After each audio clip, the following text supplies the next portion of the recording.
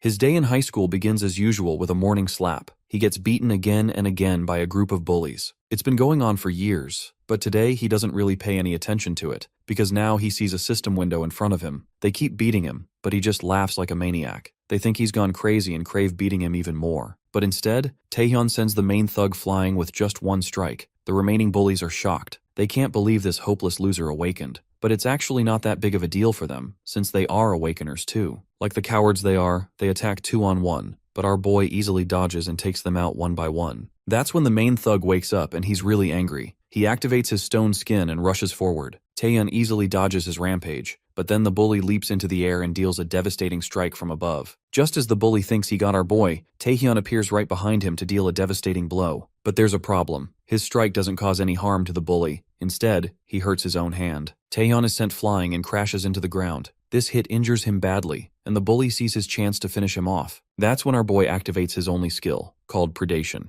With his blazing red aura, he easily blocks the next bully's attack like it's nothing. Then something unseen begins to happen. He starts to suck in the bully's power. The red glow becomes so strong that it startles the whole school. When the dust settles, the bully lies completely defeated. Our guy completes Predation and copies his opponent's skill. Now he himself has stone skin. You may wonder how a loser got that kind of skill. Well, he regressed with it. Kim Taehyun used to be a 35-year-old guy who lived a mundane life as a porter, carrying cargo for awakened people. One day, while collecting loot and doing his job diligently, all the awakened were erased in an instant. He was left one-on-one with an SS rank monster no one had ever seen before. It killed him too. But after death, our boy encounters a mythical being known as the King, who doesn't explain anything. The King simply gives him his powers and regresses Taehyun to his 19-year-old self. And here he is, having just defeated the bullies with his new powers. Taehyun gathers the beaten-up bodies and drags them to the teacher. When she asks how it all happened, he tells her they all just rolled down the stairs together. She heals Taehyun's wounds, but the bullies need much more substantial care. While walking out of the school, Taehyun feels great about getting awakened and getting his revenge on Hyuksu. But there's a problem lingering in his mind: the skill Predation. His rank, that he barely managed to change after training his entire life, increased after a single fight. He conjectures that it might be F rank, but the power exceeds that of a C rank. Our guy also gets to know something fascinating, that he can even steal the skills of the opponents he defeats. Taehyun trudges up the stairs and his mind pelts with questions, wondering why this guy King gave him a power like this and made him regress. Despite those unanswered questions, our guy understands there's one thing he needs to do, and that is to find out about Predation. He then stands in front of a house, smiling, and it turns out to be his uncle's house because after his parents died, he came to live with them. Since our guy knows his uncle will be late, he barges into the house and thinks of searching for info regarding the skill in the meantime. However, when he enters the house, an unpleasant surprise awaits him. It turns out to be his cousin Hwang Jae-young, and our boy immediately asks him why he isn't in school. Our fella's eyes land on the money box on the floor, and he recalls that even before he regressed, he remembered how Jae-young wanted to hang out with the other bullies. He took all the money in the house and caused a huge fuss. To think that'd be today when he regressed to 16 years ago. The bullies get to know that Taehyun is Jae-young's cousin. One of the blonde bullies moves forth and threatens our guy to just pass by if he doesn't want to get beaten up. He makes it clear that they'll leave once they get what they want. However, the bully makes a mistake and calls Taehyun an unawakened. Our guy grins because he finds the perfect opportunity and forcefully strikes a punch. That bully smashes on the floor, and Taehyun leans in for another strike to activate his skill Predation. However, the moment he activates it, the Predation function is inaccessible, leaving our guy stiff for a moment. In that split second, the bully lands a kick on Taehyun's face. As he drifts away, the other bullies activate their skills: bind, poison, and bleed. The skills strike our boy, and the blonde bully blames Taehyun for acting as an unawakened, putting him in his place. That's when things unravel, and as the dust settles, our guy seems to have absorbed all their skills. Our guy gets lucky that due to the mysterious power, resistance was successful. The Predation gets activated again, and Taehyun is baffled, having mixed reactions. The skill didn't work the first time he activated it, but then it neutralized the enemy's skills as it pleased. But whatsoever, our boy sure knows that it's strong. With that, our guy strikes the bully with the help of his skill. After settling things with the bullies, our guy got to learn two things. The status window that's only visible for the awakened details information on the awakened, but not all of it is displayed. First, until just now, mana wasn't lacking in the slightest, yet his skill Predation didn't activate. In other words, our guy speculates that factors other than mana must be affecting the skill's use. Besides that, the passive effect of the predation skill isn't mentioned, and Taehyun unravels that it resists and neutralizes skills related to abnormal conditions, such as poisoning or bleeding.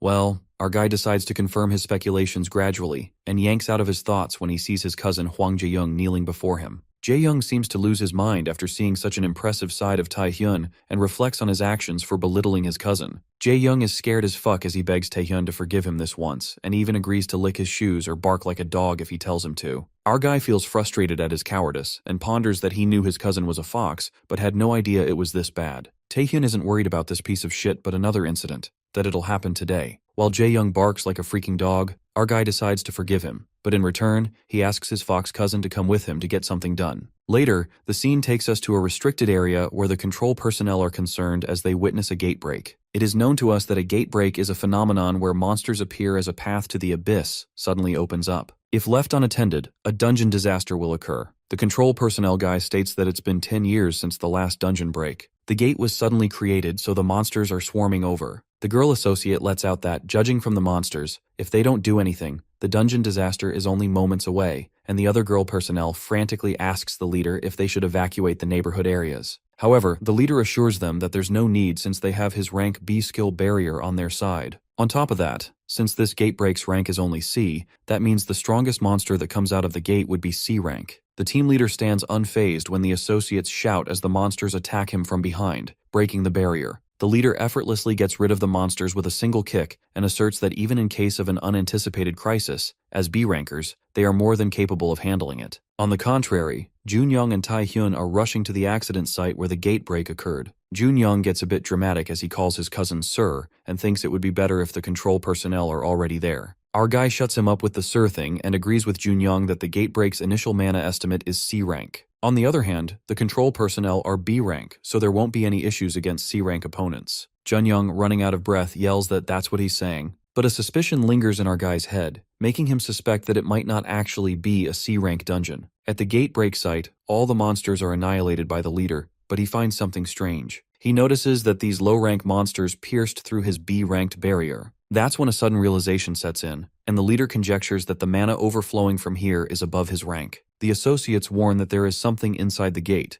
and it turns out to be a terrifyingly gigantic monster, along with other monsters stomping out of the gate. It appears to be an A-rank giant ogre. Struck speechless by the sight, the leader discovers that it was an A-rank dungeon after all, and in that moment, they get caught in an explosion. The scene switches to Junyoung, who questions Taehyun how the hell he knows everything about the gate break, because far from seeing monsters, they didn't even issue an evacuation order. Well, our guy couldn't spill that he had already gone through this all, the fact that he came from the future. To get it over with, our boy lets out that it's just his intuition, and of course, Hwang couldn't believe this. Suddenly, a stampede of crowd comes rushing towards them as the giant monsters chase after them. The crowd seems in a frenzy and warns everyone to run as they see Taehyun and his cousin walking the opposite way. Hwang asks him what he's going to do, and our boy, activating his stone skin skill, walks away, determined to get rid of those fucker monsters and be right behind his cousin. The scene flips to a building, where a guy states that the situation's escalating quickly. The gate break that was thought to be C rank turned out to be A rank. On top of that, no reinforcements are possible as others are busy in dungeon quests and abyss exploration.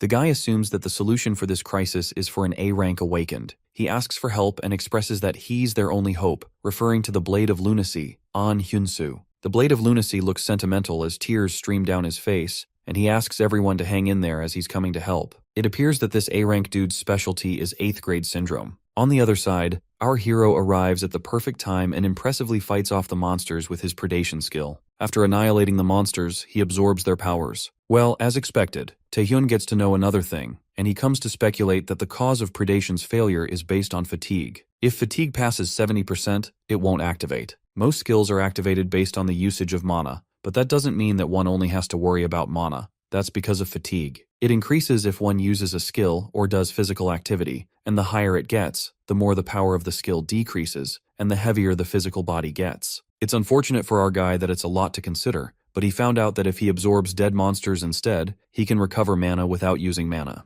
With that, the life activity of the target stops once Taehyun recovers all the mana from the dead monsters. But what's more great is his rank changes to D, along with the stone skin skill that also upranks to D grade. Our guy grins because now he's discovered the more he uses predation, the more he can grow. And at this rate of growth, Kim ponders that he can become an S or an SS rank awakened, a dream that looked far-fetched and impossible to accomplish as a middle-aged porter. After getting done here, he's about to go back to Junyoung when a sudden commotion distracts him. It turns out to be the dramatic An Hyun-soo, who plummets while fighting a monster and is determined to make it pay for the souls of people it has killed. This sentimental dude calls himself a warrior of justice, leaving our boy baffled. Nonetheless, the fight continues. However, the blade of lunacy slashes the monster in a split second, creating a rumble that reverberates across the city. The monster collapses, and our guy is frozen by shock as he witnesses that the warrior of justice easily defeated an A-rank monster. Taehyun contemplates that An Hyun-soo must be an A-rank awakened who single-handedly solved the gatebreak mystery before he regressed. He witnesses An with his sword stabbed inside the monster and figures that he's just as strong as he's heard. But our guy also realizes how stupid this Hyun-soo guy is, who calls a monster idiotic for dying at the hands of his justice sword. Whatsoever, what really bothers Taehyun is the reason why An Hyun-soo is here. Our guy recalls that before he regressed,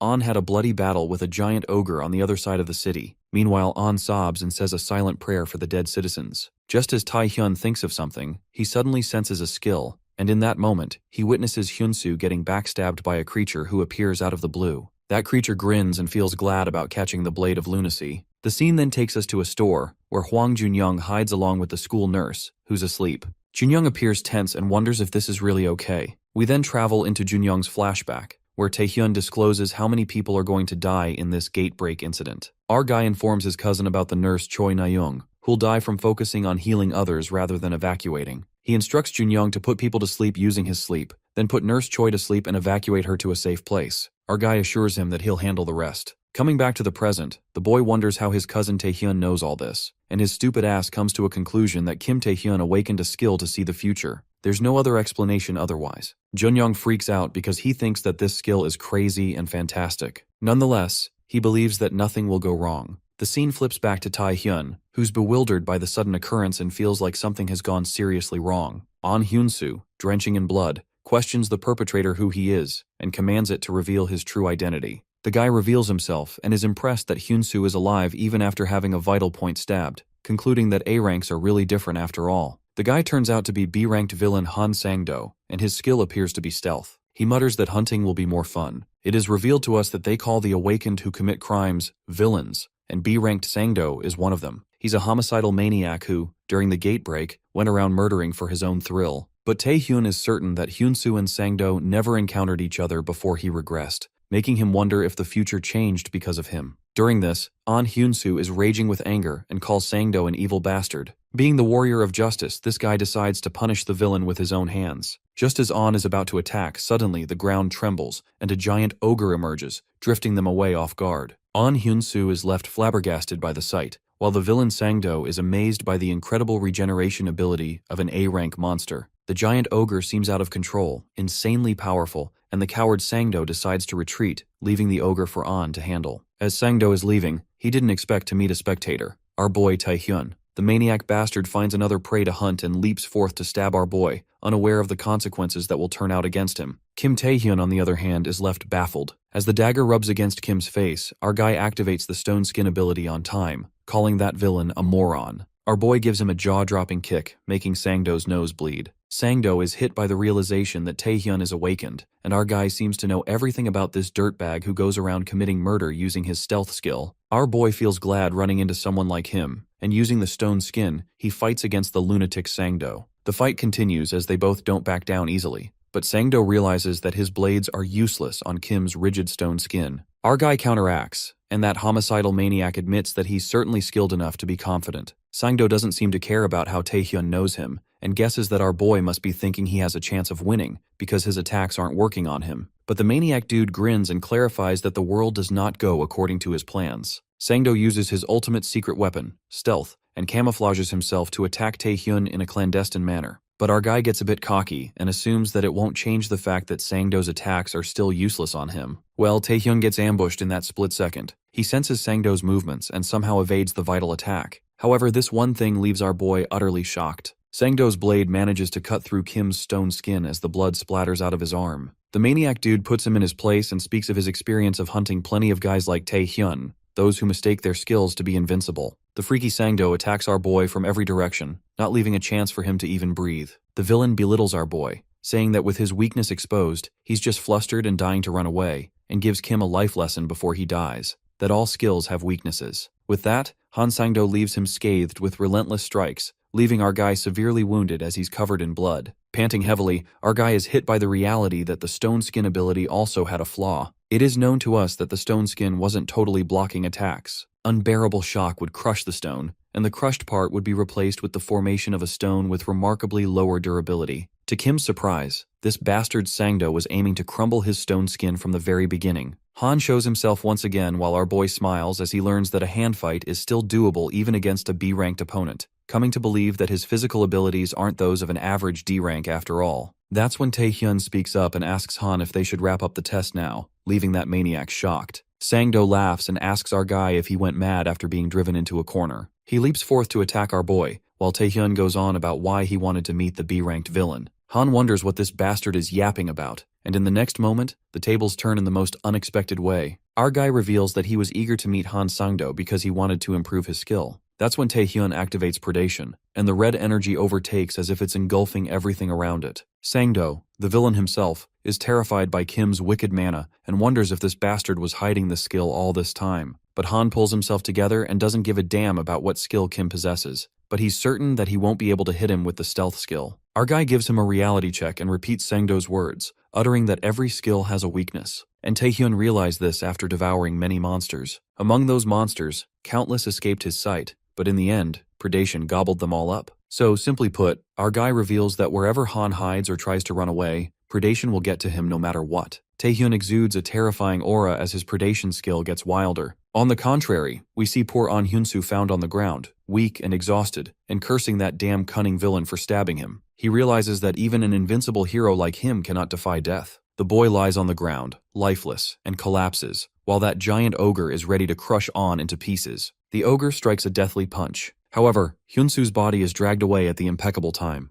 It appears to be our boy, who's shocked that the ogre is totally flat on the ground. Well, it is more comfortable for him that way. Kim Tae-hyun along with Jae-young show up at their house, only to be welcomed by his worried sick uncle and aunt, who couldn't be any happier to see their kids alright. The blonde-haired kid tries to reassure his parents while he asks for confirmation from our guy, who seems pretty chill about it. The news breaks and, as per the guidelines by the government, the gate break warning has been completely lifted. Considering the possibility of a succeeding outbreak, the government has ordered nearby schools to be closed for a week, and as the news of survivors slowly comes in, the public is now at ease. The people gossip about the dungeon being A-ranked when they thought it was C-ranked, while the reporters bombard An Hyun-soo, the A-ranked awakened, questioning him regarding the giant ogre that showed up in the dungeon. Hyun-soo gets annoyed while being cornered like this, and frustratedly reveals that he isn't the one who took down the giant ogre. Instead, it's someone else. The news reporter discloses about the giant ogre's corpse not being discovered, and the whereabouts of the villain who attacked the public being unknown,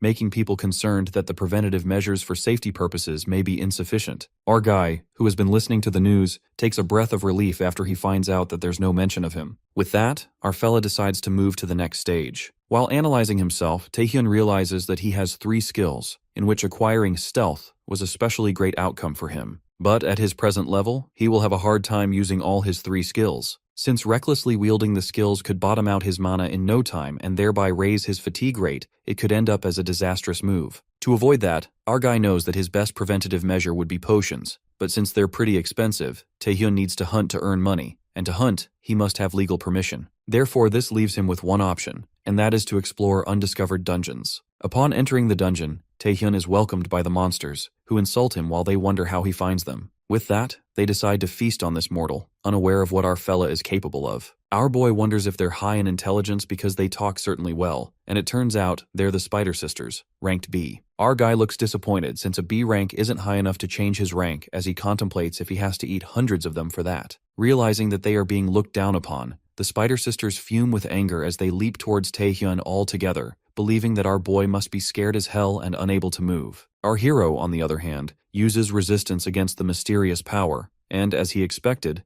these monsters have quite useful skills. With that, Tae-hyun succeeds in completing the predation, and a new skill, paralysis, is registered. In the new South Korea Player Association, we have 2 of South Korea Player Association's best players, HR Deputy Manager Go Tae-woo, An awakened player is legally permitted to use all their skills for various objectives such as abyss exploration, dungeon clearing, and so on, while currently, there are 5 player centers of the New South Korea Player Association. New South Korea's largest guilds, the 4 great guilds, are the Fighters, Undivided, the Crafters, Alchemists, the Mages, Magicians, the Informants, Nightwalkers, and lastly, the authorized agency that manages the players, including the 4 great guilds, the New South Korea Player Association. Guildmaster of the Nightwalkers and an S-rank player, Yoo Ah-young meets the chairman of the New South Korea Player Association and an S-rank player, Ji Jinhui, who thanks her for coming here. Ah-young wonders if he discovered something, and it turns out it's about the Malignant Guild, a criminal organization formed by the most brutal felons even among villains.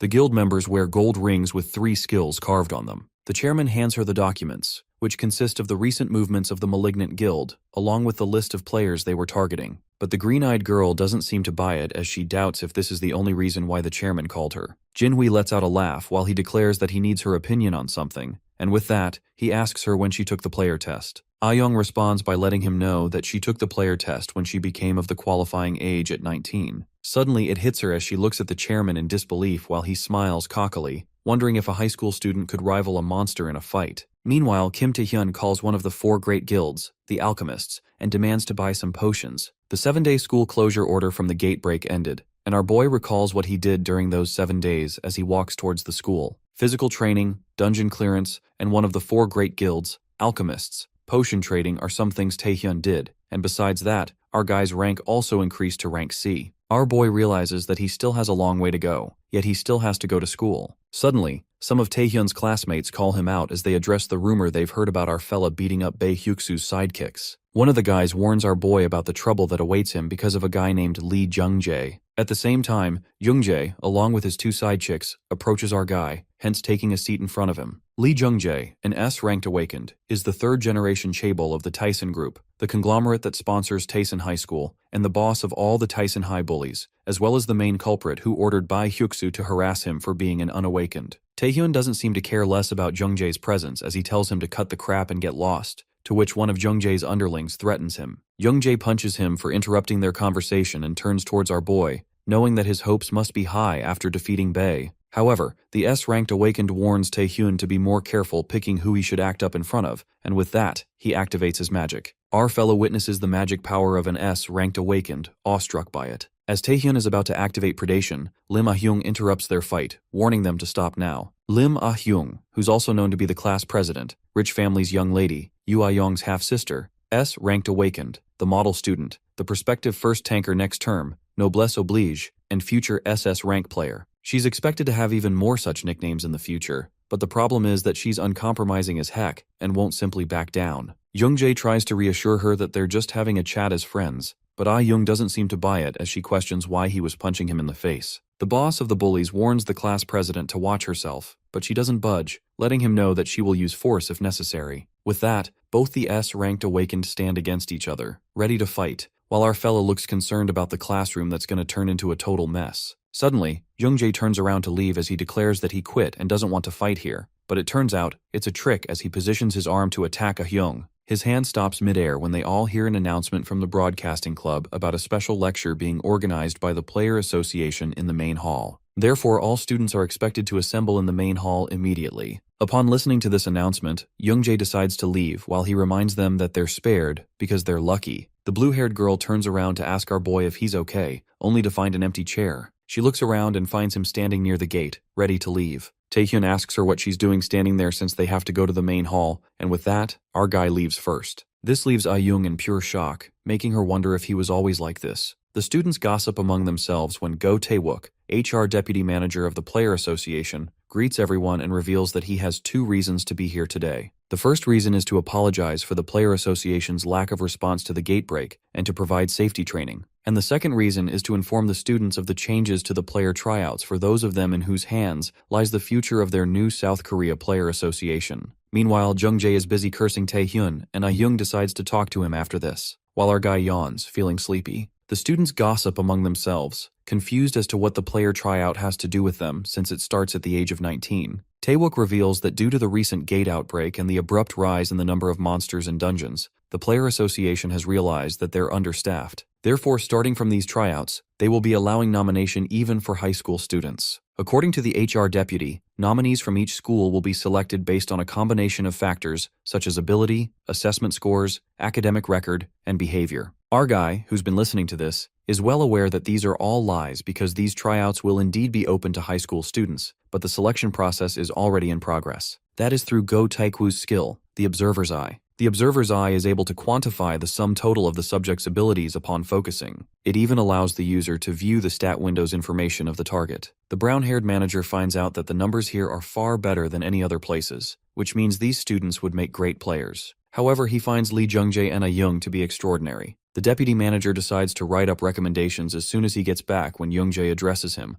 questioning him about their claim that they would inform them about the player tryout. But the S-ranked guy believes that some candidates here are unfit for them to do that. The player tryouts are meant to assess people suitable to be players among the awakened, and in his opinion, an average awakened person doesn't need to hear this lecture. His arrow is aimed towards Kim Tae-hyun. It is narrated that strength is not at all what makes a player. Whether it's the rank of awakening, or vast knowledge about the abyss, to become a player, a number of complex skills must be assessed. But Youngjae believes otherwise, stating that this is nothing but sad reality for the unawakened, referring to our guy. Our boy is aware that he's just trying to confirm if he's awakened or not. Therefore, he doesn't give any reaction. But the blue-haired girl steps up on his behalf yet once again. Taehyun doesn't need her help and lets her know that, to which she gets frustrated and decides not to help anymore. Youngjae wishes that these types of students must be sent out as he continues to insult our fella, who's aware he can't even get a peek of the player tryout if he doesn't prove himself as an awakened. But to get recommended, he doesn't necessarily have to show that himself. Go Taewook thinks Jungjae's behavior is pathetic for bullying others,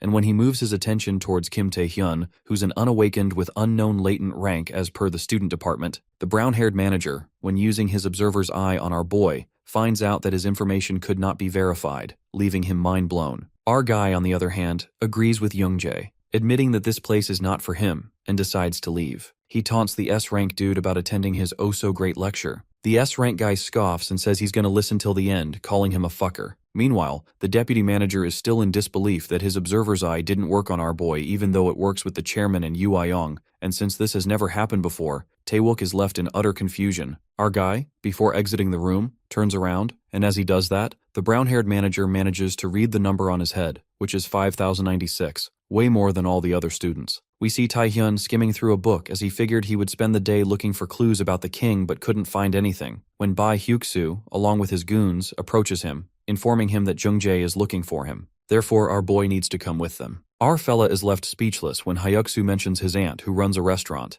and questions our boy if he wants to give his aunt a hard time when she's already suffering. Before he could say anything else, all of them are beaten brutally while Taehyun chokes Hyuk-soo, questioning him about where Jungjae is. Kim Taehyun arrives at the gym where Lee Jungjae, along with his bodyguard, an A-rank player, Seol Hundo, awaits him. The A-rank player casts a couple of status effect skills on Taehyun, but they don't work due to great resistance, hence making him conclude that our guy is an A-rank awakened. Jungjae realizes that our fella has actually awakened, and with that, he declares that he has no intention of hurting him. In fact, the S-rank dude actually wants to recruit our guy and reveals that he's planning to form a guild after he graduates as the heir to the Taesun group. Therefore, he's in search of real human talent, unlike Bae Hyuk-soo, but a guy like Kim Tae-hyun. With that, the heir of the Taesun group offers our boy to work for him and forget all his old grudges and claims not just wealth, honor, but even his family is going to live a good life. Taehyun states what a load of shit this offer is, as he believes that Jungjae just crossed a line, and without listening further, our fella prepares for the long-awaited battle. The bald dude, aka Hundo, creates a room, a binding skill that envelops a space in magic. Outsiders can't detect the magic inside it. With that, the battle begins as both opponents attack simultaneously. Our boy gets beaten up by the cocky S-rank while the bodyguard analyzes the fight, feeling sorry for Taehyun,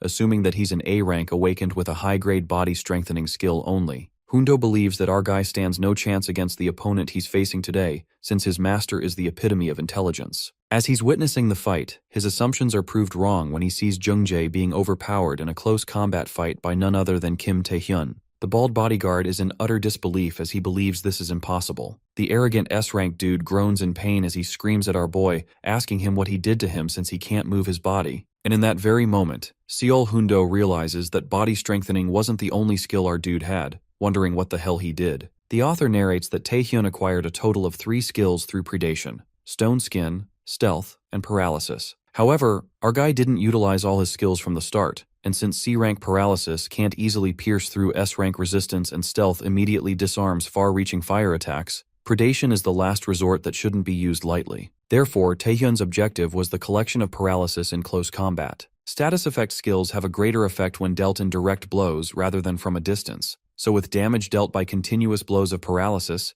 even with the high S-rank resistance, it works. As a result, after successfully resisting the paralysis multiple times, Youngjae failed at resisting it at some point. The S-rank awakened admits that he underestimated our guy a bit too much. However, he doesn't plan on losing to our fella like that, and with that, he uses a stone, completely transforming his body into that of a fierce monster, all ready to have a serious fight now. Kim Taehyun struggles to fight the newly transformed form of Lee Jungjae, which is actually the true form of his skill Flame Hearts. Even though it's usually difficult to draw out at his rank, the S-rank kid utilized a mana-amplifying stone, created by refining the mana stone, which is the core of the monster and temporarily amplifies the mana. With that stone, Youngjae can also draw out his true S-rank powers, but the only problem is that the magic power is still too much for the kid to handle, and the blood vessels in his whole body might burst from the surge of magic. The A-ranked bodyguard tries to stop his young master, being well aware of the risks it comes with, but is attacked by a furious Youngjae who tells him to shut up as he insults him. Just like Hundo expected, his master doesn't seem to be in his right mind and wonders how he's going to face the consequences of this. With that, the bald dude tries to save Taehyun, offering him his hand as he tells him to give up the fight and run away. But the guy is punched in the face by none other than our fella, who wonders what he's going on about when they're the ones who started the fight. Our boy admits that S-rank is on another level, therefore he decides to get serious with it. On the other hand, we see the chief of the player association amazed after learning about the stats of the students,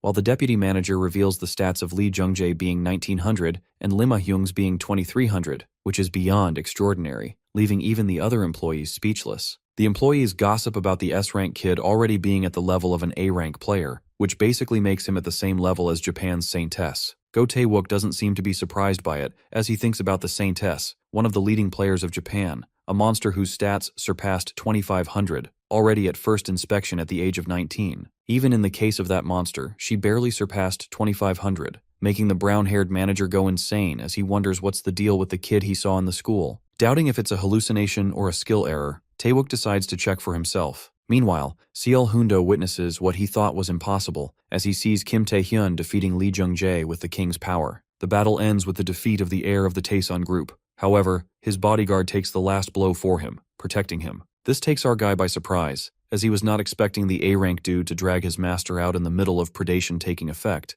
But it doesn't matter now since Taehyun has already acquired the skill. Seol Hundo asks our boy how he's going to handle the aftermath of hurting the heir of the Taesun group. Taehyun tells the bald dude to stop being shameless since they're the ones who started this and asks him if he looks like a coward to him. With that, our boy announces that he doesn't plan on killing Youngjae, but in return, it's only fair that he receives the price of his life. That is, 1,000,000,000 at least. Outside the gym, we see all the students gathered around as they witness the gym building in shambles. Among them, Lim Ah-hyung senses Lee Jungjae's power, leaving her confused as she wonders who he's fighting with. Suddenly it hits her and she remembers Kim Tae-hyun. Imagining the worst-case scenarios, she rushes towards the building while she regrets being a bystander and blames herself. The blue-haired girl deeply hopes that Taehyun makes it out alive, but what she witnesses as soon as she enters inside leaves her flabbergasted. Our dude tries to act nonchalant as he tells her that she came at the right time since he needs someone to help him move Youngjae's unconscious figure. With that, our boy instructs A-young to take him to the nurse's office or the hospital, but the class president won't let this slide as she questions Taehyun about what's going on.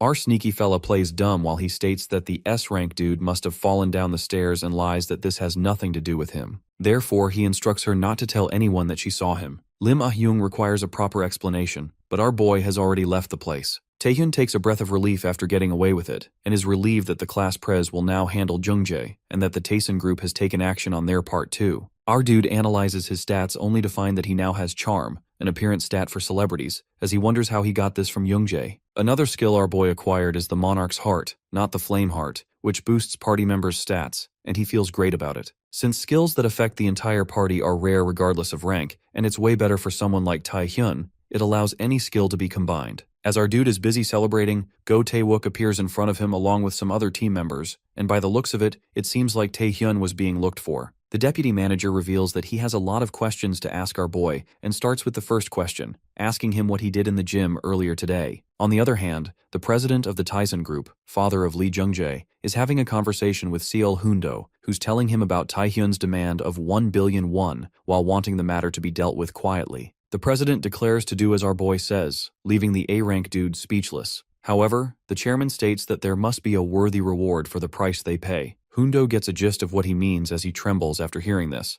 trying to make his boss understand that the opponent is still a young kid and believes that would be far too cruel. The S-rank player, Lee Jung-soo, shuts his servant up and states that he won't tolerate a barking dog. Go Tae-wook questions our boy about what he did at the gym earlier, leaving Taehyun wondering if he's talking about the explosion or about the incident in the lecture hall. Our guy believes that the deputy manager wouldn't meddle over a small fire, but is concerned if the brown-haired HR got to know that our boy is involved. Nonetheless, Taehyun decides to test him out and asks if he's talking about the explosion at the gym, to which Tae-wook doesn't show any interest as he states that it will be taken care of by other agencies. Rather than that, the deputy manager asks him for an answer about what he did at the gym, making our fella smile as he wonders if he's not aware already. Taehyun believes that Tae-wook is here to invite him for the player tryouts, but the brown-haired dude contemplates on what grounds would the kid say that. And with that, our dude activates his magic, showing off his stats which have increased even more than earlier and are 5,214. This clears up the misunderstanding about the numbers Tae-wook saw last time not being a coincidence, as he wonders who the hell is this kid, shocked. After returning home, our boy lets Jae-young know about being selected for the player tryouts, making him all hyped up as the kid bows in front of Taehyun, praising him ever so much. Meanwhile, our boy ponders about the Taeson group taking care of the gym matter that will decrease Tae-wook's suspicions. Since the player tryouts are a month later, our fella needs to focus solely on training, and as he thought everything is settled, his phone rings. Outside Kim Taehyun's house, we see the Black and White brothers, a two-person assault unit and A-rank villains, who wonder why a player from the association is guarding a high schooler's house as they beat the shit out of him. The black-masked A-rank assumes the high schooler to be a participant of the player tryouts and knows the reason why the association is protecting him is because he's their prospect, while the white-masked brother assumes that the kid doesn't have any real battle experience, which makes him useless. With that, both brothers decide to show our guy what an awakened really is, but our boy appears out of nowhere, knocking out the white-masked dude, leaving his brother speechless for a moment. The A-rank dude wonders who the fuck is this, while Taehyun slowly approaches him, hitting him in the face as he introduces himself as the inexperienced kid they were talking about earlier. A few hours earlier, we see Taehyun having a conversation with Seol Hoon-do at the gym, where our boy demands 1 billion won and tells him to be silent on this matter. The bald dude is in no position to make decisions on his own as he's just a bodyguard, and our guy, being totally aware of that, instructs him to just do a good job at reaching an agreement with the president of Taesan. And just in case the A-rank bodyguard decides to betray our fella, he decides to seal the deal with him. The Awaken's Oath, a contract created by the Awakened using magic, and breaking it, will result in a random permanent penalty. Taehyun discloses the conditions of the deal, with the first one being a full-scale effort to clean up the mess after the incident at the gym, along with the 1 billion won our dude just mentioned. The second one being that Hoon-do has to inform our boy in advance of any actions taken against him for revenge. In the present, we witness Kim Taehyun beating the Black and White brothers, as he tells them about what he heard about them specializing in assassination attacks using stealth, which means they're shit at everything but that. Yoo Ah-young is having a conversation with the chairman about the selected participants for the player tryouts, as she's curious about who the chairman is looking forward to seeing. She wonders if it's the S-ranker, Shin Yunbok from Busan, but the chairman reveals that the one he's excited about is her sister, Lim Ah-hyung. Ah-young jokingly taunts when the chairman asks her who she is looking forward to, wondering if it's Yunbok, and that's when the green-eyed girl reveals that they were, until they heard something amusing. The S-rank girl reveals that the deputy manager Go Tae-wook personally got in contact with a student, which made them wonder how skilled an awakened must be for him to personally step forward. Meanwhile, our dude is worried as he's not able to use predation due to insufficient physical ability and overload. In the alley, we see the Black and White brothers beaten up really badly and captured. It appears that our cunning boy informed Go Tae-wook, and the students think that these villains are getting worse these days. The S-rank manager thanks Taehyun for capturing the villains and asks him if he has any idea who might be behind this attack. But our boy responds that he doesn't know about this. That's when the guy suspects that the list of participants might have been leaked and decides to ask for stricter security for the others too. Deep down, Taehyun planned to put the Taeson group on the line here because not only will this wrap things up properly, it'll only put him personally in a pinch. But right now, for our guy, the Taeson group isn't even the main problem. It's Kim's insufficient ability, and he's unable to use predation due to the overload. Taehyun doesn't understand the deal with this skill and wonders if he just needs to raise his stats again to use it again. He ponders ways of raising his stats, like preying on monsters or on the Awakened to raise the Awakening rank, but it's a failure since they both require predation. Well, our guy is left with no other choice. Later, Taehyun arrives at the Blackhead, the best training center of the New Korea Association, and is welcomed by a hot chick named Yura. His cousin Jae-young freaks out and asks our boy if he's gone mad since he's got to be loaded with money and power to be registered here. Their excitement is short-lived when the trainer Yura calls them kids and makes it clear this isn't any average training center. That's when our guy pulls a move and hands a black VIP card that screams grandiose, asking the trainer to use it to register 2 people. While Jae-young is confused, Yura is shocked since that card is from the Alchemist, one of the 4 guilds. We are reminded that our guy signed an SVIP contract with the Alchemist Guild. Yura is left in disbelief, thinking how come a kid like Taehyun has this card, and this makes her wonder if he's a disciple of a high-ranking player or maybe he is one himself. But still, the girl believes that if she permits them to join, it would be troublesome if things go wrong. In the meantime, Iron Strongman, a B-rank trainer with the skill muscle augmentation, picks up that Yura has encountered an issue. The masculine fella clarifies to Kim that money alone isn't enough to get him in. Meanwhile, Hwang Junyoung is totally freaked out by Iron's muscles as the big guy flaunts them, but Taehyun thinks the guy has a weird-ass name. The appearance of Iron Strongman grabs attention, and the other people in the center feel bad for the kids who got caught by him. While Iron makes the kids know how everyone is trembling at the mention of his name and agrees to forgive them if they just go back, our guy bluntly asks what this weak-ass piece of shit is yapping about. This leaves Yura and Junyoung slack-jawed, and Taehyun, being a cocky ass, challenges the strongest dude in the center and asks if he wants to fight. Our guy keeps the condition to have the loser pay a year's worth of membership fees. Iron Strongman bursts into laughter and thinks our guy doesn't even know his place. But since it has come to this, the big guy takes this fight to another level. Shortly, Kim and Iron are teleported to somewhere that looks like a VR game, and Junyoung thinks it's the Abyss. Yura, glancing worriedly, reveals that it's a virtual reality program. It is revealed to us that the virtual porter is a replica of the Abyss,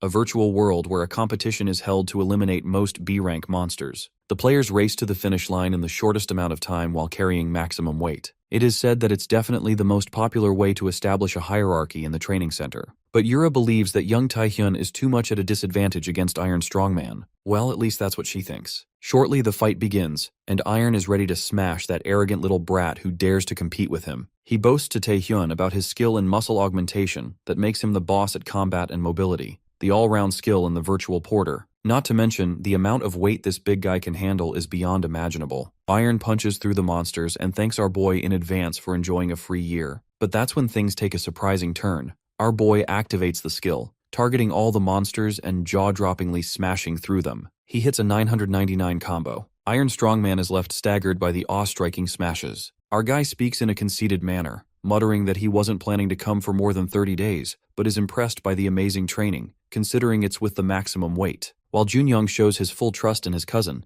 Taehyun asks Strongman in a mocking manner if he said he's strong. Our guy shows up with a giant bag full of monsters, and while he's happy about the nice little competition, he brusquely asks Strongman to pay up and get lost. The scene then switches to the player tryouts competition, and the day they all have been waiting for, the player license exam. The announcement briefs that the association has changed the player tryouts to allow minors to participate through recommendations, and people of all ages from all over the world are flocking into the testing center. The awakened that the association is eagerly looking forward to are the undefeatable close combat A-ranker Iron Fist, Hong Jung-wook, the druid A-rank Lee Gil-san with outstanding combat sense, Thunder God S-rank Shin Yoon-bok, and the one rumored to have recorded the best figures among all test takers this time, Saintess-level prospect S-rank Lim Ah-hyung. The scene then flips to a reporter who's about to cry because the stadium seems too far, and if she fails to cover the news today, she'll be fired. That girl is Kim Gi-ja, the new SY Economy reporter who's here to interview the test takers. Poor Gi-ja is stuck behind the crowd, certain that she won't be able to cover today. She gets gloomy, thinking she's destined to fail at whatever she does,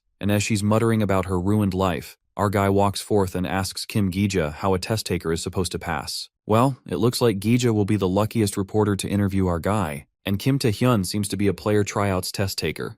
In the meantime, our guy is called out for the test, and our poor fella almost ran late because of the last-minute interview, thanks to Kim Gi-ja. Well, whatsoever, Tae-hyun thinks he should set up his image beforehand. The moment our guy enters the test area, he takes everyone's breath away, and Lim Ah-hyung, who also happens to be there, is taken aback to see our boy's physique. Our guy justifies that he just did a bit of training, and the class president is left slack-jawed, pondering that she sure heard Kim got awakened, but didn't know someone could transform like this in just a month. Lim freaks out and asks Kim what on earth he did to Jungjae last time, but they're interrupted by the announcement that informs the players of the first testing ground to select the awakened who will become players. The frontman divulges the rules of the test and tells everyone to look at their chest, as each one of them will have their numbered exam ticket. The test this time is to collect 5 of them, including their own. In other words, if a test taker doesn't have their own, they're out. Hence the name. This is an exam ticket scramble. The time limit of the test is 1 hour, and promptly, the place begins to rumble as it transforms. The players are allowed to use any methods except murder. With that, the test commences, and the test takers are lifted in the air on cubes, scattering them. The players spot the S-rank Lim Young and decide to get her before she does. However, Lim uses her frost ability to halt the players leaping towards her, and the spectators are impressed by Lim's amazing ability. But the judge mentions that other players are no joke either, since each one of them outperformed the previous test takers. Among them, the judge especially looks forward to seeing Busan's S-ranker, Shin Yunbok. They watch him keenly, and 20 minutes into the test, Shin hasn't let a single person approach him using his thunder ability. The judges are amazed by Yunbok's marvelous talent, wondering which one of Ayung or Yunbok will get the upper hand. While the judges are busy admiring the top players, the head manager of the Player Association, Go Tae-wook, understands their interest considering the ranks. However, Tae-wook knew what he saw, those unbelievable numbers, referring to Taehyun's stats. The manager dude is certain that our guy will breeze through this test. Tae-wook roots for our hero like no one else and wishes that he shows everyone the power he holds. But what he sees in the next second bursts his bubble. Tae-wook witnesses our boy having a hard time against A-rank Hong Jung-wook using the iron skin while Kim uses the stone skin ability. Tae-wook is thrown into shambles when he doubts that he might have misjudged Taehyun's abilities, because he can't believe a mere A-rank is holding our guy back. Not to mention, our fella didn't even dodge a single blow. Right at that moment, a realization occurs to Tae-wook while Kim gets badly beaten up by Jung-wook, who punches him in the face, making him bleed. The A-rank guy calls our boy a fucker and asks if he's looking down on him. Jung-wook lets out that stone skin is the perfect inferior counterpart to iron skin, adding that Taehyun keeps fighting him head-on and keeps taking hits that are off the mark. That's when our boy pulls an Uno reverse and shuts Jung-wook up when he says that's exactly why there's a meaning to keep getting hit continuously. Our guy's stats increase as he gets hit by the opponent. It is revealed to us that even after Kim Taehyun trained for a month, the seal on predation wasn't lifted. It's most likely because his stats still aren't good enough. The way to increase stats in training is by stimulating his body as much as it can handle. That means fighting to the limit is the best training method. And for that very reason, our boy hasn't finished his training yet. Taehyun makes a comeback and forcefully punches Jung-wook in the face, making him startled. The blood splatters as the poor A-rank dude's iron skin breaks off, and he calls our boy a damn monster. Because damn, that single blow was enough to knock this guy out. Meanwhile, our guy stands proudly like a literal monster and takes Jung-wook's ticket. Go Tae-wook, on the contrary, laughs like a maniac because now he's confirmed that Kim Taehyun is not normal after all. Seeing him so exhilarated, the judges think manager Go is too worked up, given that he's very excited about the prospects this time. The manager can't believe that our boy used this training method in the middle of a large-scale survival game, and indubitably, Taehyun's boldness sent a chill down his spine. Nonetheless, Tae-wook speculates it's going to be a problem for our boy since this fight took too much of his stats, and the fight just now used too much of his stamina. He believes that it would be best if Taehyun conserved his stamina and targeted the weaker guys to collect their tickets. But things go sideways to what manager Go expected. The judges notice the C-rank awakened, who's our boy, going up against the top rank, thinking he's trying to get eliminated. It turns out that our guy confronts the S-rank Shin Yunbok, who has 147 tickets in possession and has literally kicked the asses of a pile of players. Kim wonders how many tickets Yunbok has and grins diabolically, saying as long as it's more, it's fine.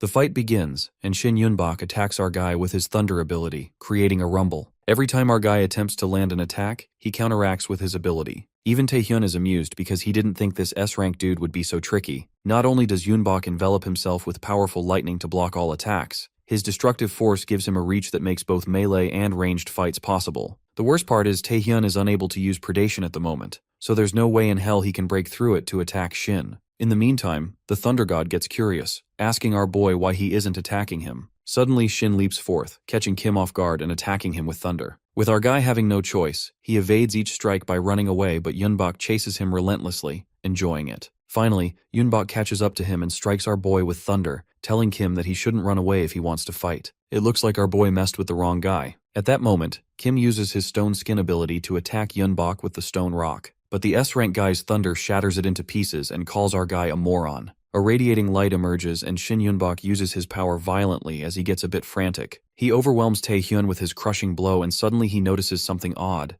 Yunbok realizes that while everyone was busy running away from him, he thought Lim Ah-hyung was the only one who could entertain him in the player tryouts. But it appears that Kim Taehyun was here too, thinking of him as a fun little toy. Abruptly, something flashes towards Shin at light speed and scratches his head as it bleeds. The Thunder God is flabbergasted when he couldn't process what's going on, wondering how on earth Kim's attack would reach him. Our guy takes the chance and lands multiple blows at him. That's when it is unraveled that Stone Skin is certainly not a match for the Thunder God's fury. Far from piercing through to him, even at his highest performance, it'd merely strike, get crushed to pieces, and disappear. However, in the player tryout grounds, it's different. It's made of a material that can withstand the power of the Awakened in the first place. So unlike Stone Skin, it may shatter, but it won't lose its shape. So if Taehyun uses it as a weapon, and somehow manages to pierce through the Thunder God's fury, then that S-rank Yunbok would be no match for him. Shin calls our boy a sly bastard as he gets thrashed real bad. While Kim beats the crap out of the Thunder God, the associated members are left in a frenzy, wondering how a C-rank can defeat an S-rank. The members express great curiosity about who the hell Kim Taehyun is,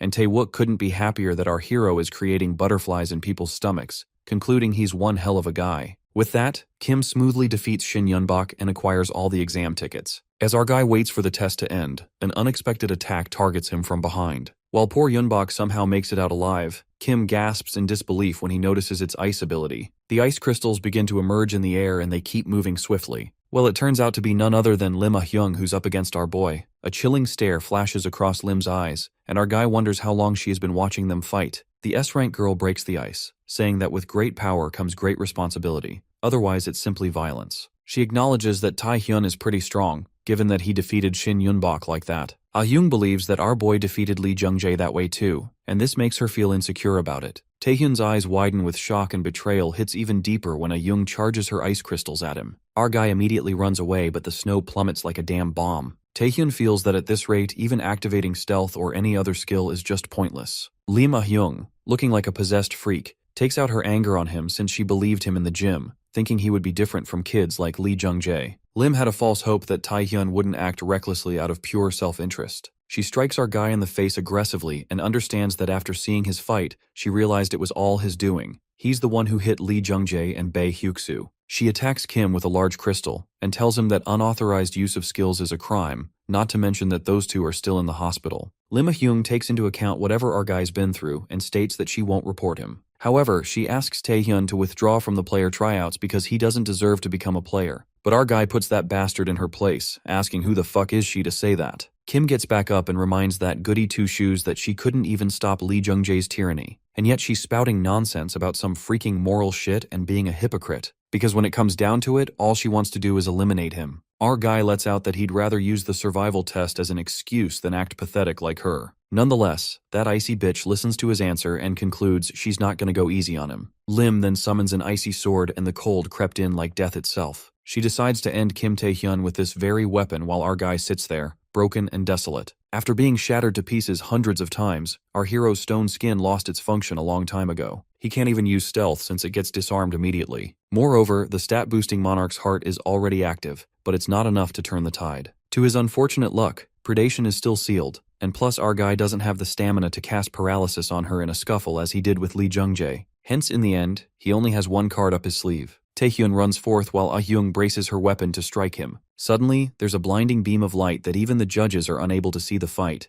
and as the frost settles, everyone stares in utter curiosity. While it looks like our guy was planning something harmful, an inexplicable scenario takes place. It turns out that Kim used sexual predation as he kisses Ah-hyung out of the blue, leaving her disoriented. It is revealed that in his final moments of life-threatening desperation, our guy went for a kiss. From the looks of it, this might be a weird-ass act of desperation. However, in reality, it was paralysis. Abnormal status effect skills in closer range rather than at a distance, and directed inward rather than outward, have dramatically higher chances of success. Simply, our guy infused paralysis in his blood and made Ah-hyung swallow it. Of course, considering an S-ranker's monstrous resistance, it's just a provocation. But it worked. Kim manages to paralyze his opponent as she appears flustered and lifeless. Our guy delivers a fatal psychological shock to his opponent, and he's glad that he made it work, even though barely. Just like that, the first round of the player tryouts is over, and the medical team is sent for the injured. After the first round of testing was completed, all the injured examinees were promptly attended to by a medical team.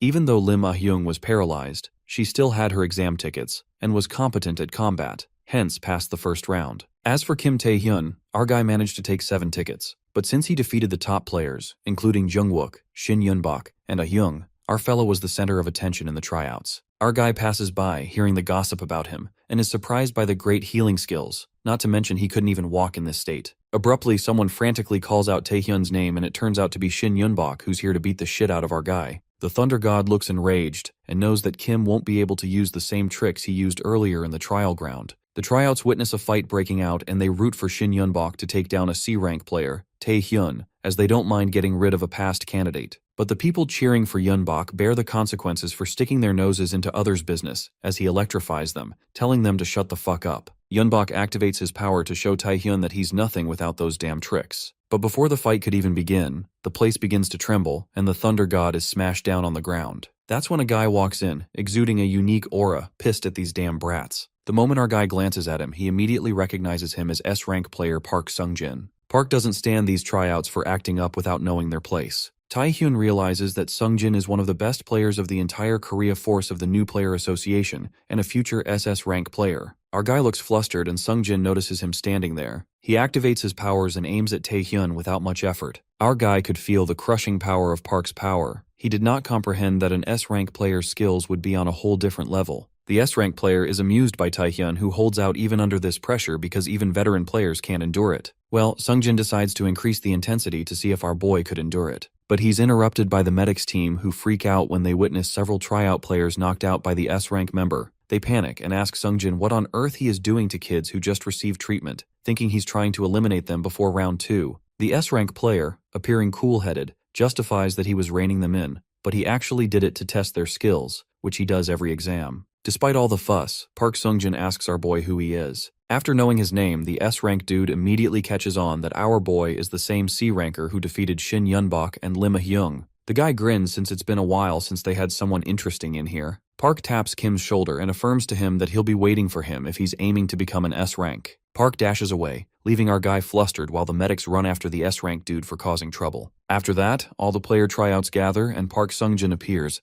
asking if they're done with the break. They're about to start the second round of the player license tryouts. The S-rank player informs the players that the venue for the next test is the Portal, a D-rank dungeon that they'll pass through. Upon hearing this, the players are thrown into panic. They're told that every 5 examinees who arrive in the dungeon through the gate will explore the dungeon with a player as a supervisor. They will be evaluated on all their actions while exploring the dungeon, like observation, knowledge, combat, and rescue efforts. The weapons and supplies are provided by the association, and the players are commanded to enter the gate in front of them. Our guy ponders about the second round of the test, which is a dungeon. This makes sense to him because even for an inexperienced amateur, there shouldn't be any problems since it's a D-rank dungeon. But Kim has his suspicions, pondering whether it's a double dungeon, apocalypto. Inside the D-rank dungeon, the venue of the second round tryouts was discovered to be the world's first double dungeon. Countless people were massacred, including the first party that discovered it, and it rippled into dungeon breaks for countless undiscovered dungeons. Our boy thinks it'll be great if he could stop it in advance. But the thing is, no one will believe his baseless words. And even if they do, he'll just end up being suspected for it. Smiling, Taehyun thinks it's a shame that he has to mind his own business. He believes that as long as he doesn't become part of a discovering party, he can find more than enough ways of surviving. The 5 examinees, including Kim, enter the dungeon along with the supervisor of the second round of tests, an A-rank player, Ma Do-hak. Ma Do-hak happens to be the first discoverer of the double dungeon Apocalypto, and our guy realizes that he's fucked big time. The player tryouts begin to fight off the monsters, and Ma Do-hak applauds them as they finish them in a breeze. The supervisor finds it incredible how these guys have such decisive combat initiation despite this being their first real battle. While Ma Do-hak is complimenting the other players, our guy grits his teeth in frustration, wondering why in hell did he have to be in this team. It's the first discovery team, and Taehyun knows for sure that the ring Do-hak's wearing is the unique item that the first discoverer of the double dungeon was wearing,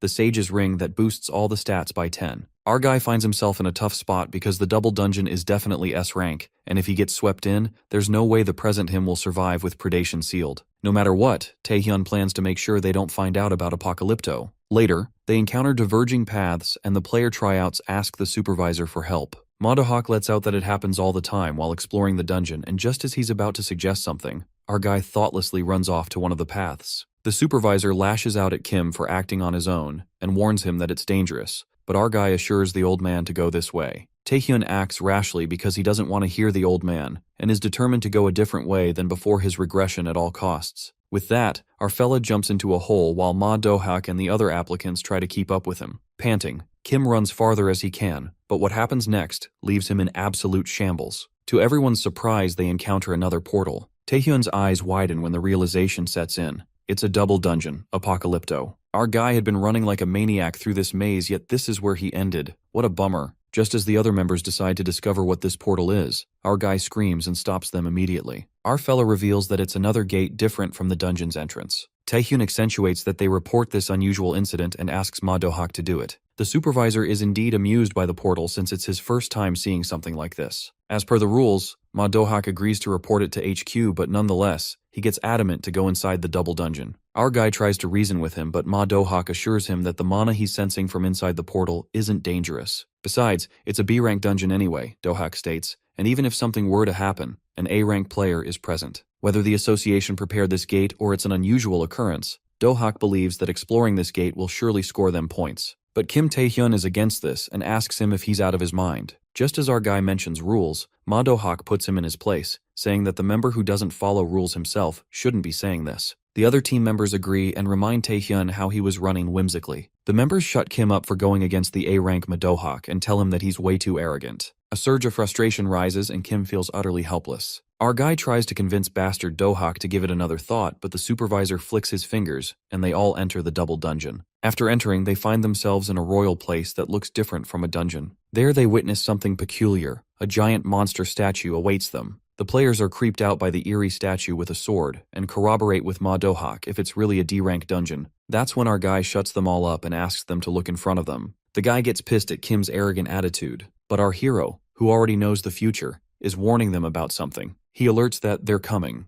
Right at that moment, some soldiers stomp forth and they turn out to be freaking A-rank Death Knights. The air crackles with intensity and pressure mounts every second. The A-rank supervisor Do-hak commands the members to prepare for battle. The Death Knights wield their swords and Do-hak along with the other members use their skills to hold out the Knights. They all do their best to confront the Death Knights as they relentlessly keep countering while giving cover to each other. Surprisingly, moments later, they're done defeating the Death Knights, and while the members are still in shock at taking down A-rank monsters, one of the guys confidently says he can take care of one more. That's when 4 more death soldiers appear from behind, and they all realize they're screwed. While they're left flabbergasted, Taehyun examines the dead soldiers and suspects that something's off. Later, after killing dozens of knights, they keep emerging. In fact, there's literally an army that awaits them, and Ma Do-hak is hit by the realization that every time they kill one, monsters just come back manifold. The players are exhausted by then, and everyone's at their limits. The supervisor presumes that they're all going to die. Shortly, our guy Kim walks forth and alerts Do-hak that something's off. Glancing at Taehyun, Ma Do-hak is low-key surprised that our guy isn't even tired after all that fighting, and was the first one to realize the gate was dangerous. The old man wonders who on earth this guy is, and also, if it weren't for Taehyun's skill, Monarch's heart, they wouldn't even have lasted long, making him question if our guy is really a C rank. Ma Do-hak frantically asks him what's wrong, and our boy justifies that he's just guessing, stating that these are not Death Knights. Eyes widened, the supervisor and the players freak out and wonder what the hell they've been fighting for so long. That's when our guy lets out that he's going to find out now and takes out the knight's sword using his stone skin ability. He leaps towards the army of knights, and before they know it, Taehyun disappears out of their sight. It turns out that he hovers over the knights and flings that sword at the statue at crazy speed. That sword hits the statue, and in the next moment, everything begins to disappear. At that moment, Ma Do-hak and the others are astonished, and Kim Taehyun approaches them, revealing that it was an illusion trap that shows an imaginary space and enemies, a tactic to drain the intruder's energy. Chaos erupts when the players freak out because they were fighting a mere illusion the whole time and ask Kim if something worse will follow. Meanwhile, Ma Do-hak is having a hard time swallowing the truth and asks Kim how the fuck he knows all this. He asks Kim how he knew he wasn't fighting the Death Knights, and our guy reasons that there's no way they would have been that weak, leaving the old man staggered. Taehyun then walks ahead and asks them to get moving before they all get killed. Nonetheless, they kept moving inside the dungeon with the help of Do-hak's Sage Ring. The illusion faded, but things didn't get any better either. After Apocalypto's manifestation, the dungeon's space was completely transformed. The injuries inflicted in the battle against the illusion got worse, yet they couldn't just wait for rescue. Their only hope was to find the dungeon's exit. After walking miles, they stumble across a giant gate, unsure if it's another trap or an exit. The players think it's dangerous, but Madohak says that it's necessary to open this gate, or else they'll all perish. The moment they open the gate, death awaits them. As soon as they enter the place, they encounter a single Death Knight. However, the light kindles, and they witness a large army of Death Knights filling the place. The players are panic-stiffened. The tension hangs heavy in the air, and there happens to be a throne where sits the leader who calls these lowly humans who came all the way here. The leader begins the battles. It appears to be the master of the double dungeon Apocalypto, Lord of the Death Knights. The Lord of the Death Knights declares the beginning of a battle, and all the knights point their swords toward the already worn-down team of 5 members, including our boy. Taehyun realizes that these knights want a one-on-one duel, and the players start freaking out as they're out of mana. Our guy tries to calm the situation down by letting them know that their goal is to escape rather than fight. And without listening further, 3 of the participants start running away for their lives, panicking and regretting their decision to come here. But before they could escape, the knight strikes his sword, killing all 3 of them while Taehyun and the A-rank dude are left shaken. Grasping the intensity of the situation they're in, our boy calls out player Madohak and instructs him to find a way out while he stalls these knights to buy them some time. But the A-rank player instinctively yanks our dude along with the wounded girl backward in order to protect them, leaving Taehyun baffled as he questions what the hell he is doing. Dohak shuts our guy up, growling at him to know his place and stop acting up. The A-rank guy rants about how desperately he wanted to become an S-rank player, but no matter how much he trained and improved his skills, he kept getting farther away rather than closer to it, and this was his chance. If he could solve this very case, he thought he might get treated somewhat close to an S-ranker. However, the situation has come to this now. Dohak believes our boy is different, and even though it infuriates him to admit it, our dude has the talent for it. Therefore, he instructs Taehyun to run away and take the wounded as far as he can since, as the superior, it's his duty. Our dude realizes that the wounded person is already dead, and before he could even react, he witnesses Ma Dohak's lifeless figure on the ground.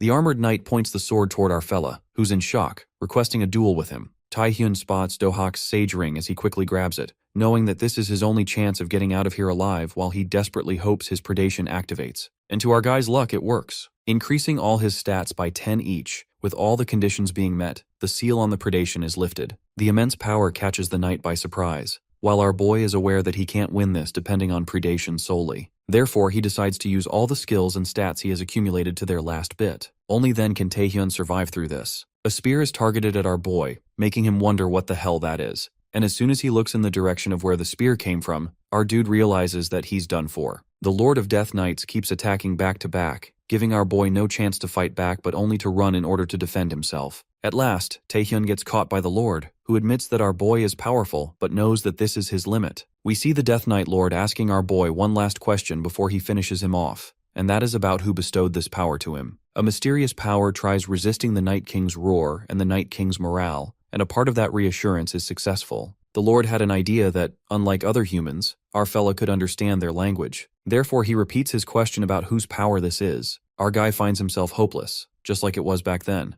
as he wonders what exactly this skill predation is, and how he, a human, started understanding the language of monsters. Unaware of it all, our boy acquired powers and a chance, yet still nothing changed. As Taehyun is pondering why the king gave him his power, he hears the voice of the king telling him that he's certain he has already told him the reason. The king states that he was simply moved by our dude's determination and tenacity, and he doesn't need to change but rather just move forward. This triggers something in Taehyun, while the Lord of the Death Knights assumes that he no longer has the strength to speak. But as the Lord is about to finish him off, our guy stands back up, all ready to fight. The S-rank Lord makes fun of our hero as he believes that his struggle is helpless and feels entertained by him. When Taehyun asks him if he wanted to know whose power this is, our guy gives the Lord the last blow while telling him to find that out himself, and with that, he finishes him off, hence advancing to rank B. The king reveals that it's his power to the Lord of Death Knights at last, while our boy acquires a new skill, the Night King's Spirit. We see player Park Sungjin along with the other members of the association waiting outside the dungeon, looking concerned. The S-rank dude asks about the magic reading inside the dungeon, and it turns out it's S-rank. One of the members informs him that the evacuation order has already been given out, but the deformation within the dungeon is causing a delay in the evacuation, and they're not sure if the support squad will be able to arrive before the dungeon breaks. Sungjin is worried since the dungeon was supposed to be a D-rank dungeon, and at this rate, he believes everyone will be killed. As he's contemplating if he should step up all alone, the dungeon gate flickers, which alerts everyone as they think it's a dungeon break. But to their surprise, Kim Taehyun walks out of the dungeon, barely making it back out alive. Thanks to our guy, the double dungeon incident came to an end, and test takers managed to evacuate without much harm, while the results of the round were decided based on assessments from before the second round of the exam. Corpses of the dead were retrieved and reached the families of the deceased. However, the association decided not to disclose who cleared Apocalypto. The chairman discloses that he is facing rebuke from the press, but if they were to tell the truth, Taehyun would obviously become a target of the press and the villains. Taewook and Sungjin don't have any objections to it when the chairman asks them about their decision on our guy, the man who cleared the S-rank dungeon Apocalypto. The blue-haired dude seems to be impressed by our fella, as he believes that he's at the level of an S-rank player at least, while the deputy manager finds the power Taehyun possesses and his actual rank hard to estimate. The chairman wonders what he means by that, and Taewook gives Sungjin a look before revealing that there's a high chance our guy might be the rank of a nation's entire force. Meanwhile, our guy finds himself in the abyss, full of monsters, and then he sees the king, who kills all the monsters in an instant while he mentions that he will be waiting in the deepest corner of the abyss. With that, Taehyun wakes up from his dream all sweaty, doubting if it was actually a dream since it was too vivid. The questions in our guy's head keep increasing as he thinks about predation and understanding the monster's language, wondering if going into the abyss is the only way to get stronger. Shrugging his thoughts off, our dude takes a look at his stats, realizing that his rank is now B even though he had a hard time fighting the Night Lord. Our guy believes he could rival an S rank with these stats, and at this rate of growth, it won't be long before he gets to the rank of a nation's entire force. Taehyun hears a commotion from outside his room as he hears a lady's voice, who complains about not being let in to visit a sick person, thinking it way too mean. Turns out it's Yoo Hyung who walks inside the room, calling our guy darling. The next moment, we see her driving along with our dude in the passenger seat, and her manager in the back seat doesn't look very pleased by his guild master driving. Taehyun wonders what the guild master of the Nightwalkers, one of the 4 great guilds, wants from him, and Yoo lets him know that she's just dropping him off at his home after his discharge, while also meeting the person who managed to survive Apocalypto. Our guy doubts the reason why she's here and suggests that she tell him a convincing lie. The S-rank girl admits that our boy is sharp and questions if he's aware of what will happen in the third round player tryouts. She reveals that round 3 will be a survival game similar to round 1, but unlike round 1, outsiders can watch as the audience, which will result in Taehyun's powers being revealed, and all the guilds will eventually start wanting the low-ranked awakened who cleared the S-rank dungeon. Therefore, Ah-young decides to make an offer to our fella that he won't be able to refuse, and with that, she promises to give him everything, whether it's money or fame, and in return, she wants our dude to join the Nightwalkers. As much as she was certain of a positive response, Kim Taehyun declines the offer as he is not interested. Our guy thanks the guildmaster of the Nightwalkers for seeing him off and lets her know that he will walk from there onwards. But Yoo isn't letting him off this easily, as she asks our boy if he even heard what she said, emphasizing that whether it's about salary or any other thing, she will do it for him. She wonders if our dude got an offer from another guild already, or if he misunderstood anything. The situation kinda annoys Taehyun as he clears the misunderstanding by telling her that there's no special reason for his refusal and there's no other guild or condition. Plus our boy thinks the Nightwalker Guild isn't all that special. With that, our fella clarifies yet again that he refused because he wants to, and there's no other reason to it as he turns around, ready to leave. But before he could walk away, the S-rank lady grabs our boy, restraining him as she covers his mouth while questioning him what the hell is his deal. The fact that Taehyun is just getting started at becoming a player and he dares reject one of the 4 great guilds for no reason doesn't make any sense to Ah-hyung. However, she decides to forgive our boy. Instead, she admits she likes him. The manager calls out his guild master as he reminds her that Taehyun is still a test taker and she can't do anything to him. And with that, he addresses our boy, advising him not to blow Ah-hyung off for no reason and accept the offer since he will have to join a guild sometime soon anyways. Our hero finds the green-eyed girl's stubbornness to be the exact same as her sister, Lim Ah-hyung, while this catches her off guard, as she did not expect him to know that. But our dude lets her know that he knows a lot, even about the stolen name, which makes Ah-hyung lose her cool as she strangles our boy, choking him. Her manager finds the situation bad, knowing that Guildmaster Yoo Ah-hyung's real name was actually Lim Ah-hyung, and Yuksung Group's CEO, Lim Chang-young, raised her, a child born out of wedlock, as an heir. But when another daughter was born in the family, her name, Lim Ah-hyung, was taken away, and she was reduced to an outsider, and the fact that she changed her surname when she became a player is a fact only a few people should know about. The furious green-eyed lady threatens our guy as she believes he must be out of his mind for yapping away that nonsense in front of her. But Taehyun reminds her that she's the one who started here, leaving her confused. Our hero successfully resists the Amazoness spirit and counterattacks with the Night King's spirit, making Ah-hyung wonder what power this is because not only is he able to bear an S-rank's powers, but even reversed it back at her. With that, our dude walks towards her while he places an arm above her head, caging her, as he suggests that they shouldn't cross the line, addressing her as Miss Ah-hyung, which makes the S-rank lady blush and the manager wonder if he really just said that. The Colosseum in ancient Rome is the venue of the third round of the player tryouts. The reporter announces that unlike the first and second rounds that weren't revealed to the public, round 3 is allowed to the public. Therefore, the people from the industry, families of the test takers, and civilians are also in the arena as an audience to watch the tryouts. We see Yoo Ah-young disguised as a civilian as she watches the tryouts, and even Taehyun's uncle and aunt who look concerned since the player tryouts are really fierce. But their son, Taehyun's cousin, who's now the president of our guy's fan club that has only one member in it, on the contrary, is pretty confident about his Hyung being the strongest. Meanwhile, Kim Gi-ja, a rookie reporter who's at the verge of getting fired, is desperate to get her hands on proper news this time because her last interview got discarded for featuring a low-ranked awakened, aka Taehyun. She believes that our dude must have been disqualified by now, and she will surely be fired if she didn't do her job properly. As she's busy worrying about it, the people around her gossip about the atmosphere being strange because countless veteran high-ranked awakened to Lee Gilson the A-ranker, and everybody else is staring at just one guy. This catches Gija's attention, who's in disbelief as she witnesses all of these guys trying to take down that one guy by joining forces, forcing her to ponder about how strong that guy is. Just then realization hits her, as she probably realizes who that guy is. The host announces that round 3 of the player tryout will begin soon.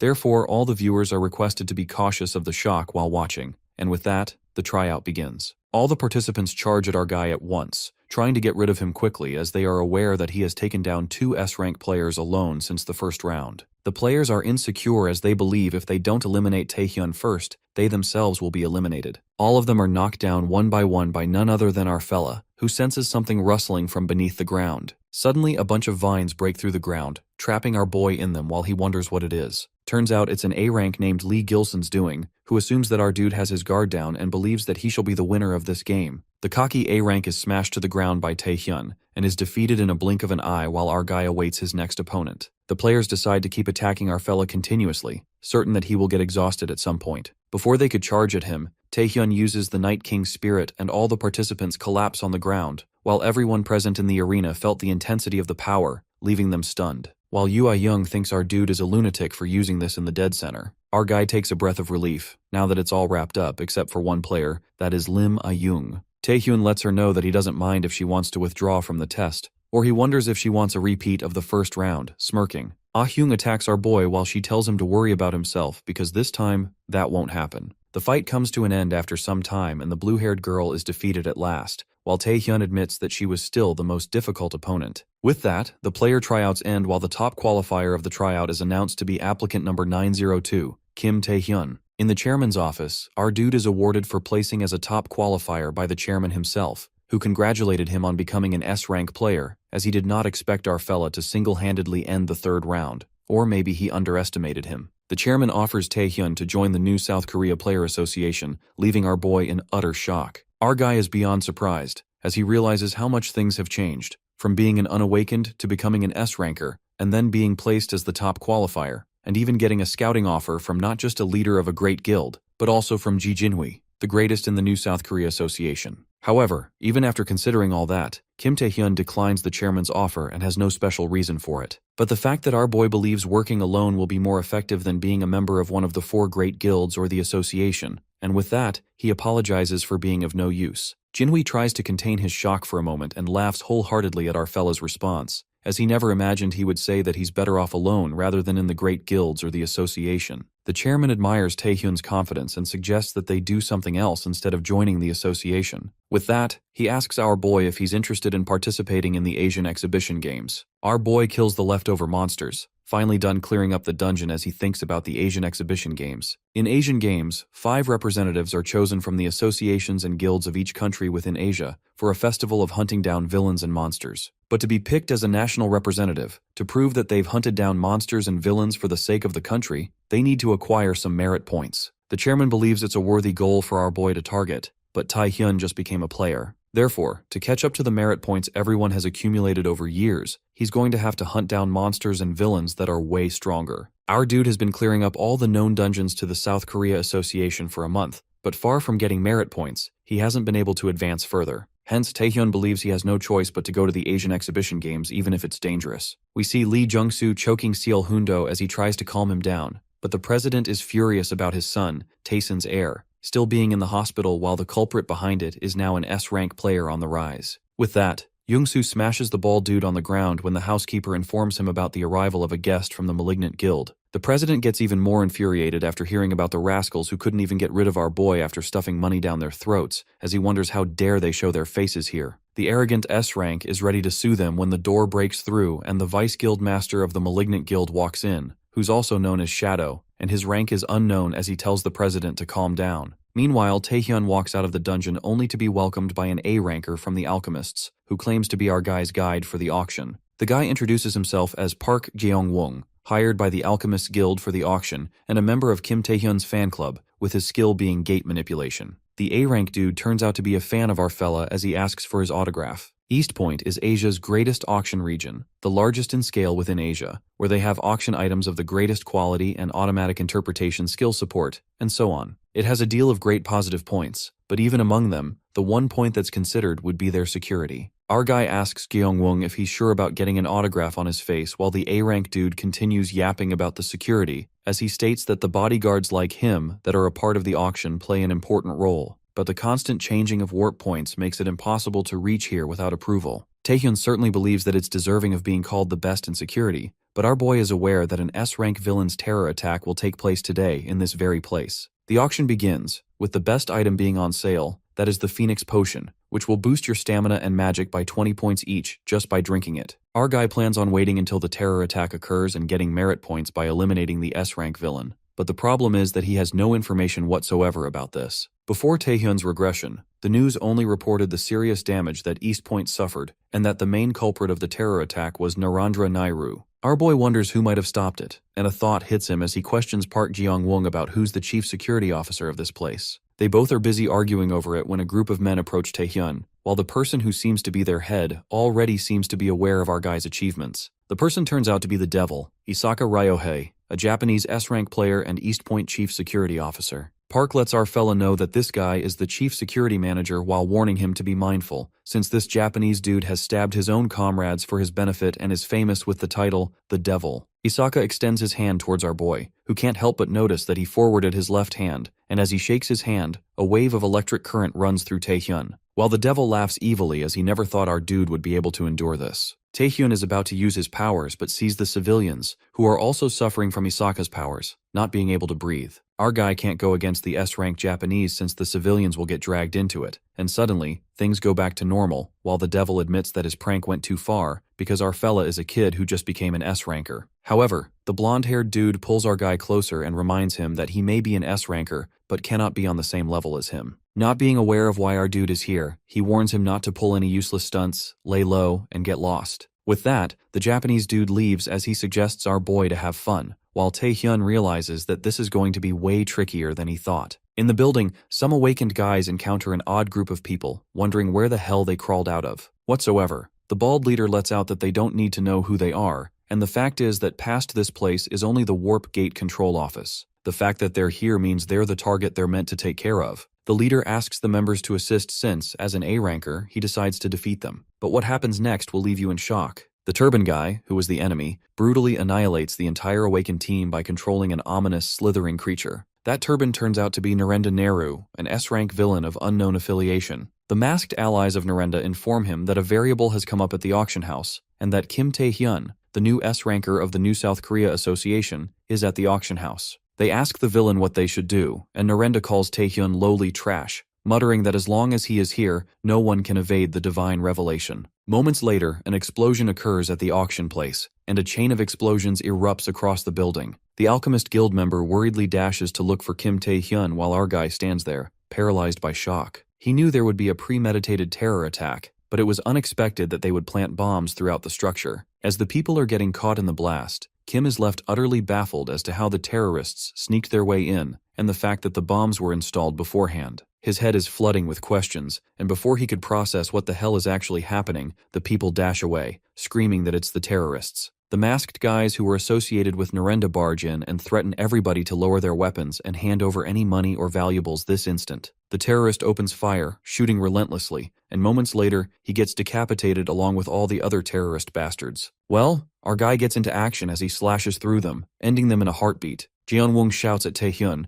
but our guy runs forth, telling him that he's going to catch the ones behind this. He instructs Jeonwong to let the association know about this situation and request reinforcements. As for the weapon, Kim slices those terrorists with the talisman. The Players Association chairman gave him the dagger for passing tryouts at the top place. On the contrary, somewhere in the building, the auction staff confronts the terrorists, divulging that the auction articles have been bid on already, and not to terrorists like them. The boss leading the terrorists commands his men to slaughter the people, and without any reluctance, those notorious killers mercilessly annihilate the guys guarding the auction items and eventually grab their hands on them. But it turns out that the terrorists are actually looking for a rare item, the Phoenix Photon, which permanently increases stamina and mana by 20 points each time consumed. The leader inquisitively wonders why Mr. Narendra told them to bring this item even if it meant putting their lives at stake. The masked guy senses tremendous energy from the Phoenix Photon and thinks of discreetly drinking it. But before his greed could get the best of him, someone bursts through the wall, attacking the terrorists. The terrorists alert the leader, Mr. Dyke, about the ambush, and the worst part is the enemy seems to be using stealth ability as he's invisible. In a blink, the enemy rips apart the terrorists, and as the enemy rushes to kill Dyke, he only manages to cut through his mask and scratch his face. Dyke uses a chain ability and captures the guy instantly, who turns out to be our boy Taehyun, learning that he's using only stealth under his belt. Dyke grins diabolically and tells him that he's fucking dead now. Intertwined by the chains,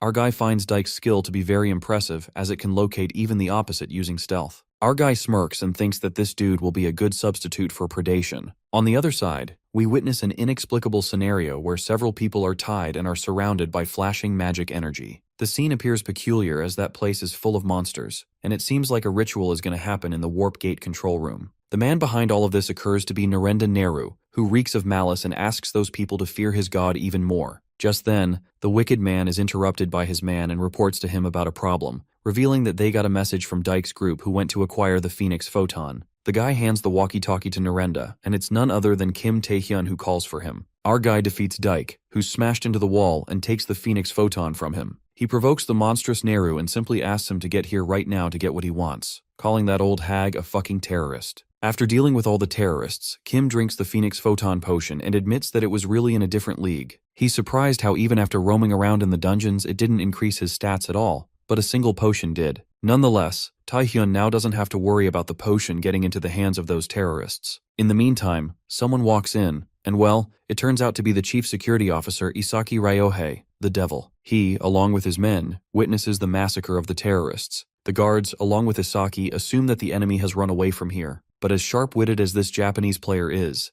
Isaki wonders what the hell they are on about, and tells his men the perpetrator is right in front of them. That sly Isaki asks our boy to stop hiding and come out. Our guy deactivates the stealth ability, showing himself, and finds it quite odd that he spotted him despite his perfect skill. The chief officer questions Taehyun about what someone of his caliber, an S-rank player, is doing here. Our boy gets straight to the point and mocks Isaki, saying that since he's the head of security, he should be running around trying to clean up after the terror attack. That aside, Isaki bluntly states a thing he's looking for, and that's when things get clearer to Taehyun. Our guy finally apprehends that it was strange. Isaki and his men couldn't find bombs despite having all these players and bodyguards. Kim elucidates that when he saw terrorists storming in through the East Point, where they can't enter without permission, he figured that the culprit was someone from the inside. Our fella threw shade at Ryohei, muttering who would have thought that the head of security would have been their spy. The atmosphere is charged with suspense, and Ryohei, smirking, reminds Taehyun how he was kind enough to warn him about minding his own damn business. In that moment, Isaki leaps towards Kim in a heartbeat. While the weapons clash against each other, Isaki asks him to hand him the potion, and our boy suggests that he try taking it just like how a villain would. The fight gets fierce as they both move like lightning strikes, and as the guard tries to intervene, his fellows strictly warn not to even think of going in between the battle of two S-rankers. Not to mention, Mr. Ryohei is called the Devil, and chances are they might get chopped into pieces if they carelessly interfere. In the midst of the battle, our boy gets sure that unlike him, who only predicts the direction of attack through killing aura and sound, this Japanese dude can actually see him. Right at that moment, Taehyun's mind kinda gets tangled up, and he ends up getting slashed by Isaki's sword on his chest. Our guy coughs up blood, and he finds it unbelievable how both of them are using the same skill, stealth, but their proficiency is insanely different. But as our guy thought, nothing can beat his predation skill. Our guy absorbs the guard's powers, and as he's about to counteract, he notices that Isaki Ryohei is missing. That's when a giggle is heard, and Isaki compliments our guy for his great judgment. After all, stealth is weak against wide-range skills. but Isaki gives him the wisdom of hindsight, suggesting to Kim that he should have used it over his head as well. It appears that Isaki was hiding above Taehyun on the ceiling using stealth, and he ambushes our boy, plummeting with his sword aimed at his head. Fortunately, our guy manages to dodge it. The intensity of the attack is immense, and as Isaki forces his sword to stab, something seems to halt it. Kim Taehyun uses the skill of the monarch's heart that wraps around Isaki's sword. A smirk creeps up on our boy's face and he calls Ryohei a fool. A sudden realization hits the chief officer that the skill Kim used earlier wasn't to find him, but to stop him from running out of this skill's target range. Our guy seizes this perfect chance to strike Isaki, who gets furious and calls him a fucking little shit. Kim wraps the chain around his stone skin arm and forcefully lands a punch across Ryohei's face, making him bleed. Eventually, our boy ties up Chief Isaki, along with his associates, who've been sucked to the bones after Kim absorbed their powers. While Isaki is hopping mad and calls him a bastard, our guy wonders why an S-ranker would do all this for some shitty money. As Isaki is about to vent his anger, our guy kicks his face and thinks he's pretty chatty for a low-life criminal. The chief gets smashed away, and Taehyun asks the guards to spit out the info on Narendra Nehru. Our guy believes that the reinforcements would be on their way anyway, concluding that it's game over for Isaki and Nehru. But Isaki snickers and calls Taehyun a clueless kid, leaving our guy deeply unsettled. On the contrary, a guy, Seo Sangik, the alchemist's guild master, comes running to the operating room in haste, where he encounters Go Tae-wook and the chairman of the Players Association, asking them about the reinforcements in the East Point. Seo Sangik gets concerned since not only were there articles up there for sale, but there were countless VIPs of the New Korea Association participating as well. The chairman calms him down and assures the guildmaster that they formed a backup force as soon as they heard about the terrorist attack, a group with elite players along with player Park Sungjin leading them. Guildmaster Sangik questions why they aren't sending the forces, and even agrees to send supplies and personnel if they need. But the chairman clarifies it's not the issue they're facing here, and reveals that there's no way to get to the East Point. While Seo Sangik is left staggered, Go Tae-wook elaborates that the terrorists took over the control room for the East Point warp gate and blocked all the warp gates. The guildmaster freaks out as if he'd get a heart attack, but Go Tae-wook assures him that there are two S-rank players at the scene, Isaki Ryohei and Taehyun. Tae-wook clears up that Kim Taehyun might be a new S-rank player, but there's only one person, Narendra Nehru, on the terrorists' side. The certainty and hope in Tae-wook's voice are apparent as he declares that the two S-rank players might be able to take Narendra Nehru down. Right at that moment, Yua Young walks in. On the East Point, Isaki asks Kim if he knows about the skill Contract with the Devil, unveiling that it's the worst of Narendra Nehru's skills. Isaki explains that Contract with the Devil is offering sacrifices. Depending on their amount and quality, Nehru can summon a monster of a certain rank. Upon hearing this, Taehyun is left wide-eyed when he realizes what kind of sacrifice it is, and Isaki shamelessly confirms his suspicions, revealing that it's human sacrifice. Meanwhile, in the operating room, they get to know that Narendra is holding a few hundred hostages. Guildmaster Sangik states the fact that Nehru is a notorious terrorist who is particularly skilled even among S-rankers. Sangik freaks out because he knows the aftermath. If someone terrifyingly powerful sacrifices 100 people and summons a monster, it would wreak havoc. It all comes down to one thing: it will cause a catastrophe. The scene flips to Taehyun, who calls them freaking lunatics. Isaki grins and tells our guy that he might be lucky to win against him, but he'll never be able to win against Narendra. That psycho bastard Isaki gives Kim two choices. Either he begs for life and watches those hostages be offered as sacrifices, or charges into a fight he has no chance of winning and dies like a dog. The chief laughs wickedly as if he's certain of the consequences. On the warp gate control, the guy informs Narendra about Isaki Ryohei's defeat, plus the whereabouts of Kim Taehyun, who took down Isaki, are unknown along with the Phoenix Potion. Nehru suggests they wait for the association's reinforcements since there are no chances of winning in a face-to-face fight. However, Nehru decides to draw Taehyun out if he won't show up himself. He uses the humans as bait and begins the sacrifice for their god. A black, ominous aura is emitted by Nehru when suddenly there's a blackout. The hostages begin to panic, and the guys holding the hostages also freak out as they're unable to see anything. Narendra, who is about to start the sacrifice, witnesses the hostages disappear in a second, and it turns out to be Kim Taehyun coming to the people's rescue and ambushing the terrorist dude. Our guy strikes Nehru with the chains. The old dude tries to resist, but Taehyun tangles him in the chain, certain that he's got him. That's when a snake monster bursts out of Nehru's turban. Narendra breaks free from the chains as many snake monsters emerge from his turban and spit fire. A blast occurs, and while our guy evades, he is utterly shocked because he never thought that Nehru would hide monsters on top of his head. Our guy wonders what in hell this guy is, and moments later, Nehru emerges from the flames. Meanwhile, the hostages ask Taehyun if he's here to rescue them, and they beg him to save their lives. Our fella then remembers when he drifted away the hostages just because they were coming in his way, It wasn't an act of kindness. Well, he just made their hopes high. At that moment, Taehyun glances upward and witnesses countless monsters there. The sight looks terrifying, and in the next moment, the monsters fall to attack him. The monsters get wilder, and Kim leaps upward to dodge them, realizing that they are not affected by his attacks. That's when Narendra calls our boy a fool, saying that he shouldn't treat the monster from his skill contract with the devil the same as the monsters he's seen until now. The villain reveals that the monsters are under his control because of this contract, and using his magic, they become sturdier than monsters of their own kind and far stronger. Our guy is smashed down by the powerful monsters, and Neru gives Kim a reality check, making it clear that just because he defeated Isaki doesn't mean he should think of defying God's will. The monsters frantically attack our boy at Neru's command, and the hostages witness that Taehyun is trapped by them. The hostages act like assholes and blame Taehyun for not saving them when they were pleading, yet he can't even win against a monster. But another hostage tells them to look carefully. He makes them aware that because of Kim Taehyun, the monsters aren't paying any attention to them. Not to mention, despite them overpowering him, far from running away, Kim is not allowing a single monster to come their way, which is enough to be grateful for. Furthermore, the guy states that our boy actually evacuated the hostages over to this side by throwing them up in the air just now. The hostages are hit by the realization, and they get teary-eyed, knowing that Taehyun, from the very start, was thinking about them. The whole crowd begins to cheer for our boy, not knowing his real intentions behind it. Meanwhile, our guy is fighting with all his might until his face bleeds. Our guy gets hella frustrated and yells at them to shut up. He seems to hit the end of his tolerance bandwidth because the damn hostages keep coming in his way and the monsters keep attacking him non-stop. Taehyun declares that he can't do this shit anymore, but the hostages call for him, thinking it would at least give him some hope. It's a literal one-man army against countless powerful monsters. Narendra Neru scoffs at Taehyun, asking if he's giving up now. Right at that moment, our boy flips the tables when he commands player Park Gaeon-woong to end this quickly. Just then, Gaeon-woong appears and apologizes to our boy for making him wait too long. The scene takes us to a flashback where Park Gaeon-woong arrives at the scene where Taehyun had defeated Chief Officer Isaki and his guards. Our guy then discloses to Park that these security guys were actually in cahoots with the terrorists. But Kim talks about the real problem, which is the warp gate control tower, which is swarming with monsters summoned by Opid Uro, Neru. Our guy states that fighting the villains won't be a huge problem, but there's no way the monsters won't do anything when they see that. And above all, the hostages could get swept into it all. As Park panics about the situation, our boy justifies that for this reason, he needs his skill, gate manipulation. Park agrees to help and urges to know the exact warp point, but Taehyun lets out that it won't matter since he's only after one thing,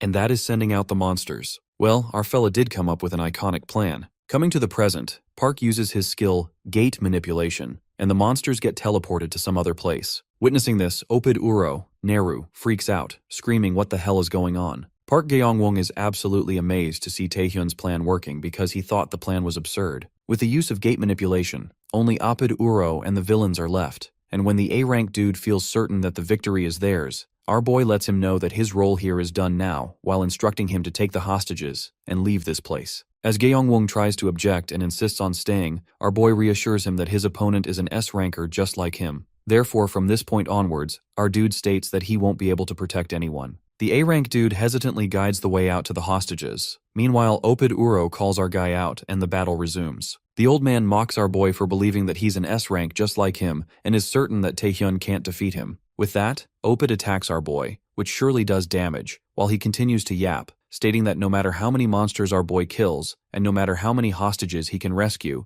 if he can't win against him, all his efforts would go in vain. The old hag considers our dude to be a filthy non-believer, as he believes Taehyun should be punished for the sin of dirtying God's name. As the monsters approach our fella, whose head is hung low this whole time, our boy uses predation, leaving Opid in disbelief as he realizes that the kid was hiding this power the whole time. The villain admits that Taehyun is the highest quality sacrifice, and with that, Opid Uro breaks it to our guy that he wasn't the only one hiding skills, leaving our guy baffled. Suddenly the villains start to collapse, as if something is happening to their bodies, and it turns out that Opid Uro is sacrificing their souls for his own good. With that, he becomes even stronger, while the S-rank Bone Dragon breathes out intense green flames. Park Gaeon-woong, on the other hand, faces the villains as he tries to escape with the hostages, and as the terrorists are about to attack them, their bodies start collapsing while they cough blood. This freaks out the A-rank dude, who wonders what on earth is happening here. Taehyun struggles to fight against the Bone Dragon and escapes to a building, wondering where that monster came from.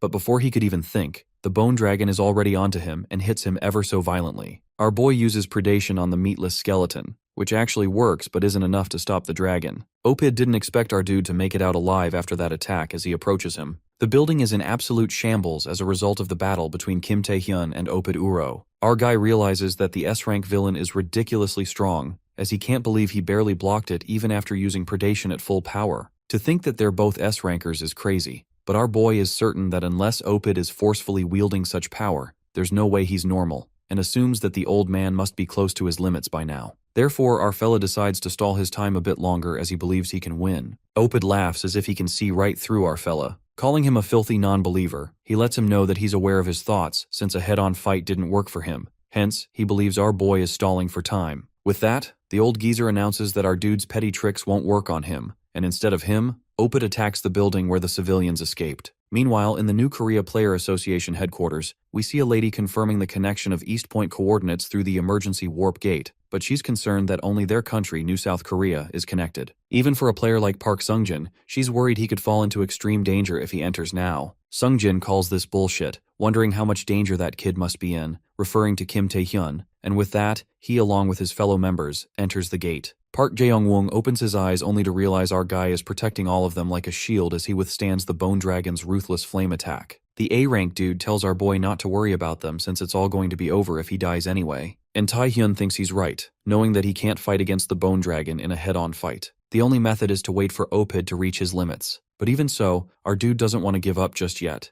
as he forces himself to think of ways he can save everyone here when he hears a voice saying that it can't take this anymore. As Tae-hyun is wondering whose voice this was, predation rank, out of the blue, is being readjusted temporarily, and the rank increases to A. With our dude's powers surpassing his limits, his body is no longer able to handle predation power. Our boy has no clue about what's going on when predation reaches from S to SSS and is unable to deactivate, while Tae-hyun realizes that predation is going berserk. Our guy thinks about the king who gave him this power, wondering if he's going to die just like this, ever so pointlessly. After all that it took him to get here, Kim Tae-hyun decides he can't die like this and collapses on the ground. Opid Uro is confused if our dude forced his skills to go berserk as he wonders what this ridiculous amount of energy is. He is clueless about why our guy couldn't even handle the load of his skill and fainted, which should have halted the skill. The S-rank villain claims he will end Tae-hyun's life with his own hands if he chooses to oppose God till the very end, and as he approaches him, our fella gets up. He mocks the old hag, and it seems like he's not Kim Tae-hyun, but someone else. Opid seems to realize that this guy isn't our dude, the one he's been fighting. But our fella lets him know that it's not of concern to an insect who's already dead,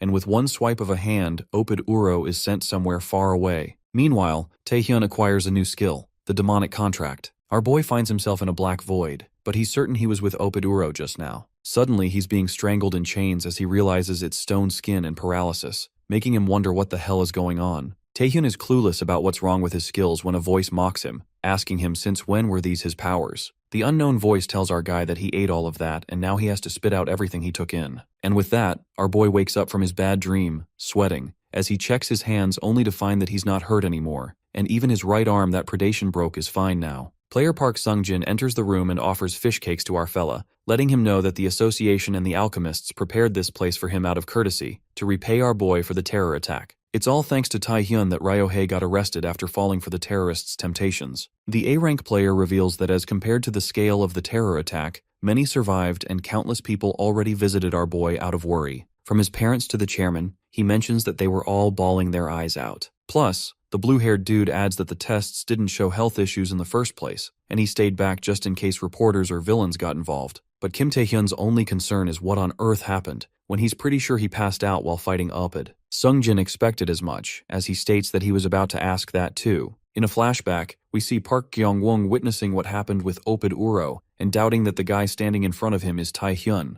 The A-rank dude questions the guy in front of him about what he did to our dude. The guy turns around, now facing Gyeong-woong, and moves his hand, which does something to Park as he collapses on the ground, passed out. And with that, the personality that took over Tae-hyun's body realizes that he's already at its limits and decides to return for now. As soon as our dude passes out, Park Sungjin along with his members arrives, confirming the survivors as they rescue them, while the whereabouts of Opid Uro and other terrorists remain unknown. The flashback ends with Sungjin revealing that he asked the survivors about what happened as well, and all of them remembered that our boy tried to stop the S-rank villain, but they couldn't recall the overall situation at all, as if something has messed up their memories. The S-rank player believes it must be the terrorists' doing, and with that, he decides to leave and claims he'll let our fella know if he finds something. But Tae-hyun can't seem to believe this is Opid's doing, and he doesn't know how he got healed because he clearly remembers that his arm got destroyed completely because of predation. He thinks that Opid also fell prey to predation. Our dude realizes that he has acquired a new skill, the demonic contract. Upon opening his status window, he is shocked to find out that he can now open the gate, as he remembers that this skill was to summon monsters. Also, this magic requires 200 magic, and our boy has only 180 right now. Suddenly, Park Sung-jin calls out Taehyun, peeking through the door and alerting him of a new customer. Turns out, it's Lim A-young, who's here to visit our guy with a fruit basket. A-young aggressively puts the basket on the table as she mentions that she heard our boy got hurt, but he looks fine to her. She states that she also heard that Taehyun rescued many people in the incident and even fought 2 S-rankers,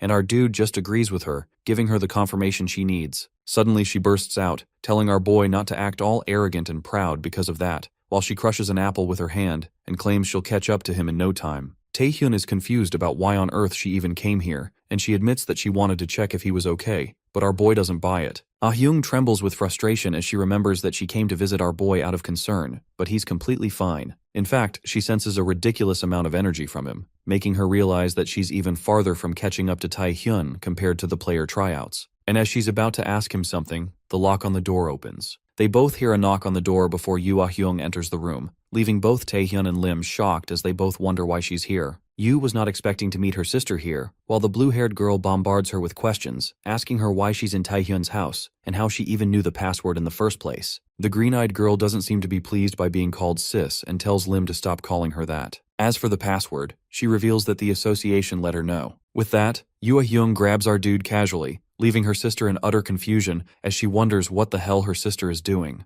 The S-rank lady gives off the impression of sharing the house with Taehyun as if they're dating, while Lim reminds her sister that it's a crime since our dude is still a minor, her face turning red out of anger. But before she could say anything more, our guy yanks Yoo Ah-hyung's hands away and tells her it's enough of her jokes now, asking her why she's here when he's pretty sure he declined her offer to join her guild multiple times already. The green-eyed S-ranker taunts our fella for being fussy as ever, and states that she's here to check up on him and give him a present. With that, she reminds him that if he's willing to participate in the Asian exhibition games, his merit point ranking is still only 30 even with his feats at East Point. In order to become a representative in the top 5, he's going to need more. Therefore, she claims to give rating rights for the double dungeon, Fire Temple, to our dude. Meanwhile, Shadow from the Malignant Guild is at the place where East Point once was, as a member of the crew informs him that it was in its original form even after a few hours of the terror attack, but maybe due to the serious accumulative damage it suffered, in the end, it just collapsed. The Vice Guildmaster asks about the whereabouts of Upid Uro, but is informed that his whereabouts are still unknown, while the team member is concerned that they will have to report to the boss after all. But Shadow believes that they've achieved what they wanted, plus they hired that using money, and as he's about to say more, the East Point security ship reaches there, calling out all the villains as they've now surrounded them. Only authorized personnel may enter for investigation in this area, as the security orders the villains to drop their weapons now and surrender. In a blink of an eye, the East Point ship sinks into the sea, and it's done by none other than the Vice Malignant Guild Master, who continues where he left off,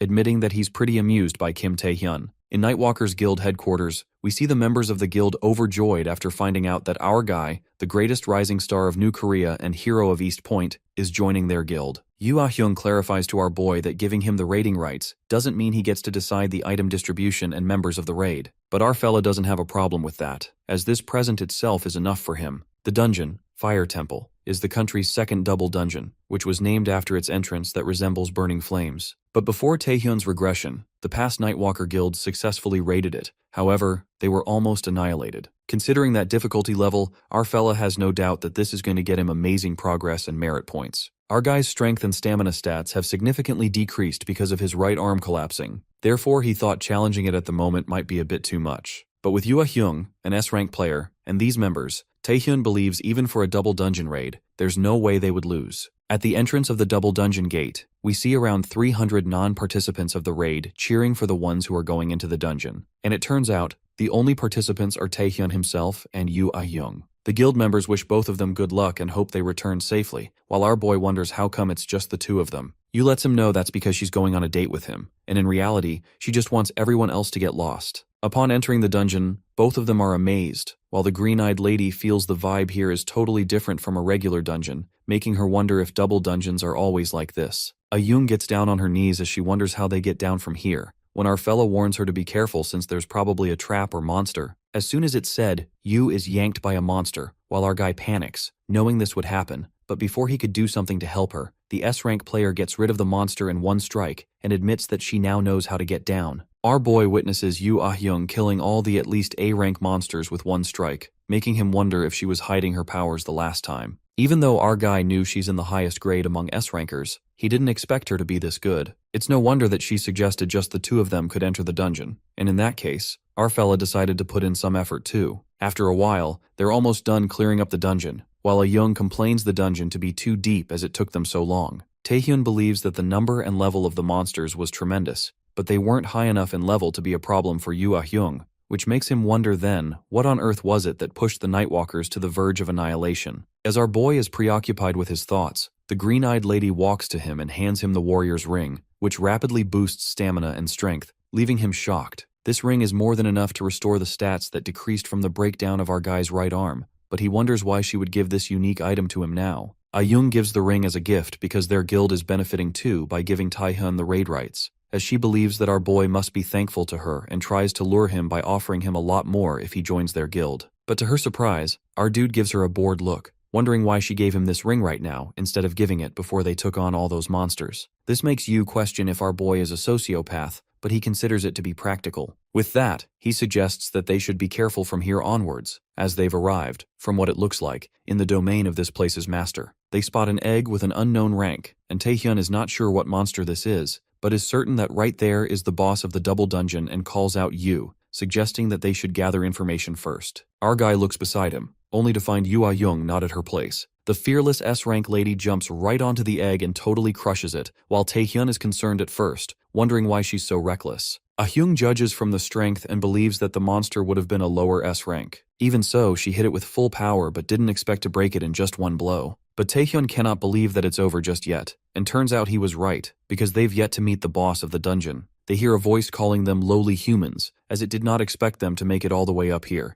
and sees that some interesting guests are here today. But even so, the voice states that the power they're bragging about will perish in front of its blue fire. Turns out it's a phoenix, master of the double dungeon, fire temple, and an S-rank monster. Phoenix is a monster with regenerative abilities and magic resistance so immense that you confuse it with being immortal. Taehyun wonders if Phoenix was the master of this double dungeon, hoping it's not a phoenix of blue flames, but it is indeed a blue-flamed beast. Our guy warns Ah-young to be careful since this monster has the ability to control minds, but is late, since her mind is already under the control of Phoenix. Yu Ah-young attacks our dude while being under the control of Phoenix. Taehyun tries to make her snap out of it as he wonders what kind of a veteran player would be of no damn help to him at all, but before he could say anything more, the S-rank player attacks our boy with her ridiculously strong skills. The boss of the double dungeon enjoys the show while insulting the humans and thinking lowly of them. Ah-young looks for Taehyun to attack him when she's pulled by a chain and is tied up by it, and our guy finally realizes who was the culprit that annihilated the Nightwalker Guild's raid squad before his regression. With that, he warns Yu Ah-young that it will hurt and throws a rock at her, which makes her cough blood and pass out. Meanwhile,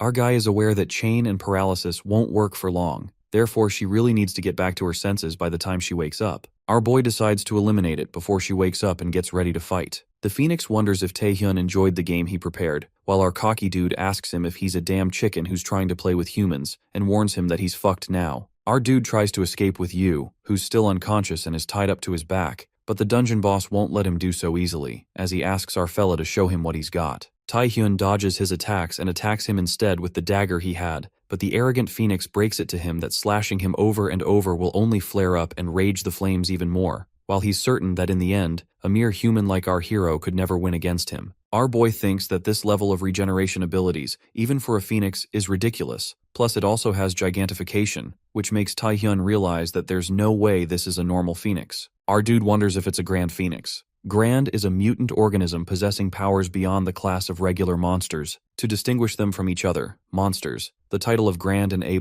is added to their basic rank. Kim Taehyun knows that if this monster is a Grand Phoenix, there's no way for him to crush its regenerative abilities with his current skills, and the only way he stands a chance against it is predation. However, there's a chance that it might go berserk like last time, so he can't use it unless it's the deciding blow. As our guy is contemplating what he should do, Yu Ah-young wakes up, not knowing why she's tied up like this, why it hurts, and why that Phoenix is huge now. Our dude tells her to stay still for God's sake, while she orders him to untie her right now, but Taehyun wonders why he should untie someone whose mind took seconds to lose control. Yu tries to defend herself, saying that the Phoenix got her when her guard was down, but what she didn't know is that she was under its control. With that, she claims not to fall for it again, and tells our guy to untie her right now. But as they're distracted, the dungeon boss attacks them. They both fight against the Phoenix, and Taehyun warns Yu not to fall for it again at any cost, while she calls him a worrywart. The Phoenix continues to insult them as he asks them if they still don't get that their attacks are pointless. Our boy decides to take the lead, and Monarch Heart is triggered,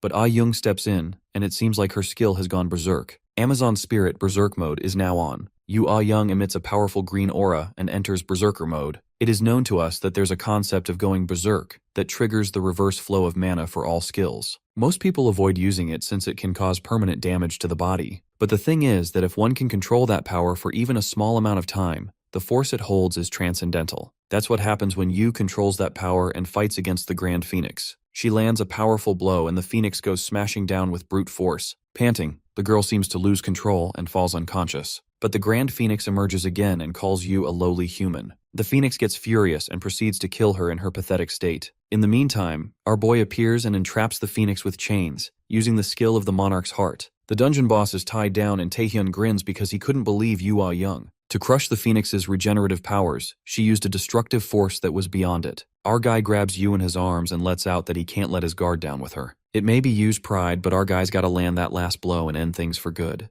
Outside the dungeon portal, the people begin to worry and wonder if they'll even make it. While they believe that things will be fine since Guildmaster Yu and Kim are both S-rankers, one of the guys expresses his concerns, saying that once the Guildmaster goes into battle, she just speeds through without thinking much. Promptly, our guy emerges out of the gate along with Yu in his arms, with their clothes drenched in blood. Thinking that it's Yu Ah Young walking forth, the guild members ask if she's alright, but it turns out to be our guy who informs them that they've cleared the fire temple. In a strange turn of events, the picture of Taehyun holding Yu Ah Young goes viral on social media, calling it a private secret dungeon raid. Later, in the hospital, poor Yu Ah Young gets utterly embarrassed after reading about dating rumors and asks her guild members how the news got leaked when it was an unannounced double dungeon raid in the first place. The guild members try to hide something and one of them breaks the silence, justifying that a double dungeon raid is an important matter, so maintaining confidentiality is difficult. Meanwhile, the copper red-haired fella spills that he only told a few close friends, and they all promise to keep it a secret. The guild members let out that they did it for her sake. Yu Ah Young smiles softly and says they should just die together. At that moment, the chairman of the association walks in, worried, since the guild master used her berserk mode in the dungeon. He witnesses chaos in the room as all the guild members are beaten to a pulp by Yu and thinks that she's doing just fine. After that, the chairman and Yu Ah Young walk outside the hospital. She assures the chairman that controlling her berserk state for just 1 minute wasn't that hard after all that training. The guy then asks her about Kim Taehyun's capability that she wanted to check so badly. Yu goes quiet for a second and reveals that after she passed out,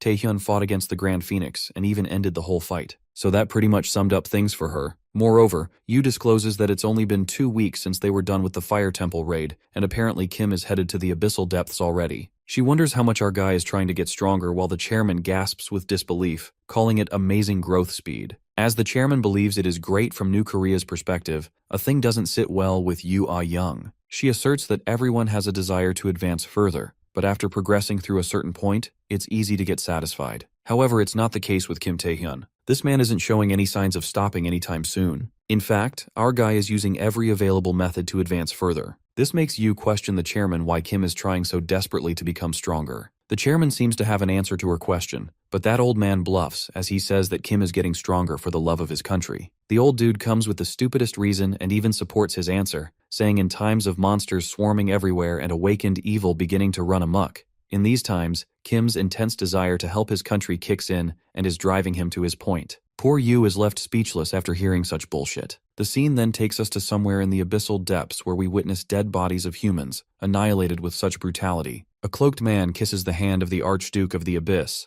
the vampire lord Igman, and they're now bonded with a blood oath. The guy thanks the Lord of Blood, and Igman asks him how it feels to gain the powers of their people. That's when the guy removes his cloak and lets out that there were a lot of skilled people similar to him, but now he's the strongest of them all. That guy appears to be China's only force-level player Zhang Linpeng, and the malice creeps up on his face. On the contrary, Kim Taehyun arrives at the Abyss and realizes that it's his first time back in the Abyss after regressing. A member of the World Player Association, plus the manager of the 22nd District of the Abyssal Depths, Paul Becker, welcomes our boy. Paul Becker assumes that it's Kim's first time in the Abyss, and Becker suggests our boy hire some players to act as guides or mercenaries. The manager elucidates that the World Association has set up player zones, which serve as base camps and safe areas to assist in exploring each district of the abyss that has been pioneered. However, the depths are so dangerous that players can be ambushed by powerful monsters at any time, even within a player zone. So for that reason, Becker urges that Kim hire mercenaries regardless of how skilled he is. He should let some players still accompany him. But our guy bluntly responds that it won't be necessary, and in that very moment, a giant monster ambushes Kim. Paul warns our boy of the imminent danger, but Taehyun slashes that monster in a heartbeat with his dagger. Our guy completes his sentence, clarifying that he won't need mercenaries as he's just going for a stroll. Well, our guy just demonstrated that he's better off alone. Later, Kim takes a stroll around the abyss and kills a pile of monsters along the way. Since Paul is also gone and our guy has come this far, he assumes that there won't be anyone around. Thanks to preying on the Grand Phoenix at the Fire Temple, Taehyun met the requirement of 200 magic power needed to activate the demonic contract. In his case, the demonic contract opened the gate of the abyss, and this makes our guy wonder why the skill changed. The demonic contract lets Opid Uro, Neru, control monsters, but instead there's a gate creation now. And the fact that it's only a one-time skill, our guy suspects that it's an effect of predation. Nonetheless, Kim concludes that for him having one powerful creature is better than carrying dozens of monsters around. Our boy then uses the mana amplifying stones, an item made from processed magic crystals that temporarily amplifies magic power. Just like that, the demonic contract gets activated and a gate is created out of an eerie skeleton. Taehyun excitedly walks through the gate. He enters and finds himself standing in front of a castle, a giant one at that. Trudging up the stairs, our guy ponders that he has never heard about such a place in the abyss. He did use a magic amplifying stone to maximize the skill output, but has no clue where he has arrived at. Before Kim could process, he's ambushed by mythical flying creatures. He dodges it immediately and a blast occurs. Kim pulls out a dagger and the creatures show themselves. The creature asks Kim what kind of punishment she should give him for wielding quite a dangerous thing there. Those flying creatures turn out to be S-rank succubi, and this leaves our guy staggered. It is known to us that succubi are monsters that drain men's energy through mental attacks like illusions or brainwashing. But what really unsettles Taehyun is that a succubus is only supposed to be B rank, and he realizes that they might be his contract target. The three succubus sisters, on the other hand, eye their precious human prey. Kim manifests that if they are his contract target, then he'll gladly knock them out. With that, our fellow leaps toward them, aiming the dagger at them. Those succubi seem to have very swift movements while Kim tries to keep up with their moves. They float in the air and mock our boy, saying that he's quite eager so it might be tricky to tame him. The succubi use their ability on Taehyun to control him and feel quite certain that a man possibly can't resist their brainwashing. However, our guy remains unaffected by their so-called ability and smacks right through that succubus's face. Our guy flips the table when he uses the monarch's heart ability that holds the enemy's movements. The succubus is left in disbelief, wondering how a mere human can resist their brainwashing skill. Our guy detects the skill they used on him, and it turns out to be temptation. Taehyun makes an unusual statement, muttering that being interested in monsters is abnormal. He uses a mysterious power that enables successful resistance, and asks the succubus sisters, who are thrashed into the ground, if they should make a contract. It appears that to form a monster summoning contract, they need to meet one of two conditions. The first is to give the monster what it desires, and the other is to subdue the monster with force. Well, our guy chooses the latter because he loves violence, and as he's about to make a contract, he learns that the succubus is not his contract target. Our guy is rendered speechless because he's totally fucked up, and that's when the real target shows up. It turns out to be S+ rank grand succubi, plenty of them at that. They reckon that our boy will be a great gift for the queen. Inside the palace, we witness a disturbing sight, and countless humans, turned into rocks, are hanged upside down. The succubi inform the queen that a human has intruded into the palace. The queen, lying on the other side of the veil, smirks and says it's time for great entertainment. In the palace, rumbling and attacks can be heard everywhere. It occurs that the grand succubi are chasing after Taehyun as they pelt stones at him. Our poor fellow runs for his life while the succubi call him a coward. The succubi have to capture him alive at any cost, since they have to offer him to the queen.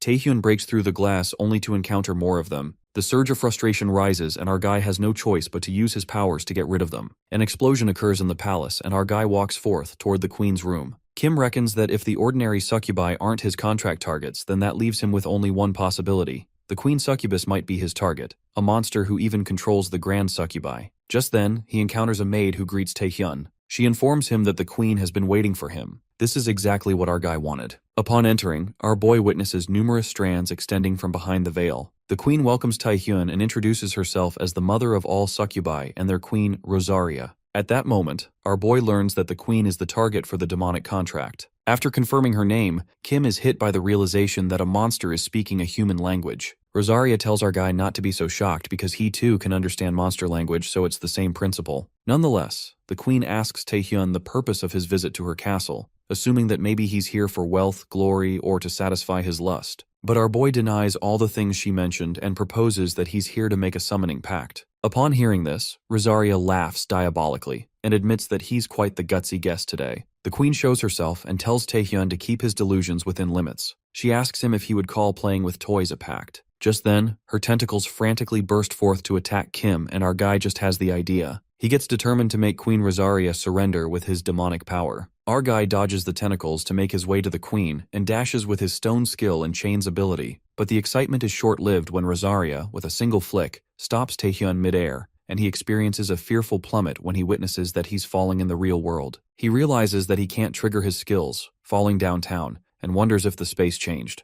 That's when Taehyun realizes that it's just an illusion that a succubus possesses. Just like that, our fella falls into water, drowning, and he could see the queen in mid-air. Kim wonders since when he was seeing an illusion, and Rosaria reads his mind, unveiling that it was an illusion from the very beginning. The queen tangles Kim in her tentacles as he lies unconscious. Taehyun drowns in the illusion created by Rosaria, the queen of succubus. As our dude tries to escape, he finds himself in a car where he sees himself as a kid, along with his parents, traveling in their car. The little Taehyun is excited as he tells his parents about the high-ranked awakeners making a lot of money and is all hyped up to awaken as a high tanker too. The thrilled boy claims he will buy his mother and father all the delicious food and everything they want in the future, while his mother tells him that he's the best. However, for Taehyun's mom, it's more important for him to live a happy and healthy life, but the kid finds it really boring. Our dude, who's witnessing this moment, remembers his parents always being like that. Rather than him getting a high rank or supporting their poor family someday, they always wished for their son's happiness. Then suddenly, the scene of the car crash appears in front of his eyes, where he finds his parents dead and the little Taehyun in his uncle and aunt's hands as they mourn over the deaths of their loved ones. Then, our guy witnesses himself getting bullied as a teenager and realizes that these are all his memories. Our boy was a non-awakener, and because he had no strength, he couldn't stand up against the injustice that came his way every day. But what was even harder to bear was the fact that he was of no help to others. Instead, he felt like he dragged those who helped him into his misfortune. The teenage Taehyun decided to leave his uncle and aunt's house, as they tried to stop him in every way possible, reassuring him that money was not the problem so he didn't have to worry about them. But our boy was filled with guilt,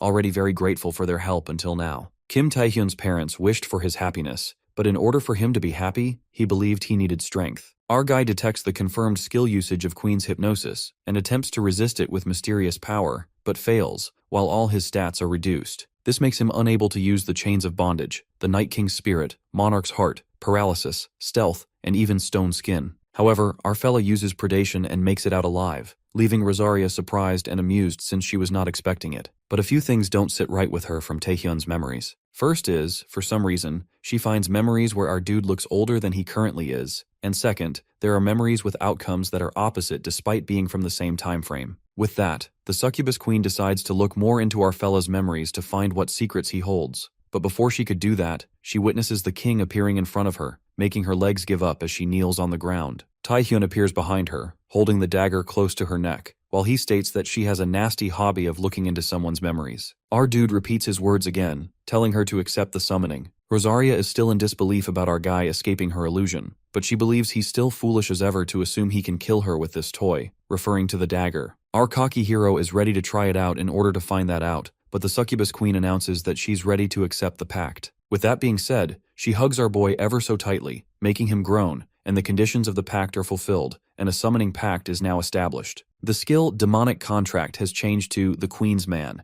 and the skill's rank has been readjusted. A new skill, Complete Hypnosis, has been registered, and its rank has been readjusted, increasing his charm stats. Our boy falls unconscious, while Rosaria wishes him a good night's sleep, addressing him as the King's Chosen One. Taehyun wakes up from his slumber as Paul Becker calls him out, unaware of his surroundings. The A-rank player lets our guy know that this is the player zone, and he found him unconscious here while on patrol, concerned if something happened to him. Our boy tries to remember if Rosaria sent him to sleep, but upon witnessing his status window, he finds out that he's acquired the Queen's Man, through which he can summon the succubus queen, and also Complete Hypnosis, which hypnotizes the target, making him realize that it wasn't a dream after all. Our dude, If he summons Rosaria now, can even face opponents at the level of a nation's entire force in the Asian exhibition games, while the use for the hypnosis skill she gave him is limitless. This makes our fellow wonder what made her change her mind suddenly, and what she said at the last moment about being the king's chosen one, leaving him in disbelief as he doubts if she knows about the king. Paul's voice pulls Taehyun out of his thoughts as the A-rank player asks him what he's going to do now, suggesting he hire a player to act as his guide.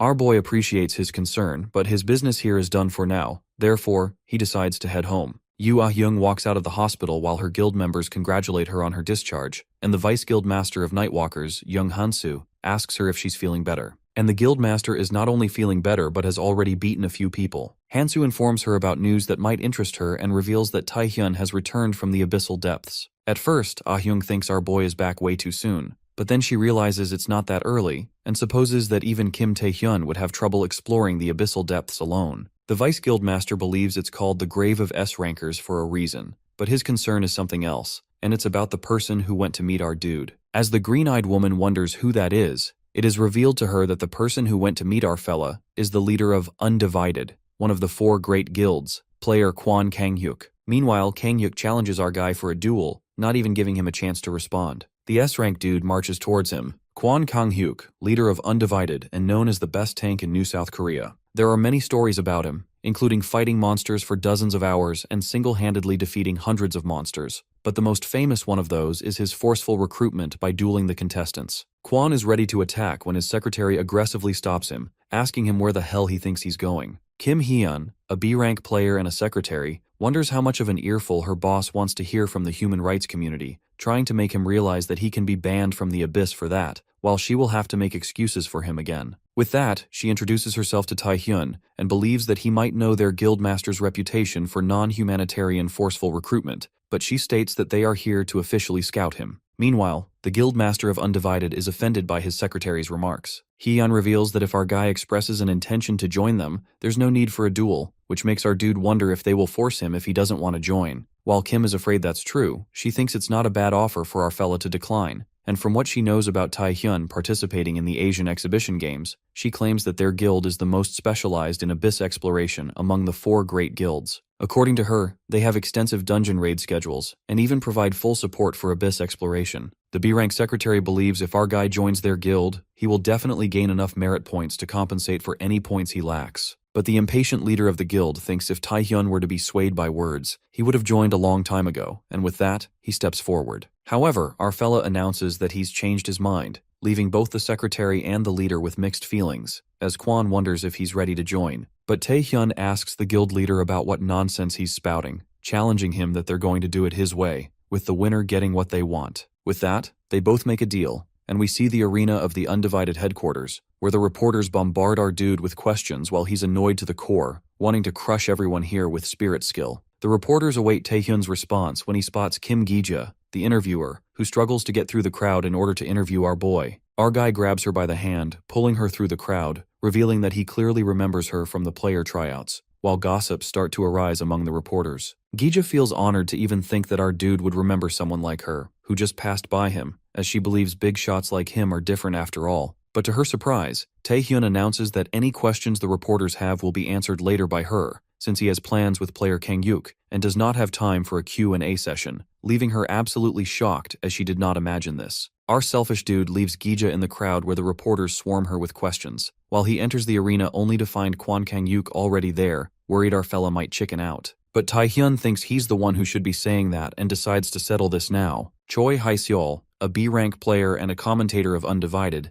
brings to the attention of the audience the long-awaited big match of the day that is about to start, with the only condition for victory being to make your opponent kneel. The host announces to let the humane talent recruitment duel begin at once, and with that, the battle begins without further ado. Taehyun uses the full power of the Night King's spirit, as it can take down even a decent S-class monster in one blow. Our guy believes that even someone like Kwon Kang-hyuk won't be able to move so easily, while the leader of Undivided finds this skill impressive. However, it turns out that it doesn't work on him. In an instant, Kyung-hyuk is behind our dude and punches him ever so intensely, and even though Taehyun manages to handle it, the S-rank dude doesn't plan on giving him a breather. He leaps towards him, letting him know that he has pretty decent little tricks. However, he states that if our boy thinks these are enough to stop him, then he would be disappointed. The fight goes on as our guy curses while dodging the attack at the last minute, and Kang Hyuk praises him for being good at running away. However, he wonders how our fella is going to win like that. Our cocky boy asks the guildmaster to tell him that, as he lets him know that unless he has another hidden beast, it's not going to be easy to make him kneel. The undivided guild leader thinks that for someone who's concerned, our dude sure knows how to talk, and decides to end it if that's what Taehyun wants. With that, Kwon lets out his final attack form, making the audience all hyped up as they're certain about the winner being their guild leader, while Yoo Young along with Jung Hansu is also enjoying the show. Ah Hyung is glad she came to watch, but Hansu looks concerned, knowing that if Taehyun loses, he will have to join Undivided, and believes that they should have never let the duel happen in the first place. Since they are aware of Kwon Kang-hyuk's skill, Blessings of the Beast,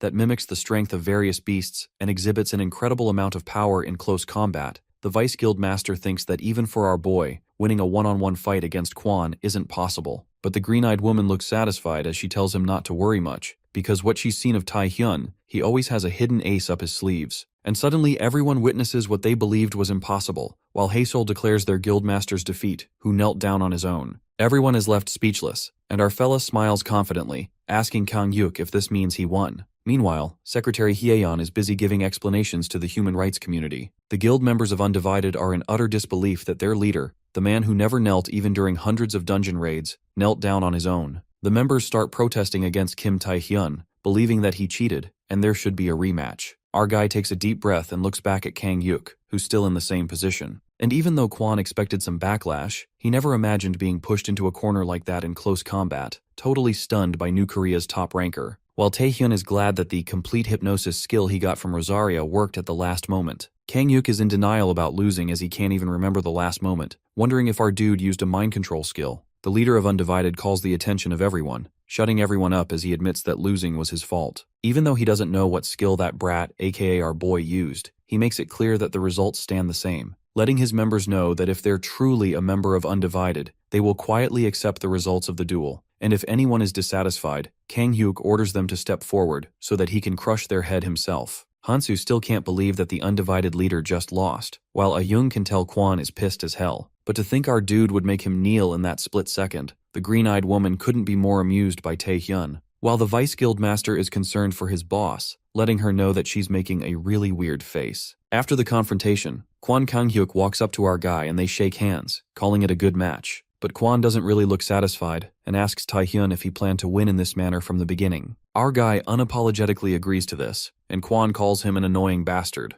The guy then shakes Kim's hand and says, "A promise is a promise." Since our boy won, Kwon asks him if he wants money or a unique item. Well, our guy believes it wouldn't be bad, but he mentions what he wants isn't an object. Our guy reveals that what he wants is a labyrinth minotaur, leaving Kwon disoriented. Taehyun requests him to participate in the raid of the labyrinth minotaur. The scene shifts to the chairman who mentions to Tae-wook about the labyrinth raid, the dungeon at the entrance of the Abyss dungeon. True to its name, it's filled with countless traps and complex spaces. Hence, the chairman asks Tae-wook to bring along someone with detection skills. Also, despite being at the entrance of the Abyss, many guilds and S-rank players took the challenge and failed disastrously there. Chairman Jin-wee mentions that the Undivided Guild currently has the raid rights, and was about to attempt it in secret. Tae-wook freaks out and questions how the hell Kim Tae-hyun knew about this place, as he's not quite sure if it's right. The chairman also expresses his concern because they never know what might happen in the dungeon. But Jin-wee decides to take the leap and trust those who challenge it. He even says that if he were younger, he would have joined too. Deep down, Chairman Jin is not worried about the difficulty of the dungeon, but rather the people. He hopes his worries don't come true. Abruptly, Jin-wee is interrupted by his associate, who frantically reports that the Japanese Players Association contacted them and that the Saintess has sent an invitation to player Kim Tae-hyun.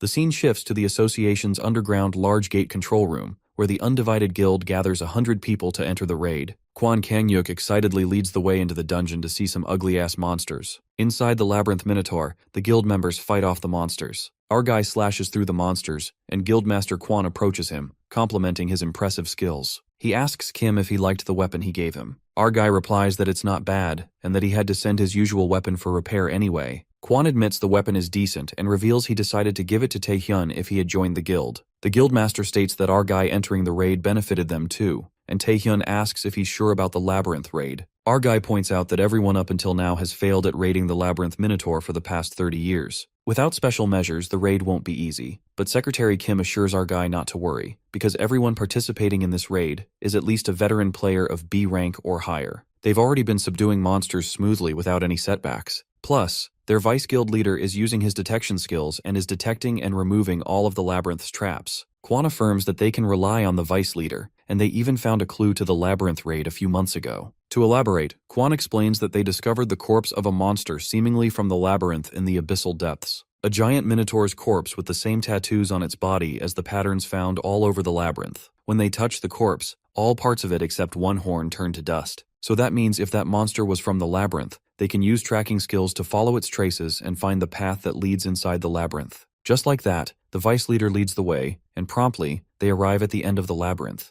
There, they are creeped out by a giant minotaur statue, and Quan freaks out when he doesn't find a boss monster. The Vice leader assumes that they need to put the horn on the statue. Secretary Kim rushes with the giant horn while our guy ponders that everything matches his intel from before the regression. The raid team reaches the end of the labyrinth using the Grand Minotaur's horn, but Taehyun is concerned that what happens afterward is beyond horrible. With that, Kang-hyuk puts the horn on the statue, and the guild members spring with joy, believing they've conquered the labyrinth that hasn't been cleared for 30 years. Quan is curious to see the monster boss. However, after a bright beam of light, the guild master finds himself standing on a skeleton. The guild members are thrown into panic as they realize they are in a different space. Well, it turns out that all the guild members are allocated to different spaces, and as Taehyun expected, it activated the spatial transfer trap. Taehyun is trapped with 4 other guild members, who are left disoriented. On the contrary, Shadow learns that Kim Taehyun joined the Labyrinth raid team, and his man apologizes to him, justifying that it all happened so quickly. He even insists that they can stop the operation immediately, but instead, Shadow finds it perfect.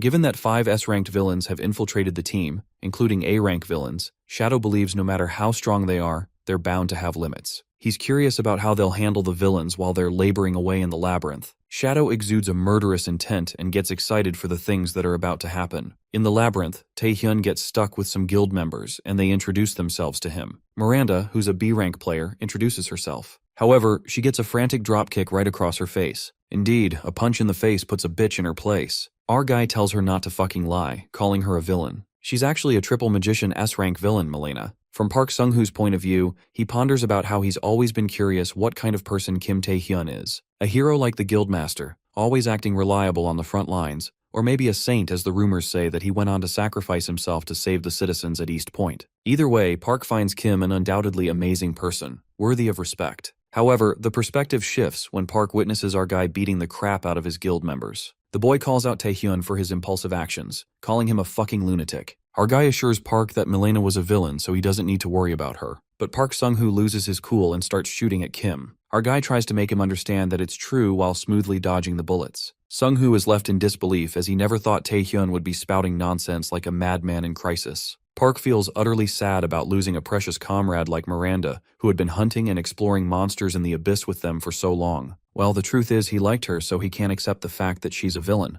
Park tries to wake Milena up as she looks unconscious and screams that they need to get away from this lunatic. Suddenly, a punch lands across Park's face and it appears to be Milena, who calls him a filthy pig for daring to touch her. Our boy then makes Park realize that she's a villain when suddenly he's ambushed by 2 guild members, and they attack him. But using his stone skin, our fella saves himself, and is surprised to see 2 more villains on the team. That's when Milena shows herself and finds it strange how among his comrades who she's been with for years, not a single one noticed that she's a villain. Like a badass, she walks forward and asks our guy how the hell he knew. But our guy assures us that the issue wasn't with her acting, it's just that he came from the future. Of course, Milena won't believe this and thinks our guy is playing with her. Nonetheless, she states how Taehyun and Yoo Ah-young are in that kind of relationship. So Milena wonders if the Nightwalkers caught a whiff of something, or if it was an insider. But she doesn't care about it, and the S-rank villain stretches out her big claws like that of a demon, leaping to attack Kim. Not knowing who they are fighting against, the 3 villains strike toward Taehyun, but our boy activates the chain's binding ability, wrapping chains around their necks. He slashes the dagger through them, and just as Milena jumps, charging her nails at him and scratching him. She's left thunderstruck by Kim's moves and contemplates how she assumed that our fella wasn't ordinary. Milena's skill, Witch's Nails, spreads poison gradually from the moment it makes contact, causing vomiting, hallucinations, and paralysis. Even an S-rank player isn't an exception to it. She can't accept the fact that she scratched Kim's face with her witch nails, yet he's unaffected. That's when her thoughts distract her, and our guy catches her off guard.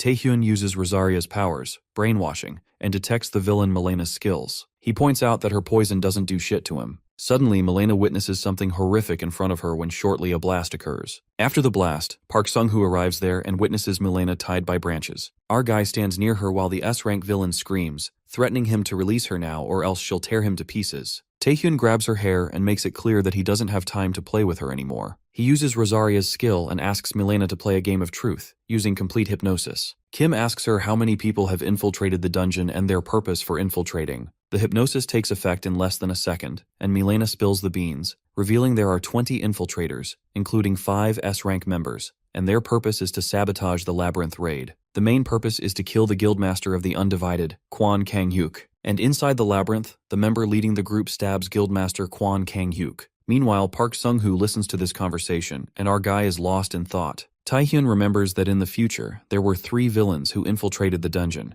making him conjecture that the future is changing little by little. Our guy wonders if it's because he returned to the past. Only Park is left after Kim eliminates all the villains, and they decide to head to Guildmaster Kwon now that they know the objective. While walking, Park can't believe that Miranda was a villain after all, and wonders if player Kim knew it from the start. Our guy tells Sung-hoo that the way out of here is simpler than they think. Although the place seems completely different from earlier, it's still part of the labyrinth. Just then, they come across a gate, and Kim speculates that there must be a passage that connects to another space somewhere. He knows very well that they won't be able to get there in one go since the passage is connected to various places. But if they keep passing through the doors, they'll eventually get to Kwon Kang-hyuk. Park Sung-hoo, low-key freaking out, asks Kim why he didn't tell the others about it. The boy apologizes to Taehyun for doubting him, but he says if our guy would have told the Guildmaster about this beforehand, this wouldn't have happened. That's when our boy reveals that he already told the Guildmaster about this, leaving Park speechless. Our guy further tells him that Kwon already knew about the villains. On the contrary, Guildmaster Kang-hyuk gets stabbed by the Vice Guildmaster, and he seems to be surrounded by enemies. Kang-hyuk smiles and says this joke is going too far, but it's apparent by the Vice Master's intent that it's not a joke. Witnessing the Guildmaster in this state, the secretary rushes towards him, but she's also ambushed by another villain. The Guildmaster dashes to protect her and takes another hit on his back. Kwon endures the pain although it hurts like hell, while Secretary Kim gets worried since he just got slashed. Kwon warns his secretary to stay back, and he activates his powers to fight the enemy, unleashing his monstrous side. But Secretary Kim asks Kwon not to protect her because she's going to fight too. The Guildmaster stops her and commands her to stay still, but the secretary lets out that they both are going to die. That's when the Vice Guildmaster emerges from the fire and agrees with the secretary. He calls out Kwon and makes him know that he doesn't have the luxury to look out for others in this situation. The Vice Guildmaster reveals that they've been hiding their powers this whole time, adding that all the villains here are A-rankers or S-rankers. We also get to know that these villains are the elite members of the Malignant Guild, revealing that they're here to kill Kwon and the others. Kwon is surprised that they've made a lot of preparations, admitting that he's not good when it comes to people. But the Vice Guildmaster tells him not to blame himself too much, and discloses that the Malignant Guild has been working on this plan for years. He calls Kwon a fool because there's no way he had figured it out. The Guildmaster smirks and utters that Kim Taehyun was right. Kwon divulges that Taehyun had already told him that the villains from the Malignant Guild intended to assassinate him. Damn. The big guy thought it was all nonsense, but it turns out to be true. Upon hearing this, the Vice Guildmaster gasps in disbelief, and it deeply unsettles him that Taehyun knew about their plan. The questions flood his mind, and the villain asks Kwon why he didn't do anything if he knew about this notorious plan. The Guildmaster states that a real man does not doubt his comrades. This foolish statement even shocks the villain players, and they regret working under this kind of stupid ass, referring to Kwon. While the villain calls him a moron, Secretary Kim fumes with anger and lashes out at the Guildmaster, saying he didn't even freaking verify the information, concluding that all this chaos is just because of his stupidity. In the meantime, the Vice Guildmaster seizes the chance and attacks Kang-hyuk with his chain bind with the blazing skeleton. The Guildmaster swiftly grabs the secretary and evades while the villain guy thanks Kwon for his stupidity, saying their plan is a success, telling him to be rest assured and die.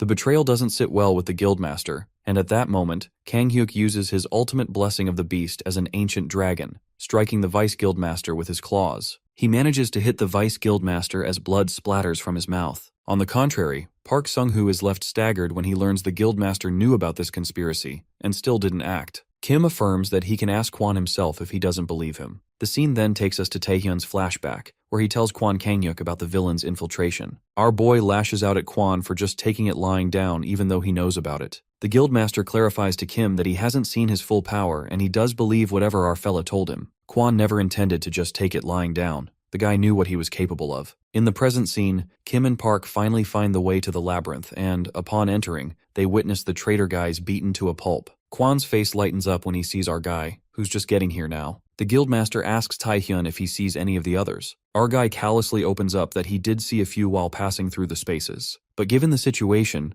our guy decided to just pass by, leaving the poor guy drowning in the water. Kwan does admit that Kim is one cold-hearted boy. Nonetheless, our boy asks the guildmaster about his plan, and Kwan finds it frustrating, but he decides that they'll have to retreat for now. He further asserts that there might be some more villains left, and even though they've reached the end of the labyrinth, the boss of the labyrinth hasn't shown up. As frustrating as it is, Kang-hyuk concludes that the only option left is to aim for an escape before they suffer more damage. He apologizes to our guy for being stubborn, and Taehyun gives him a savage answer, telling him to be careful next time and leave like a boss. This hurts Kwan's pride as he freaks out, saying that he went out of his way to apologize and in return, he gets humiliated. Our guy retreats, pondering that he wasted his time and did not gain any merit points. But that was the right choice for now. Not to mention that Kim shared all the information about the villains to help with the labyrinth raid, but Kang-hyuk has sustained some serious injuries since he faced more villains than before his regression. While Secretary Kim gathers the guild members as they're getting out of the labyrinth, our guy is stuck in the thought that he only has pieces of information about the labyrinth raid,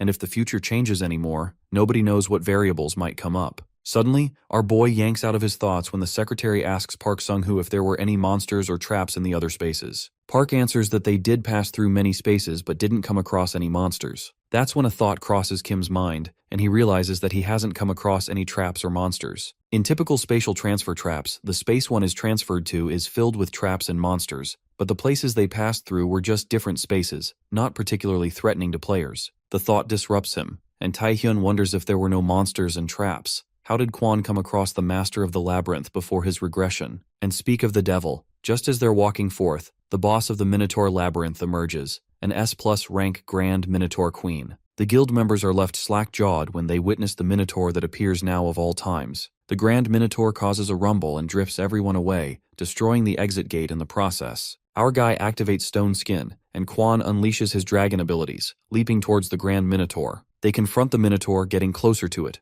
However, the monster strikes with a giant axe that could shred one to pieces. Strangely, the Minotaur holds a big lamp-like weapon, and suddenly a terrifying power bursts out of that stick. And at that moment, something awakens. That's when gigantic monsters come roaring, smashing Kwan and Kim away. That monster turns out to be a monster revived by the Grand Minotaur Queen, Tao King. The guildmaster freaks out because, at the moment, they are going against two powerful S-rank monsters. More giant monsters begin to emerge out of the blue near Park and Secretary Kim, and pressure mounts with every second. They are all left baffled by the strange occurrence of monsters. The Grand Minotaur Queen speaks up, announcing that those who wander their labyrinth, those who disturb their slumber, the Queen warns them to come forward as it shall resolve their hostility and malice. The situation gets complicated as the Grand Minotaur is determined to rip them apart while Taehyun and the others are stuck in a tough position, surrounded by monsters from all sides. The monsters stretch out their arms to hurt Secretary Kim and Park, who shoots bullets at the monster. Kwan comes gliding and smacks that monster with his awe-striking dragon power. While it only pierces right through one of the monster's eyes, Kang-hyuk uses his ultimate dragon fire breath and burns those cow bastards to a crisp, 3 at a time. But the sight leaves them slack-jawed when the dust settles, and the cow monsters are unaffected by the dragon's fire. The battle gets arduous with every second as Taehyun and Kwan relentlessly fight the countless monsters without catching a breath. Kwan presumes that it's too much since their attacks are futile, and to top it off, these cow bastards have regeneration abilities. The fight seems impossible with so many hurdles in the way, and Kang-hyuk wonders if he has to take down the Grand Minotaur to finish them all. But the question lingers. How is he going to defeat that terrifyingly strong monster? The guildmaster infers that he might be able to land the blow, but the Minotaur is not an opponent he can fight while protecting Secretary Kim and Sung-hoo at the same time. But the thing is, Kwan and Taehyun have already reached their limits, so they can't just keep holding out forever. The guildmaster is left to make a formidable choice as he seems infuriated by the circumstances. The scene takes us to Kwan's flashback, where the chairman tells him to make a choice. The chairman clarifies that no matter how Kwan is, if he forces someone to join through a duel, the association will have to take action. He suggests to Kang-hyuk that doubting sometimes is needed when accepting someone as a comrade. The chairman then opens up about his experience when he was a player and learned how small mistakes can cost one everything. Sometimes they have to give up something precious in order to protect something more important. The chairman wisely makes Kwan understand that strength isn't everything, and recognizing his limits and choosing what's more important to achieve their goal is what makes an excellent player. Quan takes these words of wisdom as a joke and thinks that the old man is saying all this because he's weak. Coming back to the present, the guildmaster realizes that the chairman was right, and now he has to make a choice that's difficult yet important to make. He blames himself for not taking the old man's words to heart and infers that if he kills the enemies, his comrades will die. And even if he doesn't kill the enemies, his comrades are still gonna die. Quan simmers with anger because there's no fucking way he's watching his comrades die. That's when the guildmaster bursts forth, full of energy, and reveals his plan to Taehyun. Quan accentuates that he's damn greedy, so he'll find a freaking way to protect his comrades and crush those monsters to pieces. Screw making damn choices. Taehyun couldn't understand what the big guy is trying to say, but at the moment, our guy unveils that there's still a way to defeat the Minotaur Queen.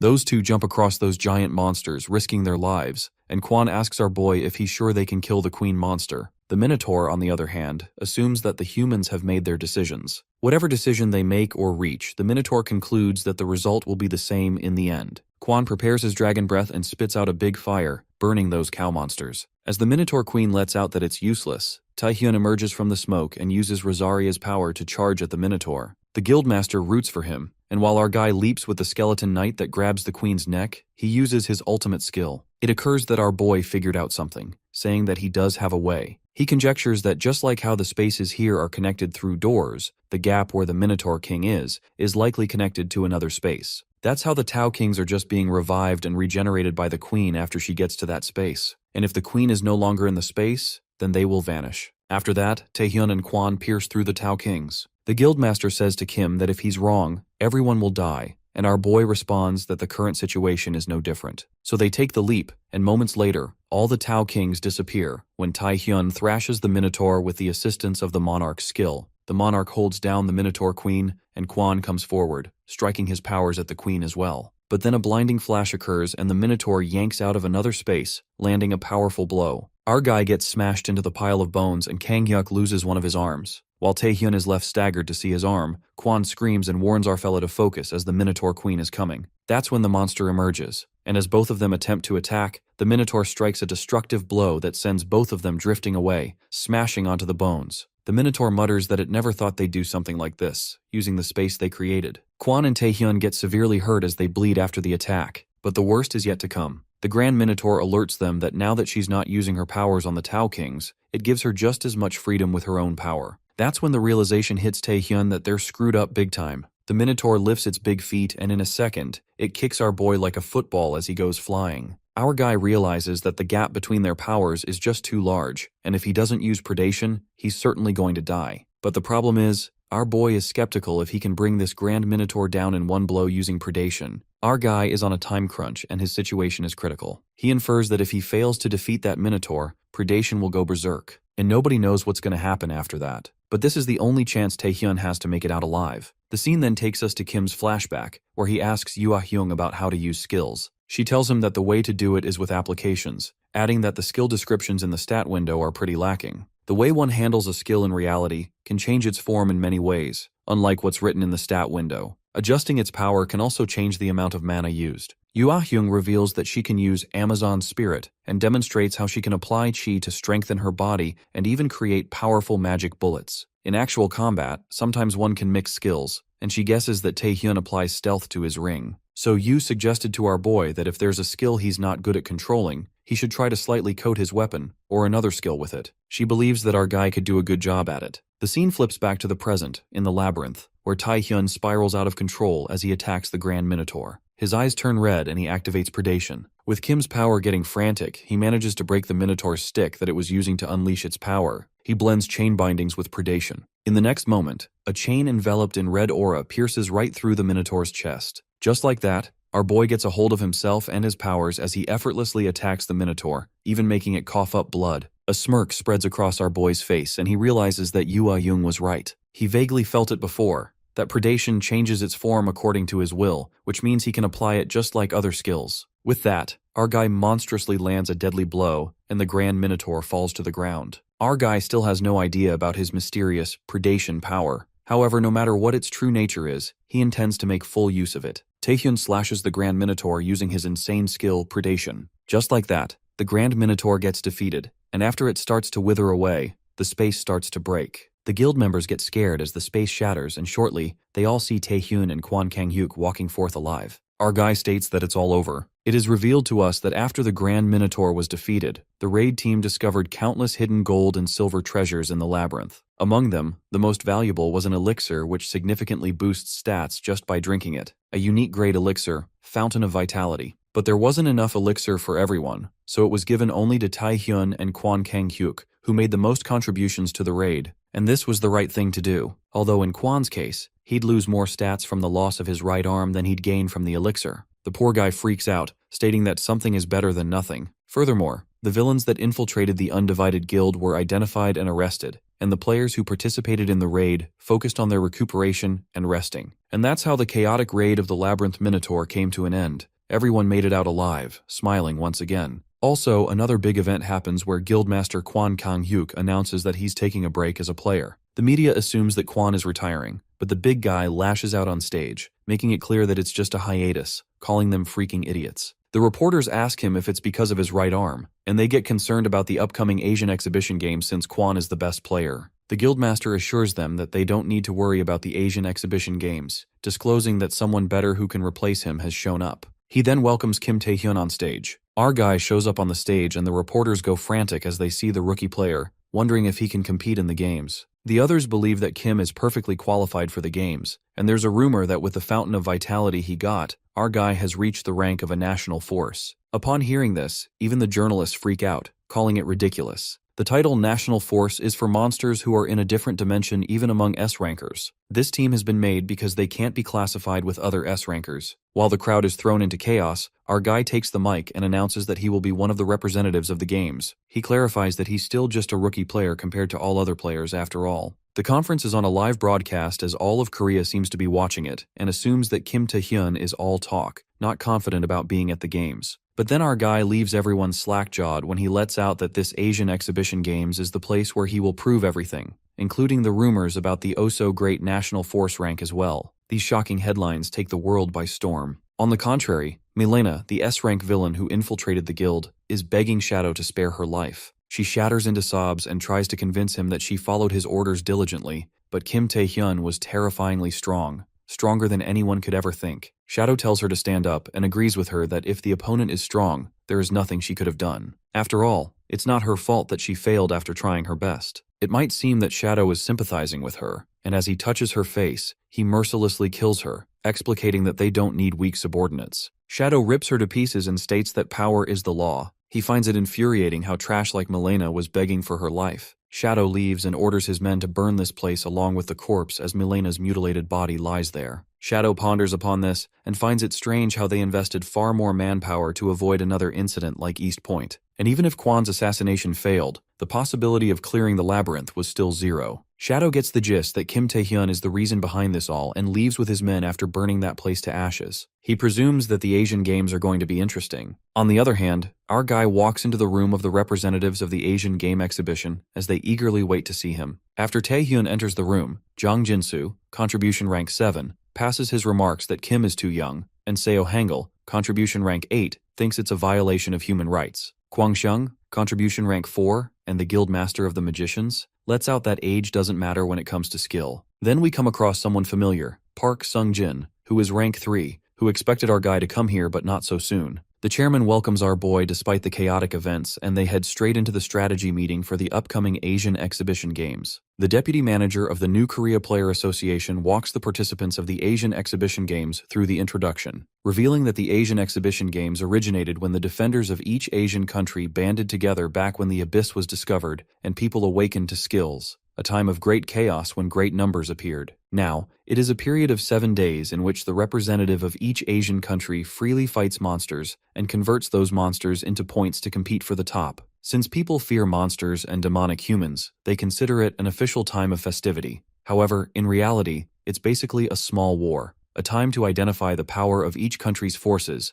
and also a time to generate goodwill from broadcasting the monster hunt. The winning country specifically receives a massive prize pool, a unique item, and the right to complete uncleared dungeons. It's inevitable for the competition to be damn fierce. Tae-hyun, who's been listening to this, is glad that he decided to participate in the Asian Games and thinks about the succubus queen he met in the depths of the abyss, who's aware of the existence of King. But her strength is unknown, and our boy can't expect her to spill the information that simply. Therefore, our guy decides to become stronger in order to ever continue the conversation with Rosaria, and that's exactly why the Asian Exhibition Games, where he has the opportunity to try fighting the strongest of other countries and even win a prize, is so important. However, Taewook is concerned about the issue with their new South Korea's team, informing them that their top ranker is still missing while the other key players, such as Kwon Kang-hyuk, who recently became the second rank, and Yoo Ah-hyung, became unable to participate due to personal matters. The deputy believes that this has depicted South Korea's strength as weaker than before, which calls for a need to discuss. When player Park Sung-jin interrupts, claiming that they've solved that issue, he informs everyone about the rumor that Kim Tae-hyun has become a national-level asset. This leaves everyone present in the room shocked to the core as they try not to believe it. But our guy lets them know that it's just a rumor, as he believes that they shouldn't consider something that's not proven while discussing their plans. Sung-jin and Jinsu seem to be disappointed after hearing that, while Hangul believes it was almost great. They're discussing what should be done, and if they should get someone else when the chairman gets up, as he believes it's not a bad idea. They lack a national-level player unlike China and Japan, but the Asian Exhibition Games aren't a fight to the death. Instead, it's a battle for points by hunting monsters. Hence, the chairman believes if they play it calmly, they have a chance. With that, the chairman assigns Park Sung-jin, Kwon Se-young, and Seo Hangul, who each have a lot of experience in the abyss, to handle the monsters. While Jang Jinsu, who has a lot of anti-personnel experience, is assigned to help Kim Tae-hyun hunt the discovered demonic humans. The chairman expects everyone's best, now that the Asian Exhibition Games are a week away. In the stadium of the Asian branch of the World Player Association, where the opening ceremony for the Asian Exhibition Games is taking place, the Philippines, Vietnam, Singapore, and the rest of each country's team have gathered to await entry. But among them, the strongest appear to be Japan and China, which have national-level force players competing. While China has specifically sent out 3 national-level players to compete, they are estimated to be the strongest contenders. We see China's national-level players, Bloodlade, Liu Feng, Super Speed Kai Ming-min, and Godforce Xie Xin. On the contrary, for Korea, many high-ranked players such as Kwon Kang-hyuk have decided not to compete. This news is being witnessed by Taehyun's uncle and aunt, who think winning won't be possible for their country and just hope for our boy's safety. But their son, on the other hand, is infuriated after hearing his parents being so hopeless, as he asks them why they're losing hope when they should be chanting Taehyun's name till their voices crack, reminding them of what our dude has done for them. The kid brags about the house being bought with our boy's money and the allowance given to him whenever Tae raids a dungeon, which basically means the more Taehyun succeeds, the more Jaeyoung has to gain. Therefore, the greedy kid wants to cheer for his Hyung. While his parents are left in denial, seeing their son being such a wretched mess, they wonder if they should get an exorcist. But the kid doesn't care what his parents think and cheers wholeheartedly. Japan's national-level player, Holy Maiden Yoshikawa Tsurara, approaches our dude as she confirms if he's the youngest S-rank player of New South Korea, Kim Tae-hyun, and believes she owes him 1 from the East Point. She states that she was going to deal with it herself, but things had already been resolved by the time she arrived at the scene. Our guy realizes that she's the one who solved the East Point incident originally. No wonder such a large incident was covered so quietly. Yoshikawa mentions the invitation she sent to Taehyun to thank him, wondering why he refused. Our fellow remembers the chairman informing him that the Holy Maiden picked him. Not sure of her intentions, the chairman reveals that she's one of the few hyper-regeneration ability users in the world, and could help them treat Kwon Kang-hyuk. As the chairman asks Taehyun about his thoughts on this, our boy announces to pass it, and this makes Go Taewook all worked up as he reminds him about Kang-hyuk getting injured in order to protect him. The chairman tells the deputy manager to calm down, as he believes our fellow must have a good reason for it. Taehyun states that he can't explain this right now, but it's a simple answer, and that is that he knows of the despicable wretch hidden behind the facade of the one called the Holy Maiden. Our dude says this as he passes by her, making her realize that he did not refuse her invitation for a simple reason. She believes he knows something about her. Ghostblade Nakata Shinji, Japan's national-level player, decides to kill our guy as he listens to Yoshikawa, but she stops him, knowing that the fool is only focused on his growth, as she finds the most fascinating thing about him to be the thing he knows about her. Holy Maiden states that our dude is continuously performing feats not possible by strength, and she especially has no clue where he might have got info on her. Rather, she can't wait for the day Kim Tae-hyun becomes hers. With that, the long-awaited Asian Exhibition Games begin as the audience impatiently starts the countdown with the host, Alex Go, Singapore's A-rank player and official host of the games. As the game is about to start, one of China's international players wonders if they should kill some at the start to soften things up, but his teammate tells him to watch his mouth since they're in public. Meanwhile, Jungsin and New South Korea's team reminds everyone of their tasks, and when it's Taehyun's turn, he's nowhere to be found. The host is announcing for the fiery week-long festival to begin when his head is cut off by none other than Kim Tae-hyun. Everyone is left shook, while New South Korea's team defends their teammate by protecting him from the other teams who are ready to attack. Kwok Xiang questions our dude, asking him if he's crazy, but is interrupted when Shay Shin marches towards them, angry at them for not only killing the host, but even defending the killer, as he activates his skill, extermination.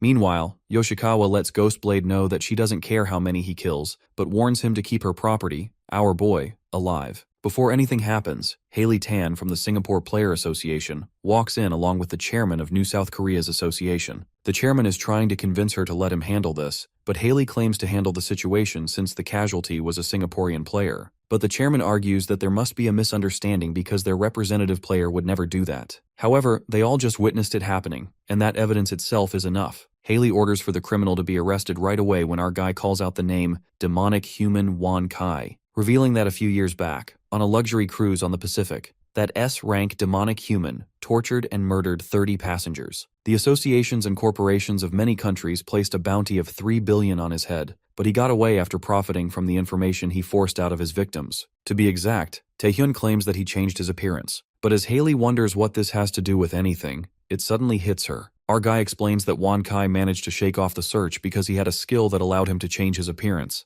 And with that, he shows them his real face, leaving everyone absolutely shocked. And our boy mentions the Nightwalkers, thanking them for this info, as players start gossiping among themselves, wondering how the Nightwalkers got this info. The results of the Asian Player Exhibition Games show South Korea with 1,000 points on top, followed by China, Japan, Singapore, the Philippines, UAE, and so on, with 0 points so far. The death of the host, thought to be a murder, has been identified as the death of a demonic human, which has paused the exhibition games temporarily, and each country's players have left the opening ceremony to begin their hunt. While Kim Tae-hyun, the first to score in this event, has given all the credit to the Nightwalkers and has headed out to continue his hunt. Young Hansu is disappointed in his guildmaster after finding out that she knew the whereabouts of Wan Kai, while she refuses, frustrated over the fact that Tae-hyun lied. As they wonder why our guy lied, the guild members of Nightwalkers are paralyzed by all the calls that have overloaded their system, even though they're grateful for the advertisement. Yoo Ah-hyung announces that's not how the association head does things and states this was done independently by their Tae-hyun,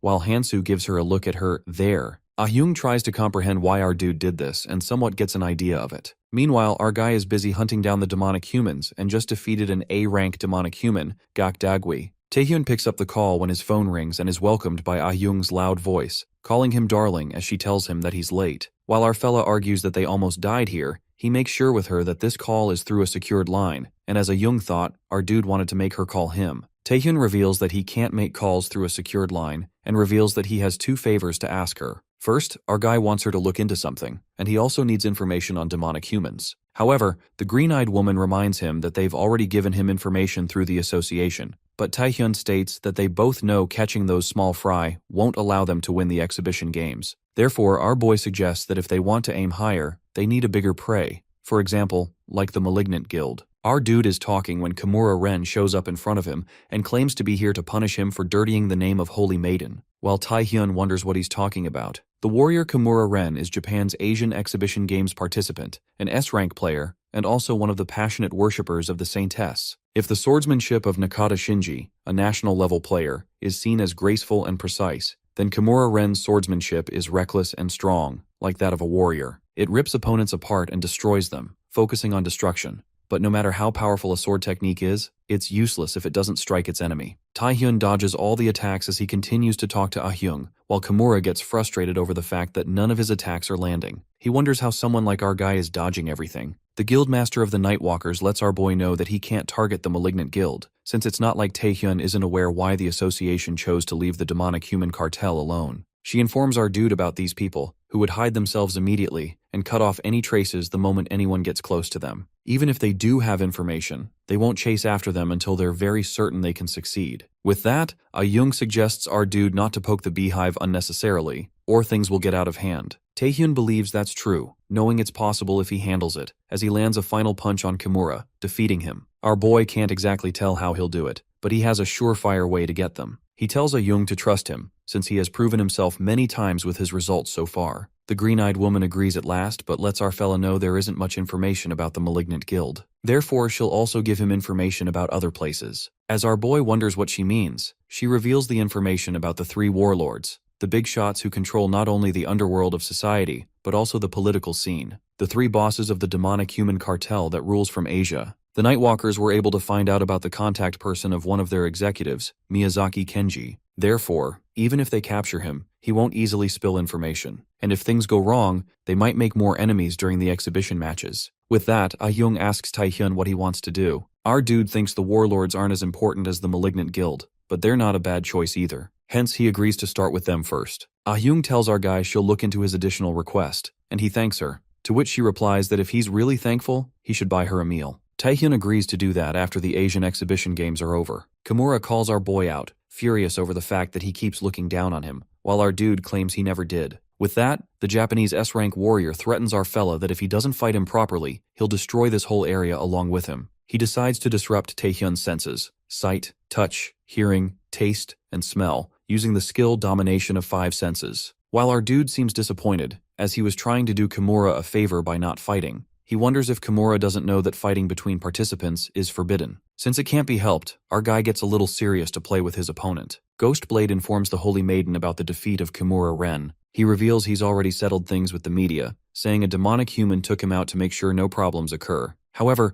Ghostblade states that after Kimura lost to Taehyun, the only thing he kept repeating was, "I will get serious and play with you," making it seem like he's under some kind of mind-related skill. In his current condition, it will take Kimura at least a month to recover, so he definitely won't be able to participate in the exhibition matches. Yoshikawa realizes that our guy does have a skill the media isn't aware of. When Ghostblade insists on stepping in, she laughs it off, stating that they won't be able to get points at the exhibition match if even the Phantom Swordsman is absent, leaving him a little flustered. The Holy Maiden reassures her team members not to worry, claiming she foresaw Kimura's defeat and has already prepared new bait anyway. With that, they both enter a room, where we see Isaka Ryohei chained to the wall as Yoshikawa reveals that it's time for him to do some work for her. At an unknown place in the abyss, the Philippine players struggle to fight against China's national player, Shui Shen. Rikaya, an S-rank Philippine player, wonders why they're doing this, since with the strength of their group, they'd be able to get first place even without doing something so cowardly. However, Shen isn't here to play with cowards like these. He's just following the Chinese Association chairman's request. Rikaya wonders why the Chinese Association chairman personally ordered the assassination of other countries' participants, unsure if they're trying to start a war. The S-rank Philippine player orders her teammate to run for it and tell the rest about this while she tries to stop this monster. But to their misfortune, they both are executed by the Chinese national level player, who believes that the Singapore guy's Chai Ming-min is in charge of must be more interesting than this. With that, Shueishan wonders which country is next,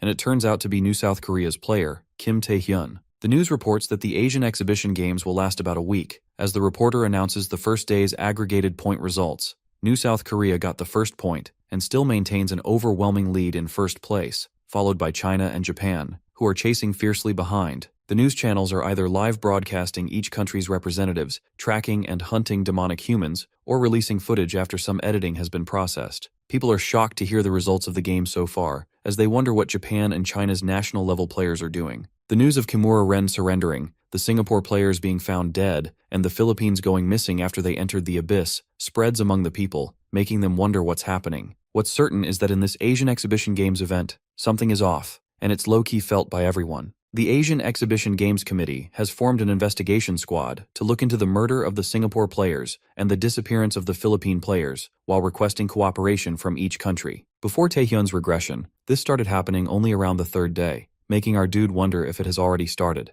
Our guy is aware that if this is the same incident that happened before he regressed, then the culprits behind these events would be the Chinese national level players. Their reasons are mixed, showing off their individual strength, getting rid of other teams' players, and above all, the personal ambition of the head of the Chinese national level players. Taehyun knows that the Saintus and these assholes won't let him live in peace, leaving him no choice but to hurry things up. Just then, our boy hears a knock on his room door, making him wonder who it could be since it's already so late. As our dude is contemplating, Jang Jinsu announces himself and reveals that he found out from the association where Taehyun is staying, calling him out to have a talk. Jang Jinsu questions Taehyun about what he's up to, referring to the incident with the host. He complains that our guy is doing everything on his own, and even though it worked out, the actions he took in the opening ceremony while ignoring all the previous plans were wrong. Jinsu reminds our boy that he's part of a team. Taehyun feels like he's heard this somewhere before as he remembers a guy. The S-rank dude with a buzz cut is disappointed in our fella, believing he could have at least shared the information with him, since he's also in charge of handling the demonic humans. Taehyun reveals that he was attacked by Kimura Ren just now, glad he successfully restrained him. But his real question is how Kimura was able to locate his position. Our guy believes there's a rat in the association, leaving Jinsu in utter disbelief. He's left speechless for a moment, then defends himself by stating that our dude is the most suspicious. But our boy thinks it's not that simple, because anyone with access to their intel is a suspect, including him. With that, he reveals he began moving cautiously after discovering that Wan Kai was hiding within the Singapore Player Association. And if the other foreign players weren't killed by demonic humans or monsters, then a national force-level player must have done it.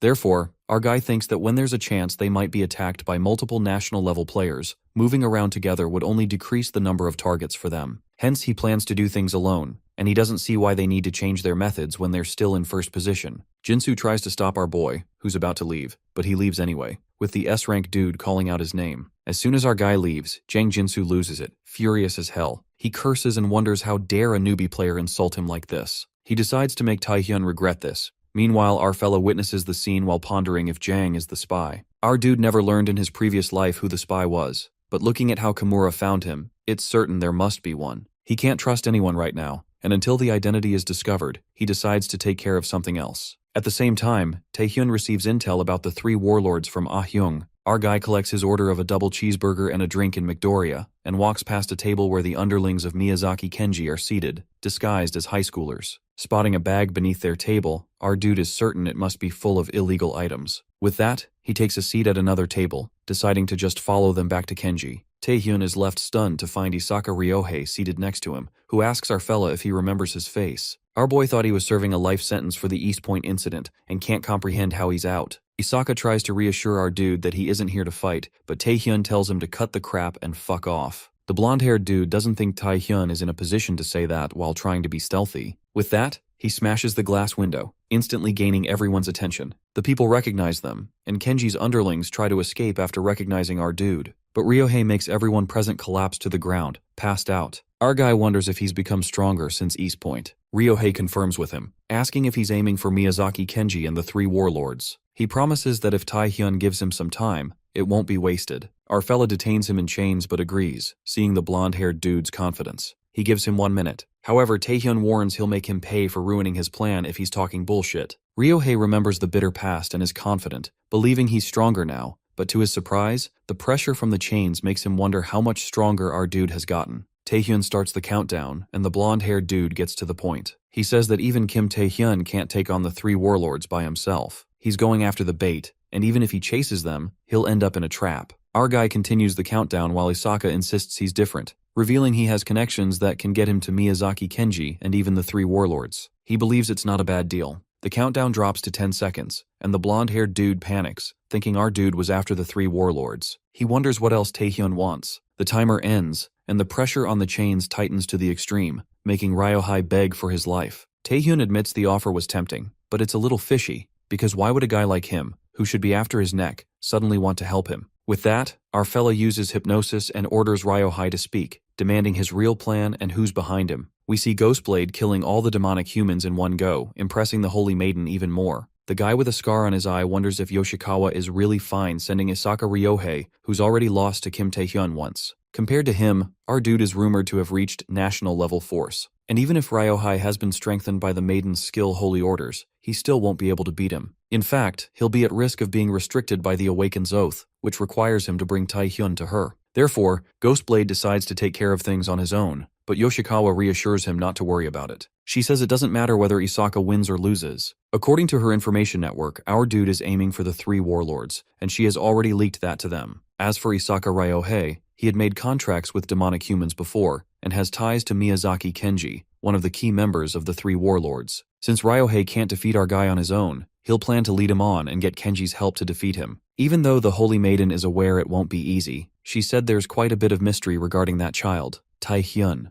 Ghostblade wonders why, but she completes his thought. That's exactly why they need information. From how our guy fights, to his values, capabilities, personality, and what power he's hiding. Therefore, whatever end Isaka meets, their goal is to scrape the information from his corpse, because she believes that child has no other options left. Miyazaki Kenji asks Ryohei about the whereabouts of that brat from New South Korea, referring to Taehyun, since he expected him to be led here. The blonde-haired dude believes that in this world, the strong prey on the weak, the strong trample, and the weak are trampled on. It's an unfair world. With that, he suggests to Kenji, do as Kim Taehyun tells you if you want to live. At that exact moment, Ryohei steps out of the dark, revealing his beaten-up figure, and our dude makes a cool entry, casually jumping from above. Taehyun agrees with Isaka, stating that he needs to listen to the strongest creature in order to live, as he looks for Miyazaki Kenji. Kenji claims he'll kill our boy, calling him a damn brat for sneaking up on them. In a flashback, we see the blonde-haired dude revealing everything about the Holy Maiden's oath to Taehyun in the restaurant. He wonders what our guy did to him, confused if a mind-controlling skill was used on him. Our fella decides to play along. As Ryohei asks him about his plot, he reveals that he's going to do the exact same thing as planned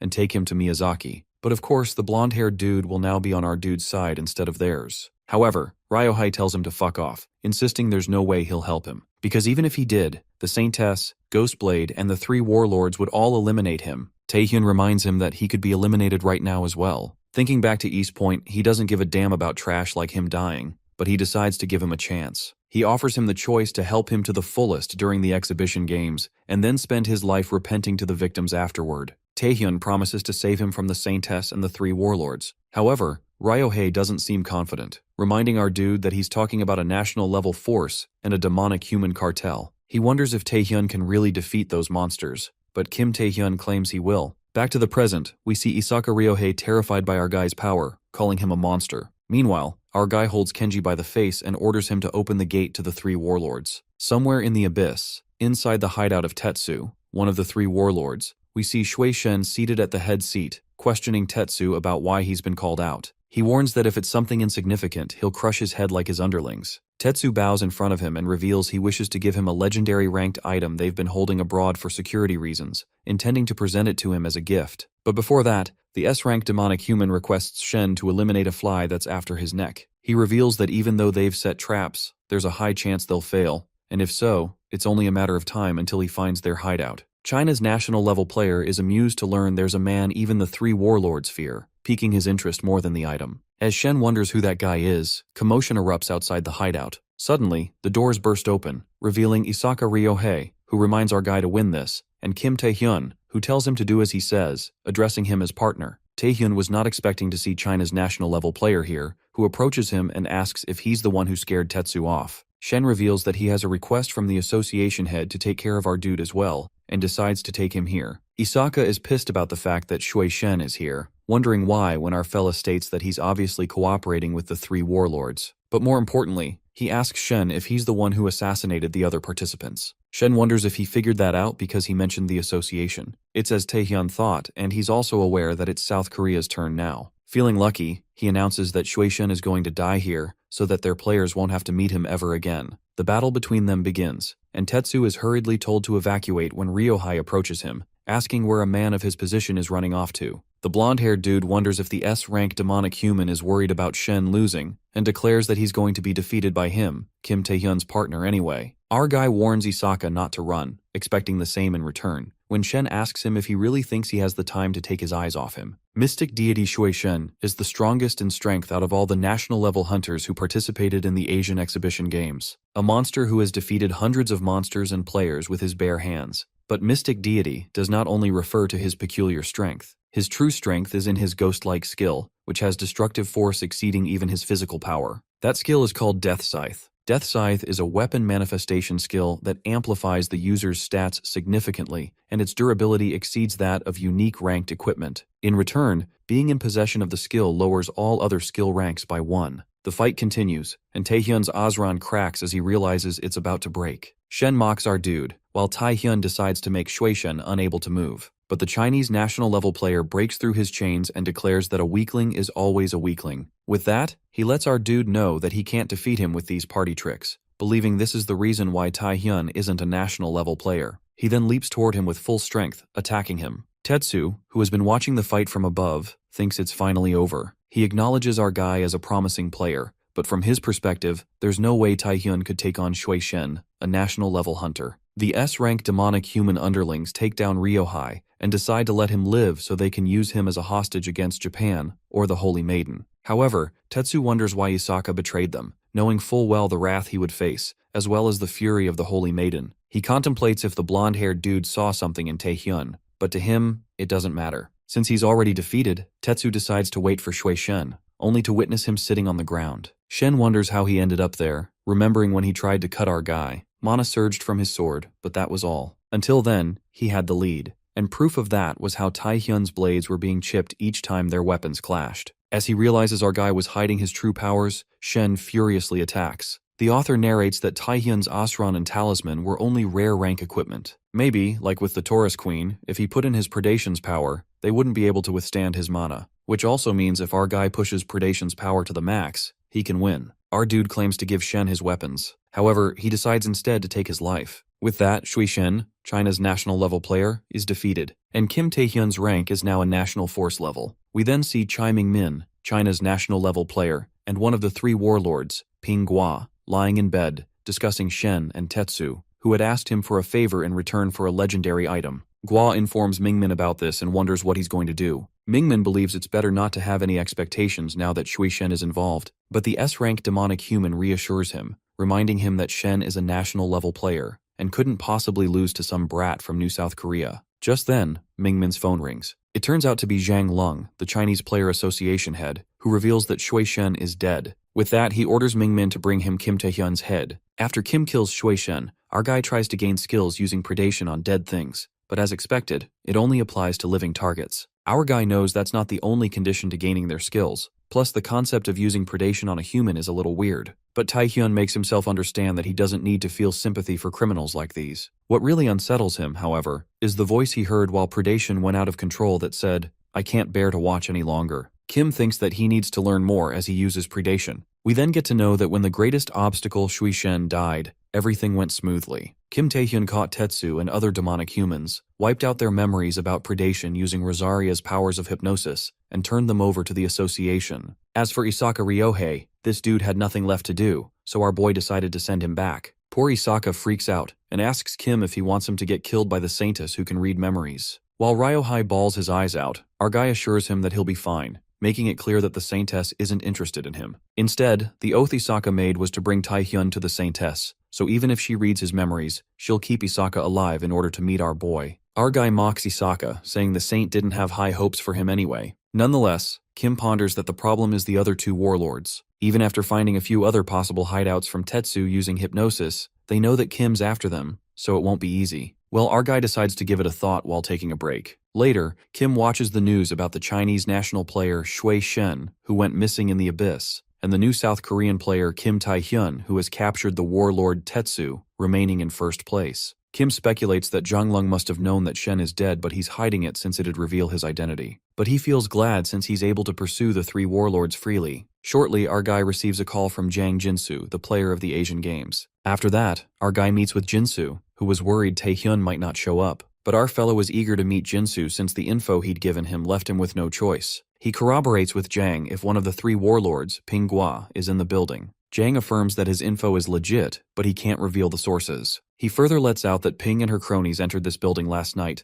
and they likely intend to stay here until the games are over. Taehyun remembers that it seems like one of Ping Gua's hideouts from Tetsu's memories. But our guy curiously asks Jang why he'd give him all the information when he hated him in the first place. Jinsu calls him a dumbass and confesses that it's to show him that he's not a spy. Jinsu gets a bit emotional and knows how it feels to be attacked by another country's hunter, which would make one doubt everyone. However, Yang seems determined and says he won't let the others doubt him all the time like this. For that reason, he prepared information that would get Kim to accept him as his ally. Our guy is left shocked because deep down he knows that Jang is a spy. It turns out that before Kim met Jang Jinsu, he received a call from Yu Ah-hyung. Yu confirms to our guy that there's a spy on their team, and our guy, having his suspicions, believes that it's Jang Jinsu. Yu informs Taehyun that Jang is spying for China, and they found intel that he frequented Chinese casinos a few years back, making a deal to shave off his gambling debt. Our guy gets confused since he thought Jang was spying for Komuru Ren from Japan. But Yu Ah-hyung, unfortunately, reveals that there's another spy on his team working for Japan. Taehyun's head starts to spin as now there are two spies on the team,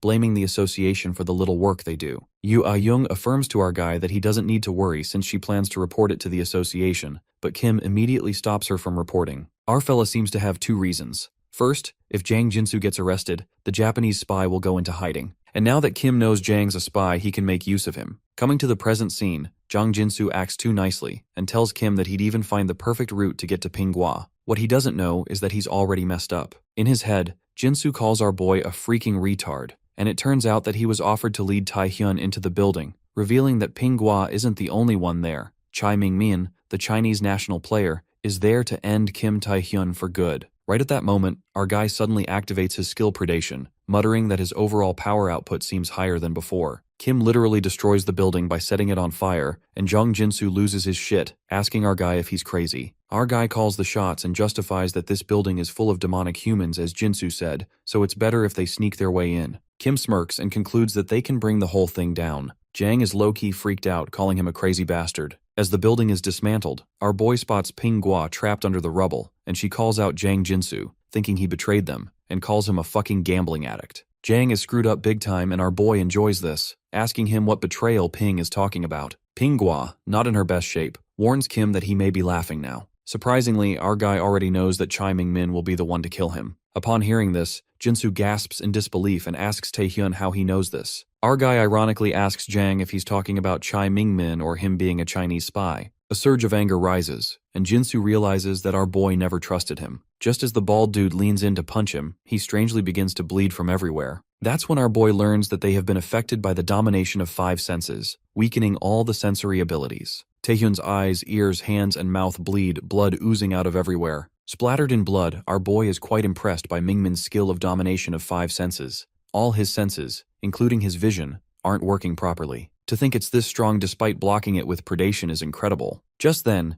Chai Ming-min emerges and expresses that he didn't expect Taehyun to bring the whole building down. Chai was curious what kind of person killed Shui Shen, concluding that Kim is definitely unhinged. Our guy mocks the Chinese player, saying he isn't worse than a demonic human lover, and clarifies that all he cares about is his skill. On the contrary, the Saintess reads Isaka Ryohei's memories, finding them interesting. She learns that Kim Taehyun not only became a national player, but also defeated Shui Shen. While Isaka is scared to death, the Saintess asks him why Taehyun helped him. She pats Isaka's head and tells him not to worry, making it clear that she isn't interested in him, and, just as Taehyun said, Isaka will bring our guy to her. Although she does seem a little displeased that things didn't move according to her plans. That's when a murderous intent creeps in, and while Ryohei is about to shit his pants, the Saintess diabolically says that she will meet Taehyun himself, the guy who is aiming for the 3 warlords. The scene then takes us to the past, where Zhang Lung makes his players acknowledge that they have 3 objectives. The first one is to win the Asian Exhibition Games, the second is to kill key players to weaken other player associations,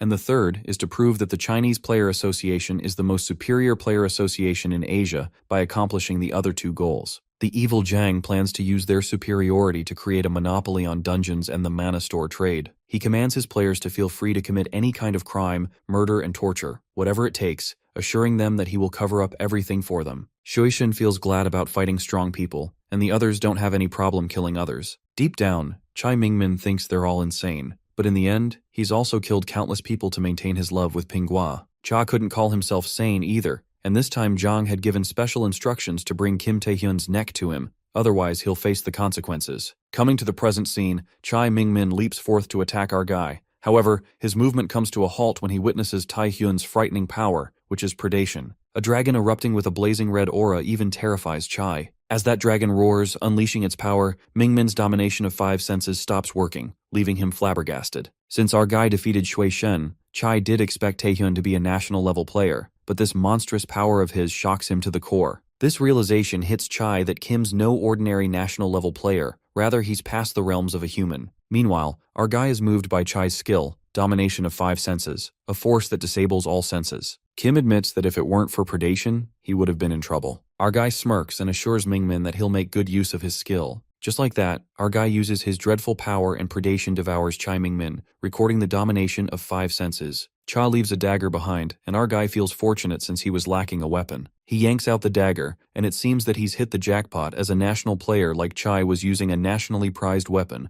a relic of unique rank. With this, our guy manages to defeat 2 Chinese national players, and now only 1 is left. Kim believes that even if that last one is powerful, he won't be able to catch up by himself. He presumes that if he manages to take down Pinghua, which he will, the exhibition game will be as good as won. But what weighs on his mind is how quiet Japan has been. Well, the unfolding moment startles him. Abruptly, a helicopter hovers above him, and a woman makes a daring plummet, making quite the iconic landing. That woman turns out to be Yoshikawa Tsurara, also known as the Saintess. It is revealed to us that Yoshikawa has a skill that can regenerate missing limbs, hyper-regeneration. She used this to cure many people, alongside holy orders, a skill that calms all mental distress and bestows a buff that enhances physical power. Hence, she ended up being called a Saintess. However, there was a hidden dark secret behind this power. Yoshikawa's true power of holy order is in its ability to change memories and brainwash people. She used this skill to make even her enemies into her zealots. Encountering each other, our boy asks Yoshikawa how she found him, since he never told Isaka his exact location. The Saintess answers Kim that he should have known she wasn't capturing the three warlords because she didn't know where they were. Our guy feels quite creeped out that Yoshikawa did all this just to see Taehyun in person. Nonetheless, she is surprised that our boy seems so calm after seeing her. Yoshikawa knows her duties as a saint are to give others the willpower to keep living in this cruel world, by making them worship her. Well, our guy looks done with her conceited attitude. Yoshikawa takes pride in saying how elegant, lovely, and sexy she is, and that worshipping her becomes their motivation to continue living. She curiously asks Taehyun why the fuck he's so calm after seeing her, and our guy is convinced that this bitch is really batshit crazy. Nonetheless, she thinks it's her duty to lead even people like him into salvation. Right at that moment, countless civilians arrive at that very place, and Taehyun realizes that it must be from brainwashing through her holy orders. Yoshikawa traps our boy and lets out that even though she dug into his past and Ryohei's memories, she couldn't find his source of information or the skills he's hiding. For this reason, the Saintess came prepared, and no matter how many skills or secrets Taehyun is hiding, she is adamant about making him unable to use them. Our guy is attacked by the brainwashed civilians, and Yoshikawa manifests that Kim is going to ruthlessly kill these civilians, who happen to be her fanatics, or she asks him to accept her salvation. Well, this whole thing looks fucked up as Taehyun is forced to choose with no escape, and this bitch really tested him by using people as her shield. On the contrary, Guildmaster Yu Ah-hyung's associates stumble upon the hideout of the last of the three warlords, Shadow. They discover how crazy Shadow is to do something as insane as hiding an entire area. No wonder they weren't able to locate him. The whole building is invisible, and just as the other associate asks if he's informed the Guildmaster, he finds him brutally dead on the floor. It turns out to be Shadow himself, who emerges from behind and figures out that some pests from the Nightwalkers have latched on. Shadow is the vice guildmaster of the Malignant Guild and one of the three warlords. That dude rips the Nightwalkers' associate to pieces. Shadow feels furious at how Kim Taehyun has been ruining things lately. The one they tried to remove using the other warlords in China, Kim killed Shui Shen. In the meantime, his men prepare the portal for Master Shadow, and this time he's more than determined to get Taehyun and show him that he's not the genius in the world. Shadow had already witnessed the pinnacle of talent 10 years ago. Just like that, he makes his way into the abyss. While the controlled civilians leap onto our fella, Yoshikawa gets reminded that at East Point Taehyun saved many people's lives. Considering that, he would be hesitant to use his skills against the brainwashed civilians. She thinks of waiting until he tires himself out and is rendered helpless, but her bubble bursts in that split second when our guy, without any reluctance, smacks those civilians away with his stone skin ability. Even Yoshikawa freaks out because things went sideways, and she questions our boy why he's hurting the innocent civilians. It turns out that her puny-ass tricks won't work on Taehyun. Our guy justifies that those people were attacking him, plus they were controlled by her in the first place. Just like that, Kim wraps the chain around the Saintess and lands an incredible kick right across her beautiful face, humbling her condescending ass real quick. While Yoshikawa gets her ass beaten, she realizes that her analysis was wrong. She never thought that the hero of East Point would be such a piece of shit. But she does notice something. Our boy attacked the civilians with weak skills and didn't kill them, which means that it's a mere trick. Well, to confirm her assumptions, Yoshikawa tosses some seeds that grow into a big tree, and its branches aim to hurt the civilians. Our guy grabs all the civilians with his chains binding skill and saves them. Even Taehyun is shocked and wonders if the Saintess used the regeneration skill on seeds. He did not expect that she was willing to harm the people she controlled. At that moment, Yoshikawa emerges and apprehends that Taehyun's act of violence earlier was only for show to make her believe that the hostages were worthless. She advises our boy that if he was going to act, he should have stuck with it. With a single flick, she controls those people like puppets, as one of the women in Kim's arms strangles him. Our guy is left in disbelief, wondering how the fuck they are all moving. The number of people doubles, and they appear more frantic than before, more like zombies. Yoshikawa lets out that these people will not stop even if they faint, break their bones, or even if their flesh tears. She blackmails Taehyun and asks him to accept her salvation, because that's the only way to save these people. But our guy isn't the one to back off, and he expresses his disappointment in someone who calls herself a saintess and lacks even an ounce of guilt. Kim concludes that she really is irredeemable and uses his new favorite skill, Domination of Five Senses. That's when Yoshikawa is affected by that skill. and all her sensory abilities weaken. Her mana flow gets disrupted, and the Saintess screams in agony as blood oozes out of her eyes, mouth, and hands. She realizes that it's Chai Mingmin's skill and wonders how the hell it's even possible that Taehyun has the same skill. Yoshikawa tries to process what she had witnessed, and it occurs to her that it isn't a coincidence, because if Taehyun always had this skill, there's no way he wouldn't have used it till now. Well, the realization hits her too late, and our guy thinks that this bitch needs a beating. With that, Kim attacks her while holding all the people, tying them with the chains. After the beating, our guy is impressed by the Saintess's fast recovery, since she's the owner of the hyper-regeneration skill. He's surprised that she's still alive after such a beating.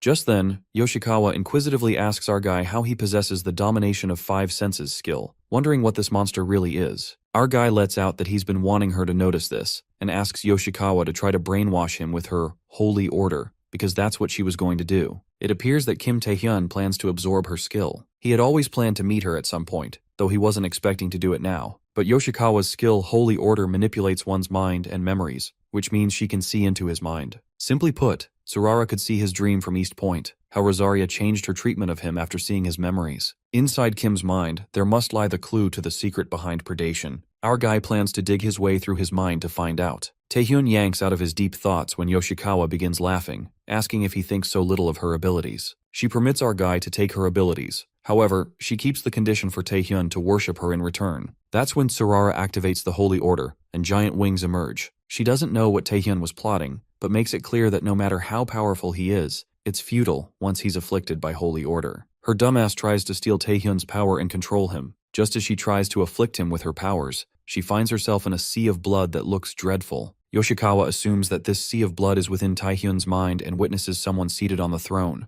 That guy on the throne speaks to the Saintess and tells her that she should have used her brain a little. That creature is not happy to see a spy in its realm. The realization sets in. Yoshikawa gets to know that the thing on the throne isn't a human. She is panic-stricken by the sight as that being states that Surara is far from enough. That's when it uses the terrifying predation power, Devour, and a dragon emerges from the blood sea, engulfing Yoshikawa in it. After that dark vision, our guy opens his eyes and finds himself on the hospital bed. He immediately calls out Yoshikawa, and in that moment, Yoo Ah-hyung enters his room. She expresses how worried she was for him since Taehyun showed no signs of waking up for a full day. Yoo further informs our guy that Yoshikawa was also found unconscious like him. Same with Jang Jinsu and Pinghua, with Chai Mingmin gone missing. She curiously asks Taehyun just what on earth happened there, while our guy ponders that it failed, not that he was expecting it to work. To think a national-level player is nowhere near enough to approach the secret of predation. Even Yoshikawa failed to discover the secret of his skill. Our guy becomes even more adamant to find out what's really in his mind and how much stronger he needs to get to unlock the secrets. On the other hand, Yoo Ah-hyung acts a bit too affectionate as she touches Kim's face and tells him to focus on his recovery. Just as Taehyun tells her to keep her hands off, Go Tae-wook frantically barges into the room, expressing his concerns for our boy. Tae-wook asks for immediate support of the Nightwalkers from Guildmaster Yoo Ah-hyung, disclosing that they need to send a search party to the Abyss. He reveals that it's Park Sung-jun and the rest of the new South Korea team that has gone missing. Go Tae-wook is in utter disbelief when he hears that Taehyun is going alone to save his teammates. Our guy believes that a larger search party will only result in more casualties,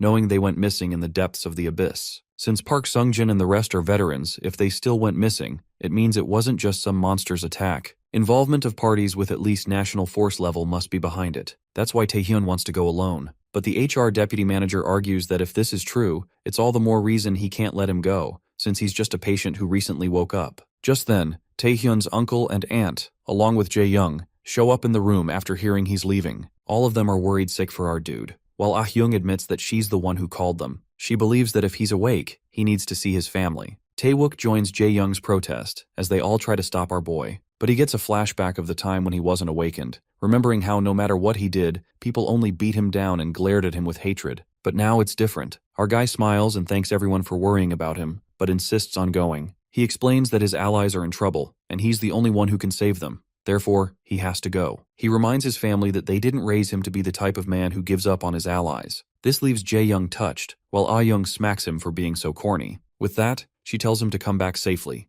with everyone else. In the depths of the Abyss, we see player Park Sung-jin getting beaten up by Liu Feng, China's national force level player. Feng is impressed by Sung-jin of New South Korea. However, instead of killing him, Feng offers Sung-jin a chance, become his servant by vowing loyalty to him, and he'll let him live. Sungjin refuses almost instantly, knowing that if he does that, he would be betraying his friends and country. Bloodblade is impressed by his pride, but then notices one of the South Korean teammates not agreeing with Sungjin. Seo Hangul is ready to become Feng's servant. He thinks his teammates are crazy, believing they don't stand a chance against this monster and that this is their only way to survive. Not to forget, he was also threatened before by the Holy Maiden, who wanted him to become her servant and spy on the other South Korean players, including Kim Tae-hyun. She gave him no choice, saying that if he refused, she had her own ways of dealing with him. Hangul realizes that he already betrayed his teammates once before, so to him, betraying them again doesn't make a difference. But then, Park Sungjin holds him by the shoulder and tells him that it's all right to be scared. He reassures him, promising to get him out alive even if it costs his own life. The blue-haired dude lets him know it's not too late to betray them after he dies, before getting ready to fight. Meanwhile, Kwang Xiang teases that Sungjin really knows how to act tough for someone half dead. Realization hits Hangul. Overwhelmed with emotion, he apologizes to his teammates and decides to fight alongside them. Liu Feng believes they don't understand the situation. Since he's been going easy on them, he decides to show them the true difference in their power. He activates his skill, leaving the South Korean players shocked. Feng points out that the only reason they're still breathing is because of his mercy. Just as his attack is about to hit Sungjin and the others, Feng is suddenly inflicted with domination of 5 senses. He instantly recognizes this as Chai Mingmin's skill. But since his teammate is dead, Liu realizes the skill must be coming from the one who killed Mingmin, Kim Tae-hyun. Feng looks forward to meeting Tae-hyun, but Tae-hyun doesn't stick around. He hits him once with the skill and vanishes with his teammates. The Chinese national rank player wasn't expecting our dude to throw one skill at him and run,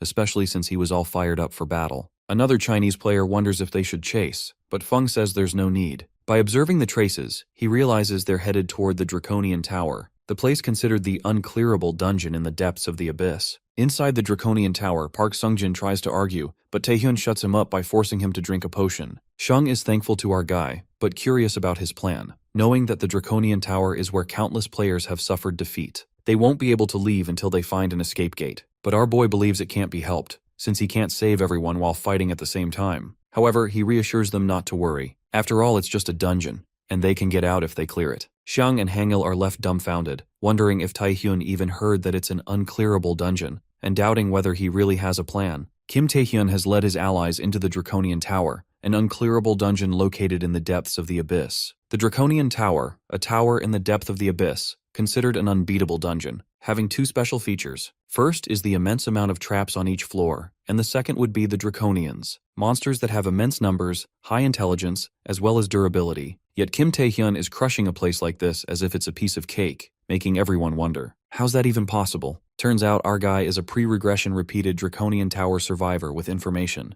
interviewed 2,437 times. The Draconian Tower is an unclearable dungeon, but it's not impossible to return alive. That's because there's an escape midway in the tower, much before you meet the boss, that allows you to return to reality. Even though the escape isn't discovered yet, our dude believes that if he has information of the traps and the power to defeat the monsters, returning back won't be difficult. The members are in disbelief to witness the gate, thankful that they don't have to go any further, while Shung wonders if our dude knew about this. But he refuses, lying to her because he definitely knew. With that, he suggests heading out before the monsters rush in, and as everyone is entering the gate, Sungjin turns back and thanks Tae-hyun for coming and claims to repay this favor. Our guy feels kinda honored to get thanked by Park Sungjin and thinks it's all thanks to his help, that everyone got out safely. Since Seo Hangul outdated himself as a Japanese spy, that problem is now solved too. And now the only thing left for our boy to do is to stop the Ghostblade, who will be infuriated at the Saintess condition, and Liu Feng's plots until the exhibition games end. As soon as Tae-hyun believes that everything is going good and all, the gate, as he enters, starts to crack, and now he's not able to use the warp gate anymore. While it is revealed that the master of the tower, Kaiselin, is observing him, our fella is unable to process what just happened with him, and witnesses a dragon in front of him, who wonders what brat was roaming my tower. Turns out it's the master of the Draconian Tower, Red Dragon, Kaiselin,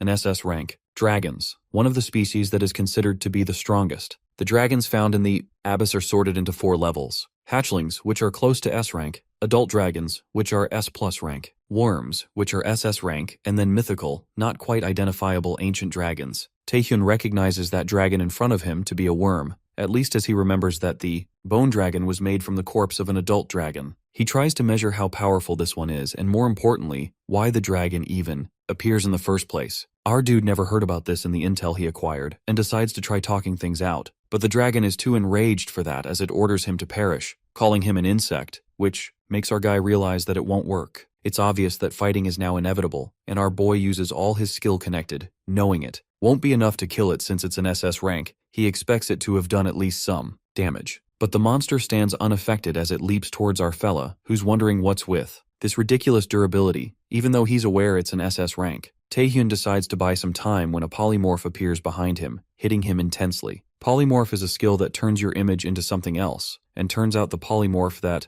appeared is the human form of Kaiselin. The polymorph holds our dude by his face, while he couldn't even react and verifies something. Our boy is overpowered by draconic power and the resistance fails, hence decreasing all abilities, and the skills he can have been limited. Taehyun cannot use Stone Skin, Invisibility, Paralysis, Monarch's Heart, Night King's Roar, Chains of Bondage, and Domination of 5 senses. However, the polymorph doesn't sense anything wrong and looks like he's after the power that swept through his tower and burned even brighter after touching his power, knowing very well that it can't be that of a mere human. With that, he grabs our dude more tightly, asking him from whom did he get this power, as he needs to know their identity. Taehyun loses his cool as he himself wants to know the identity of the power more than anyone else, and tentacles appear from behind him, leaving the polymorph shocked. Our guy knocks the polymorph back, leaving him in utter disbelief as to how a mere human knocked him back. But then, the voice of the succubus queen is heard, stating that she needed a dog to guard her home. Rosaria appears from behind Taehyun and admits that she will allow the polymorph to become her pet this time. Still, the Queen's Man is activated as Rosaria addresses our dude, asking him why he took so long to talk to her, but Taehyun wonders how he could trust a monster, asking her if she agrees. The chairman is enraged to find out Kim Taehyun is missing, as he can't understand how a rescuer could go missing. But Xiang and Hangil are clueless about what happened, since they remember crossing the gate together. Meanwhile, Park Sungjin is busy causing a scene, demanding to return to the abyss to save Taehyun, while Young desperately tries to stop him. The chairman believes the situation will only worsen if Sungjin goes back. He decides to hide the fact that their team members are still alive, since no one knows what Liu Feng and Zhang Lang might do. However, deep down he's worried. The exhibition games have already entered the 6th day, and Sungjin and the others were lost, which means the games will soon end. At this point, his concern isn't even about rankings anymore. They wouldn't have made it this far without Taehyun. If he's gone, the exhibition games mean nothing. The chairman can only desperately hope that he's alive. Back in the abyss, we witness Rosaria fighting the polymorph while our dude thinks he might actually die. Seeing the ridiculous power of both of them, he feels it was the right choice to wait until now to call Rosaria. The skills Taehyun gained through forging a contract with her are Complete Hypnosis and the Queen's Man. He has a simple reason why he hasn't used the Queen's Man, the skill that summons the Succubus Queen, until now. The first reason is the excessive mana cost. Summoning skills require continuous mana to sustain after the initial cast. Of course, if Taehyun constantly consumed potions during battle, he could manage it. But the real problem is this: Rosaria is way too strong, and power that strong is dangerous. Even if she's bound to help him, Taehyun can't control her. She might even burn the city down. However, her power is still trustworthy. The polymorph recognizes it as belonging to the Succubus Queen, which complicates his thoughts further. Why would an Archduke of the Abyss be helping a mere human? Rosaria calls him a talkative red lizard, while Taehyun wonders about the polymorph referring to her as an Archduke. An Archduke serves the king, and Rosaria clearly knows about the king as well. This means she must have some relation to him, making Taehyun desperately want to know what she knows. When she calls our guy out, she's aware of the questions he has, but she says he lacks the right to know, and even if he did know, he wouldn't be able to do anything. Still, she acknowledges that regardless of the answer, Taehyun must continue down his path. The Succubus Queen warns that the situation isn't as simple as it seems. She notices Taehyun's hand, seeing the signs of mana backflow. The polymorph points out that even if Rosaria is an Archduke, she's still being summoned by a human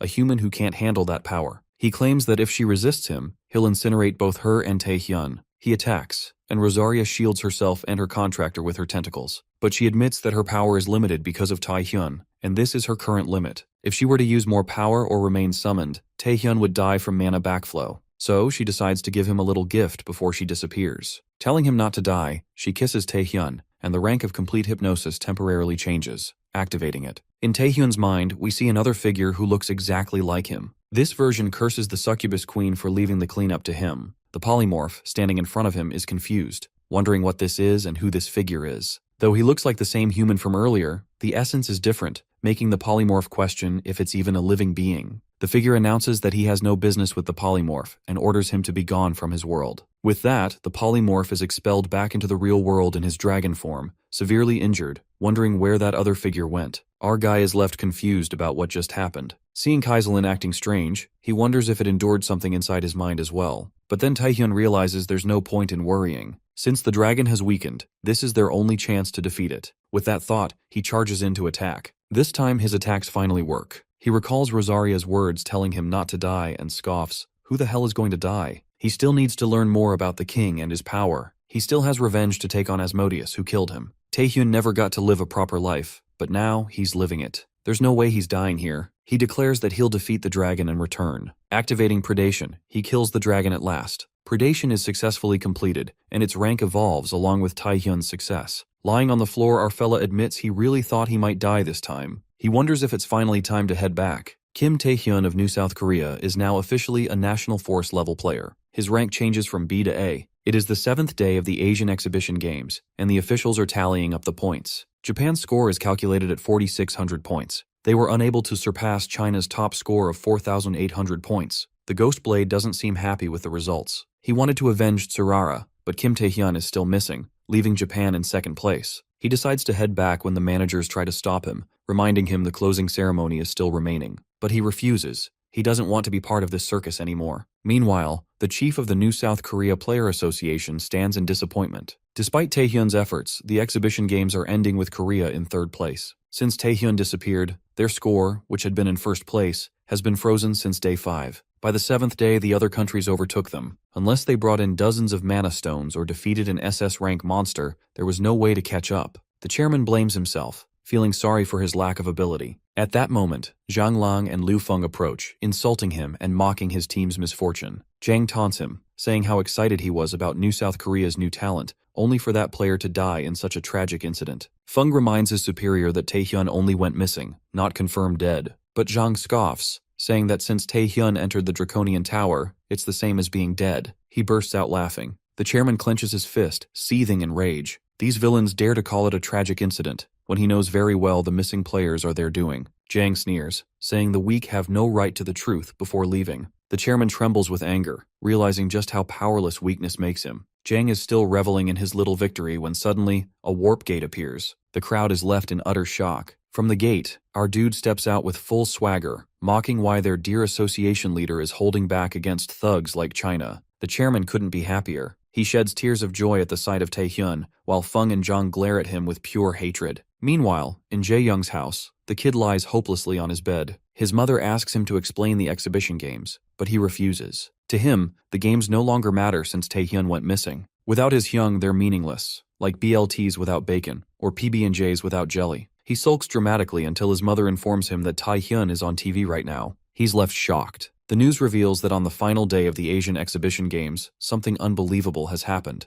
The item submitted by the formerly missing Kim Taehyun is none other than the mana stone of an SS rank monster, Kaiselin. While there have been sightings of SS rank monsters before, this is the first official successful slaying of one. According to regulations, the points awarded for an SS rank mana stone are 1/500. Sungjin, the rest of the team, and Ah-hyung are all left speechless by the news. New South Korea, with its existing 4,100 points, gains another 1,500, bringing the total to 5,600 points. With that, Korea takes first place and claims victory in the Asian Exhibition Games. The crowd erupts in cheers for our dude. Jang Lung is infuriated, having assumed Feng had already finished the job. How the hell is Taehyun still alive? Liu Feng is in disbelief as well. He never expected anyone to survive the Draconian Tower, let alone slay an SS rank monster. Our boy reflects that things could have gone much worse. Kaiselin was ridiculously strong. Thankfully, even after predation, its mana stone remained intact. Without that, this outcome would have been impossible. But Taehyun knows Zhang and Feng won't back off now. As he thinks of his next move, the chairman hugs him tightly, crying tears of relief. Whether from gratitude or sheer relief that the new Korean players all returned safely, no one knows. But the association head cries for a long while. And so, the 7 days of the Asian Exhibition Games come to an end. The event closes with a massive comeback. The press and media swarm Taehyun, while the new Korea players celebrate their victory and his return, sharing their stories. At the Singapore Player Association, Haley greets Taehyun warmly, thanking him for coming despite his busy schedule. She reveals the reason for calling him.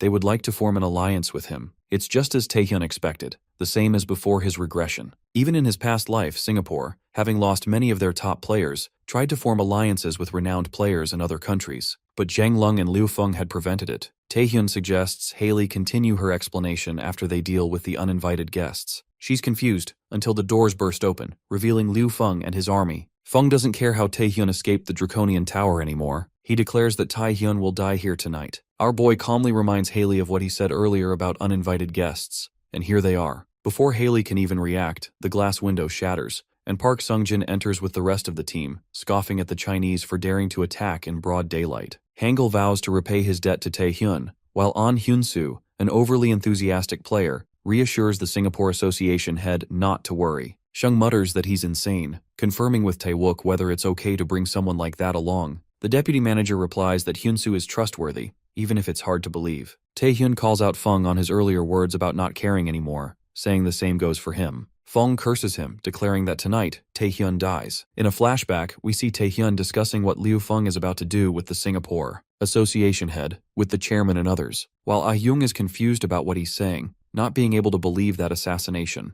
with the exhibition games already over, is possible. Our guy is certain that Zhang Lang will not back off here, since his goal is to eliminate the other player associations and run a monopoly on dungeons and mana stones. Not only theirs, but all the association heads are at risk from Feng. The chairman doesn't doubt our dude's words and asks him what he's planning, while Taehyun wonders if it's not obvious that evil guys like them need to be taught a lesson. In the present, the fight has already started as Sungjin announces that they are evacuating the association head, Haley Tan, while Ah-young states that it's as his darling said, referring to our boy. An Hyun-soo tells the Singapore Association head not to worry as he, who claims to be the hero, will protect her, making her wonder if this person is really okay. Liu Feng is notified about the evacuation of Haley, and as he tries to stop that from happening, he's pulled by chains of bondage by none other than Kim Tae-hyun, who asks him where he's going, reminding him that he needs to play with him. Feng reminds our dude about him running away in the abyss as he asks him if he wants to face him now, stating how he seems to be so cocky after defeating Chai Mingmin and Shui Xin.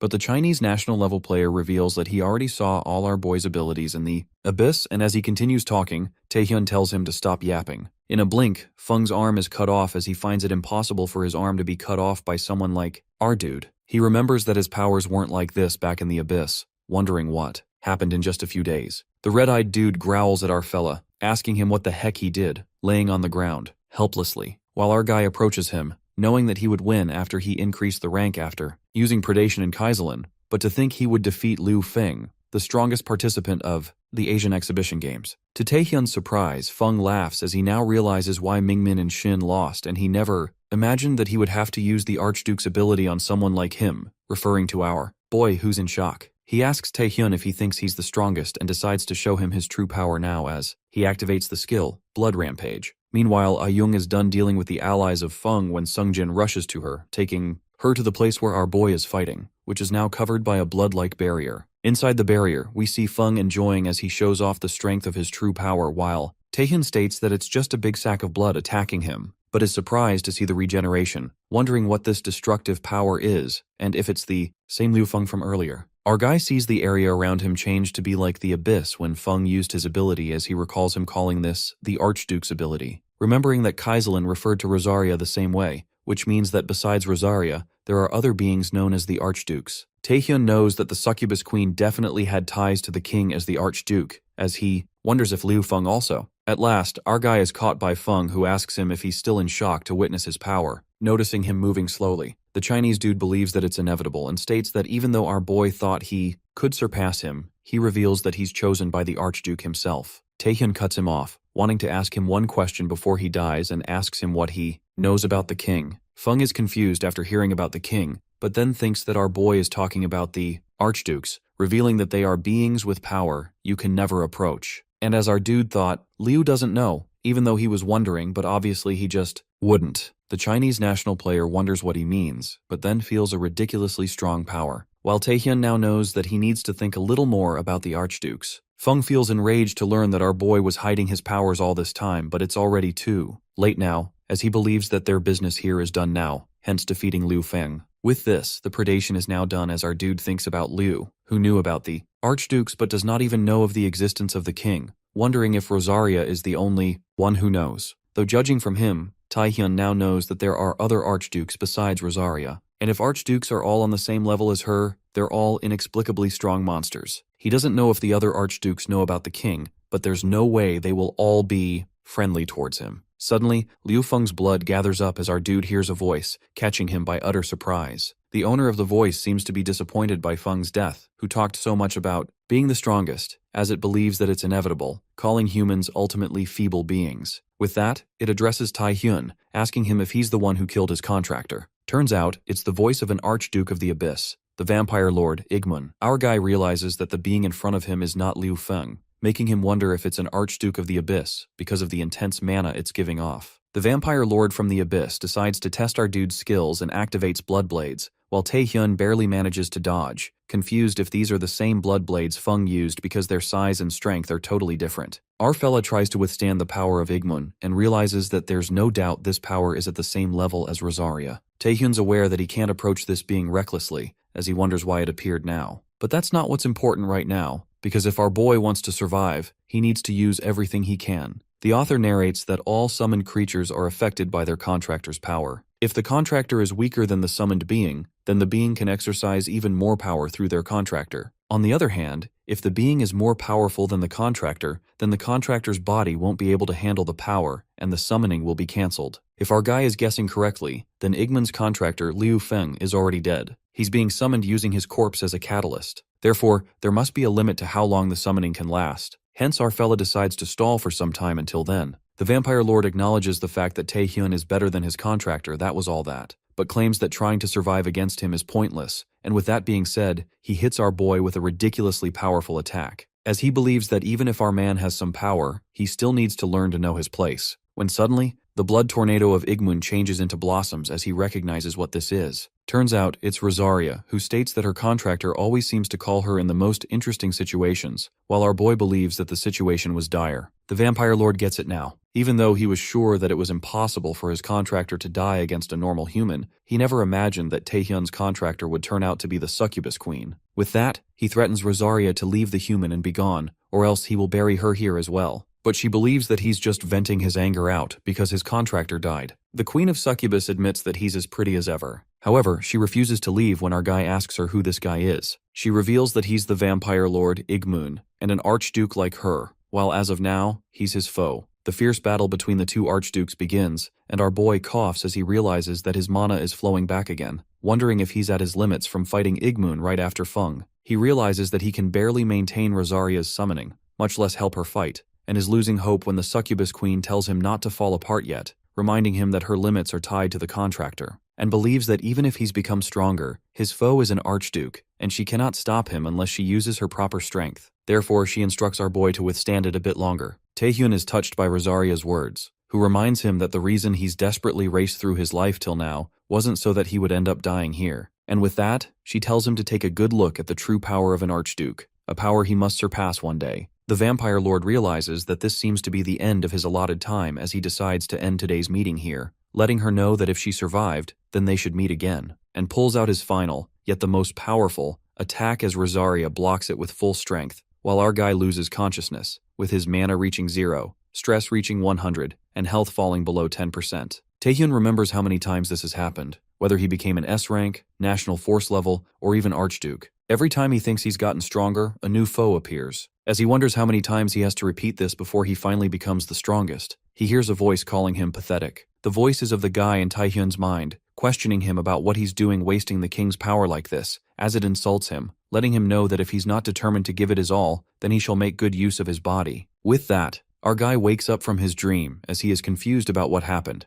recognizing the voice in the dream to be the same as the last dream, making him wonder what it has to do with the king. Our dude looks up to find Sungjin and Ayung, along with other members, as everyone leaps onto him, hugging the living life out of him. According to Yoo Ah-hyung, the barrier disappeared with a sudden flash, and within it was Taehyun's unconscious body, along with the traces of a massive battle. Thankfully, Liu Feng's assassination attempt failed due to the crazy sword, and the other new Korean players and Zhang Lang, presumed to have ordered Feng, inevitably came under investigation by the International Player Association. Our guy's healing ended safely as he thinks about archdukes and the doppelganger of him walking out of the hospital, getting even more confused the closer he gets to understanding the king and the predation. While he sees his status window, being glad about its rank going up, when he notices the skill Blood Rampage, currently not available, and its unlock condition is to consume powerful blood. We see our guy with Yua Hyung in a restaurant as she asks him if he's feeling alright, and he does feel somewhat better. The green-eyed lady admits that Taehyun got her scared back then, and wonders what's next now that they've eaten. Our fella lets her know that he has to start working on the unexplored dungeons in Japan and China,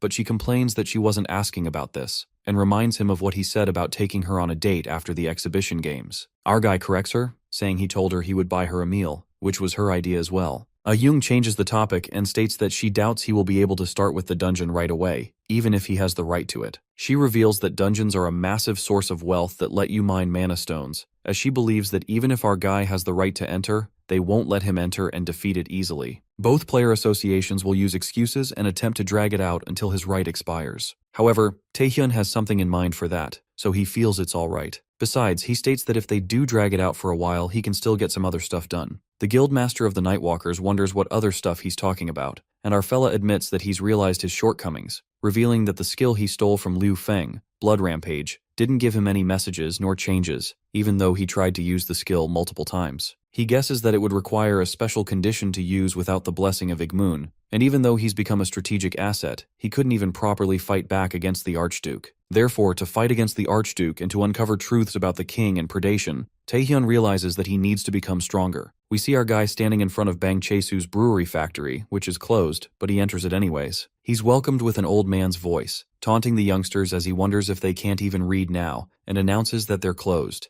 The old man tells our fella to get out, while he states that he isn't here for business with the brewery, but came here to ask him about combining skills. The man is left shook as he wonders how our guy knows about it and who he is. Taehyun introduces himself as a national-level player and the man who is about to save him. Ban Chae-soo, an owner of a brewery on the outskirts of Seoul, and one who is counting his days. Also, the one who has the one-of-a-kind S-rank skill, Fragments of the World. However, Chae-soo wanted to work on his brewery, not on using his skills, while his son wanted him to strive for better with such a powerful skill. Maybe because he lived his life as an E-rank awakened, but Bang thought differently. The old man couldn't ignore his only child and had tried to merge the skills and the villains that his son had brought. However, they couldn't figure out why the people they brought in kept dying or were crippled due to reversed mana flow. And then Chae-soo's son ran away, afraid of retaliation. Therefore, he vowed to never use his skill again out of regret. Bang wonders how Taehyun is aware of all of that, and is even more confused about why he wants him to do it even after knowing all of this, as he tells him to get out, because he believes that being an S rank or a strategic asset doesn't matter. The old man states that he's already destroyed enough lives with his hands, but to his surprise, our boy reassures him, telling him not to worry because there's no way he would ever break because of his skill. Chae-soo doubts if what our guy just said is true, but he lets him know that the reversed mana flow wasn't his fault, and it's actually because his skill was too strong for those villains, and the skill they gained from his combination was just too highly ranked for their fragile bodies. However, Taehyun reveals that his stats won't be a problem for this, and even if they were, it won't weaken him. Bang Chae-soo is in utter disbelief to learn that his awakening and his skills were never a curse. He thought he ruined so many lives, and now it's all been solved in an instant by this young man, aka our boy. This makes him wonder who he is, almost feeling like he's a man from the future. Our fella reveals that he didn't tell anyone he came here, so even if he dies, nobody will know it was him. The old man freaks out, telling him not to say stuff like this. Before Taehyun regressed, they only realized that Bang Chae-soo wasn't at fault after 10 years of investigation, but it was too late because he died after years of alcohol abuse, in his guilt and the sadness of losing his son. If our boy didn't come here to clear his conscience, he would have died again thinking he was at fault, as he thanks God for not being late. Chae-soo is in pure shock to witness 3 combination skills: the Stone Skin and Stealth, King's Knight Spirit and Paralysis, and Monarch Heart and Soundless World. He can't believe the fact that there are so many skills in a single person, wondering if he's really okay. It's as Taehyun thought, that Chae-soo can't detect skills that have an unclear origin, like predation. And with that, he requests the old man to continue, as he's fine. The skill combination is processing. Meanwhile, in the Players Association headquarters, USA, we see Kevin Lee, US Players Association head and an S-rank player, along with other USA players gathered in a room. Gregor Gale, 10th ranked player in the US national rank, wonders if it's the time for a war, while Dylan Gray, 3rd ranked player in the US national rank, tells him to be a bit more respectful. Ricky Hollies, 2nd ranked player in the US national rank, wonders why they always have to fight, asking for Cody's remarks on it. Cody Wood, 1st ranked player in the US national rank, states that they're not children, and believes the ranking is just a formality anyways. Kevin decides to start the discussion, as he mentions the national ranked players of China from the exhibition games. Montel Roman confirms if he's talking about Shui Xin, Chai Mingmin, and Liu Feng, while Nick Rowan reveals that he's heard that 2 of these players died while fighting the 3 warlords, and another while they attempted to assassinate the Singapore Association head. Kevin believes that they're all dead, according to what the Chinese told them, but according to the new information, those 3 were killed by a single person. Among them, Liu Feng had an Archduke of the Abyss after forming a contract with the vampire lord, Igmun, and this leaves everyone shocked, while Cody wonders who took them down. Kevin reveals the person to be Kim Tae-hyun of New South Korea, and even though he did take down Liu Feng, he believes that he's probably not as strong as them. However, they desperately need information on him, while the process of skill combination is complete, and Tae-hyun is not an SS rank but has become an AA rank. In the New South Korea airport, we see Marcus Gore, 8th ranked player, and Gregor, who complains about flying all the way here because of our dude and decides to teach him a lesson. While Marcus tells him to calm down and reminds him that they're not here to fight him, at least not yet. Taehyun exits the lift, thinking about the skill combination that went well, and decides to test them out as fast as he can. As our guy takes a look at his status window, he feels that testing the skills here might cause a lot of trouble and wonders if he should go to the abyss. Then Marcus Gore grabs his attention as he states that he's waited a long while for our dude. Gregor, on the other hand, is offended to see that this little kid, aka our boy, is the one who defeated Liu Feng, as he doubts if the information they got was right. Taehyun was not expecting American National Force level players, making him wonder what brings them here. Marcus sits at a table with him and claims that they're here just to talk, but before that, he asks our boy to excuse him for a moment as he uses Ziggurat, Marcus Gore's skill, that not only measures the target's information, like stats and skills, but can also check things like their current mood or mental status. Meanwhile, Marcus is surprised since he's never seen an AA rank before and feels that our guy's stats are weak to have defeated Feng. Therefore, he decides to investigate his skills. But as he does that,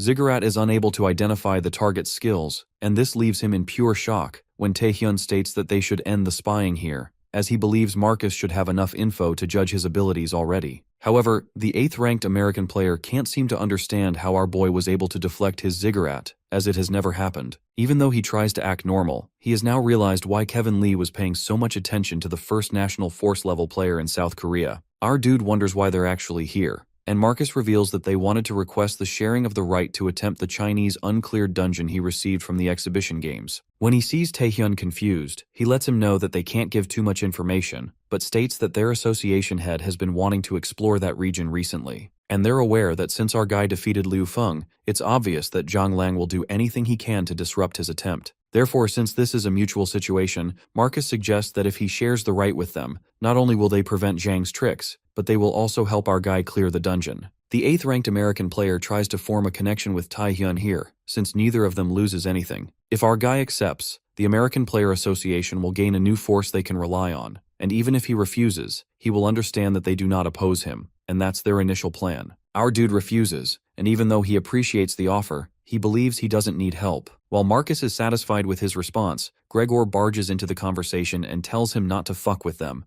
grabbing our fella by his collar as he wonders if they have traveled all the way from the United States for this stupid answer. Marcus tries to handle the situation and tells his team member to let go, not sure what the hell he's up to. But Gregor doesn't give a damn, as he believes that they don't need words to convince a brat like him, referring to Taehyun, and should just force him. Meanwhile, our boy wonders what the hell is wrong with this guy, as he realizes that Marcus seemed like he wanted to stay on good terms with him, not knowing what's wrong with Gregor. But then he sees the look in his eyes, remembering that he has seen this stare countless times when he wasn't a player, and realizes that he's not picking a fight because he has a good reason for it. Rather, he just doesn't want to accept that they're at the same level. It's been a while since our fella felt this, but since the situation is now different, he decides to talk things out with force if Gale really wants him to take the offer so badly, and sees this as an opportunity to test his skills. We see the Undivided Guild Stadium, where Secretary Kim is in utter disbelief to learn that their guildmaster wants to do the match in their stadium. Kang Hyuk believes it will be good press for their guild, but Hyeyeon doesn't seem to agree with him, as she asks if he intends to destroy the whole building, wondering how the hell their stadium is going to withstand a fight between National Force level players. Gregory Gale is excited about the idea of having a fight in the stadium, and our boy hopes that he gets the results he wants too, to which the 10th-ranked American player tells him not to worry, as he reveals that he's a real fan of slaughtering shows. With that, he transforms into a werewolf and leaps onto Taehyun, destroying the stadium, while Kwon is confused to witness a werewolf. Marcus reveals that it's the heart of the wolf, and his unexpected appearance leaves Kang-hyuk shocked. He further clarifies that the heart of the wolf, when trained to its limit, transforms the user into a werewolf and significantly raises their physical capabilities. Marcus feels unfortunate that they weren't able to build a good relationship with a strong player, but decides to witness the skills that took down Liu Feng. Gregor believes that Tae-hyun is an idiot and is aware of the fact that Gore was not able to check his skills, but his stats don't compare to his besides in mana. And since he's also activated Heart of the Wolf, which boosts his stats, he's certain that our guy is no match for him. He grabs our dude with his claw and believes this is the end for him, while our boy expected as much from the 10th ranked player of America, as he reveals that now he knows he won't die from his tests. And suddenly, a black barrier appears in the stadium, leaving Marcus shocked as to what that is. The author narrates that Kim Tae-hyun got 3 new skills through his skill combination, and among them, the first is the World of the Monarch, a mixture of domination of 5 senses and the monarch's heart. The combination of the domination of 5 senses and the monarch's heart decreases the stats of the enemies and raises the stats of the user. The second skill is the Shadow Skin, a mixture of Stone Skin and Stealth, which not only offers Stone Skin's enhancing capabilities, but also allows the use of stealth and then to reappear at will. And the final skill is the Aura of the Monarch, a mixture of Night King's spirit and paralysis. Since the skills combined, the effects combined are enhanced. Hence the final one is quite obvious, as Tae-hyun orders Gregor Gale to kneel. The battle ends with Marcus Gore in absolute disbelief, while Tae-hyun thinks it was a good match, hoping to see his opponent next time. The people can't see what happened in the stadium because of that weird barrier as they wonder if Tae-hyun won. Marcus is confused about what happened within that barrier, which made the fight end in an instant. Gregor Gale manages to stand up and questions our boy, asking him who the hell he thinks he is, as he announces that the fight is not over yet and he hasn't gone down. The 10th ranked American player gets violent as he doesn't accept reality and claims he'll kill Tae-hyun, but Park Sung-jin, Yoo Ah-young, and Kwon Kang-hyuk stand firmly against him, while the guild master of Nightwalker reminds him that this bet wasn't supposed to be this violent. Kang-hyuk tells Gregor to accept the outcome, and Sung-jin believes that any more fighting goes beyond just a friendly wager, telling him to back off. Our boy wonders since when they've been watching the match, when the chairman walks in and reveals that they've been witnessing the fight from the beginning. Even though he was planning to stay put, things seem to be getting out of hand, so he had to step in, reassuring our guy to leave the rest to them. Gale feels enraged to see the Korean Player Association trying to stop him, calling them insolent insects, and is ready to kill them all, when Marcus Gore interrupts and orders him to shut up, warning him of Cody's sanction if he escalates things further. He reminds him of how Cody is like when he moves for real. Gregory seems scared of Cody and curses in frustration as he walks away. The 8th ranked American player sincerely apologizes to Kim Tae-hyun and believes what he's about to say might sound laughable given what just happened, but says it anyway, asking our guy if he has any interest in becoming a player for the United States Player Association. Everyone is left shocked, including Gregor and the chairman, who feels offended that Marcus would suggest this in front of him, the chairman of the South Korea Player Association. But Marcus further claims he can match whatever conditions our dude wants, including the Chinese dungeon, which can be easily cleared with a team assembled from their members. Tae-hyun takes this offer as a compliment to his abilities, but he reveals that his next destination is actually Japan, not China, since he's received news that the Saintess of Japan, Yoshikawa Tsurara, has woken up. We see the holy maiden trapped in place, trying to escape but restrained, as she desperately wants it to stop. She then hears the voice of Taehyun's doppelganger, who reminds her that she's the one who started this, yet has the audacity to ask him to stop. With that, Yoshikawa wakes up from her nightmare, screaming and shouting, as she has the same nightmare again, the nightmare that began after she fell into a coma from peering into our boy's mind. Whenever she breaks through the tentacles in the nightmare, she's welcomed by a mysterious figure taking the shape of Tae-hyun. After that, she wakes up from her death, wondering if she has to endure this until she actually dies. The guild members try to make the Saintess rest, but she insists on seeing the Ghostblade, wondering why he's not by her side. As she walks out with her trembling figure, she witnesses Ghostblade desperately attacking Kim Tae-hyun, who dodges the attacks and reminds his opponent that he's not here to fight. But Shinji isn't ready to hear anything, as he believes Tae-hyun is here for the Holy Maiden,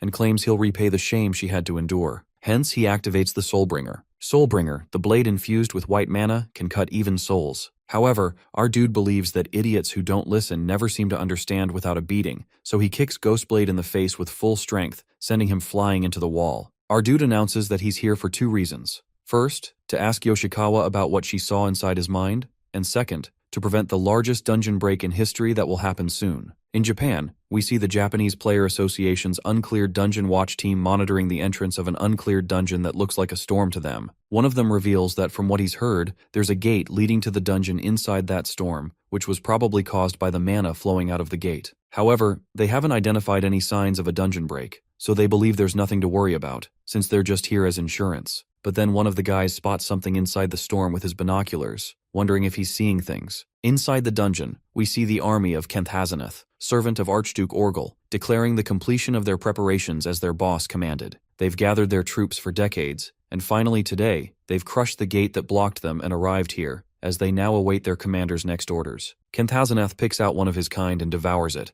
reminding his kin that they grow stronger the more they eat. He reveals there's only one thing to do, for his son, for Archduke Orgel, and that is to leave this place and devour the humans, as he declares the commencement of the Festival of Blood. Yoshikawa reveals what she saw in Taehyun's mind, stating that it was something that looked like him, although it wasn't a monster or a human, rather it was an unidentifiable being. It's as our boy thought, it's that guy from the dream, and even though he still lacks information, at least now he knows that it wasn't just a simple dream, more of a nightmare. Even though he didn't use predation, he senses the magic of predation in Sarara's body, wondering if this was the cause of it. Our guy removes the remaining mana from her body and reveals that she won't have any more nightmares. But the Saintess is confused, wondering why he's helping her, when she's the one who attacked him. Taehyun clarifies that he's not helping her and states that it's to stop the dungeon break. Suddenly the ground starts rumbling, making the Holy Maiden wonder if it's an earthquake. Our boy realizes that it's a dungeon break as he instructs Yoshikawa to wake up Nakata Shinji. But then we see Japanese Player Association chairman and a former National Force level player, Matsudo Kuro, approaching.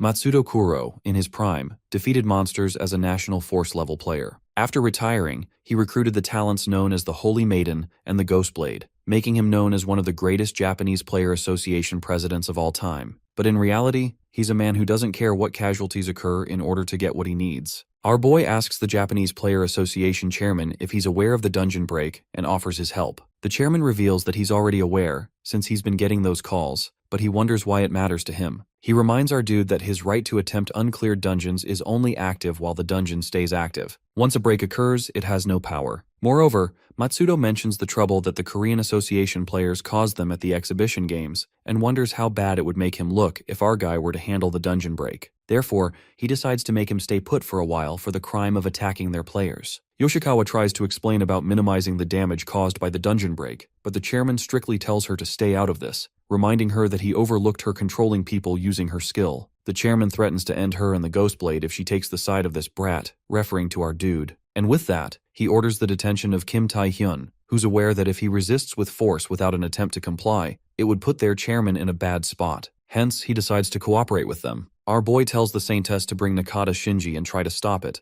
but she doesn't seem happy with the situation. The chairman is glad that he made the right choice and claims he'll release him immediately if they find him innocent. But our dude interrupts Matsudo, telling him not to act so cocky. He reminds him that he's the one who refused his help, and if this leads to problems, it's his responsibility. However, the chairman thinks of it as nonsense. The Japanese players struggle to stop the monsters that swarm out of the dungeon, knowing that if they break through, everyone's gonna die. But they don't know how to stop this since the monsters just keep pouring out, and all of them are either A or S rank. Kimura Ren feels that they have to stop them at any cost, because if they don't, then who will? But he's captured by Kenthazanath, who decides to devour him first. As Kimura thinks this is the end, for him and everyone else, Ghostblade appears, slashing the monster's arm off. The bodies of the Japanese players start healing as they wonder what's happening, when Yoshikawa Sarara walks in, thankful that these guys are still alive as she heals them. Shinji is concerned about the Saintess, but she lets him know that she's alright, and now no longer feels that strange mana within her. Even though she won't be able to use her full power, she can fully support Shinji. Ghostblade realizes that Kim Tae-hyun actually helped her. Kenthazanath is excited because he wasn't expecting food of this caliber, and decides to turn Ghostblade and the Holy Maiden into a meal for his son.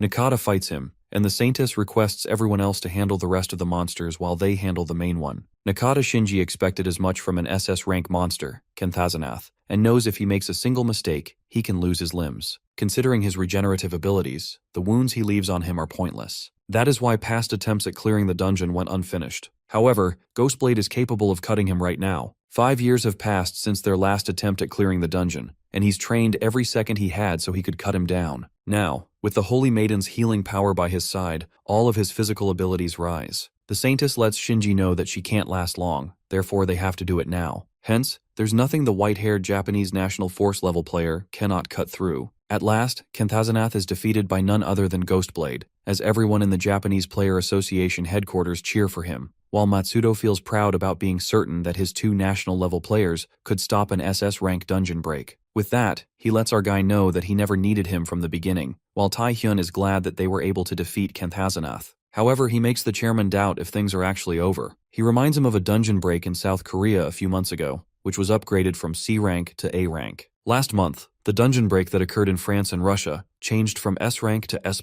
rank. Taehyun believes that their former methods of calculating dungeon break ranks are no longer accurate. Hence, he asks the chairman why he's so sure that this dungeon break is only SS rank. Meanwhile, Nakata witnesses another monster, and it turns out to be the master of the Japanese uncleared dungeon, Kenthamion, an SS+ rank. Ghostblade is confused to see the monster that appeared out of Kenthazanath's corpse, and then begins to eat it as he wonders what it's planning to do. But that doesn't matter, because he believes a monster is a monster, and decides to use his skill, Eliminate, as he walks towards it. However, his sword is stopped by Kenthamion, who grabs it and crushes it, and is also aware that he's the guy who killed its father. Nakata is thrown a far distance, and Yoshikawa is stepped on by the SS+ monster, who tells her not to worry since it's going to devour them all. Chaos erupts in the Japanese Player Association headquarters, as they wonder what's going on, not sure if the Saintess and Ghostblade survived, while one of them believes it was an SS+ ranked, a rank they've never had before. Taehyun seems to be aware of this outcome already, as he realizes that the master of the Japanese uncleared dungeon, Kenthamion,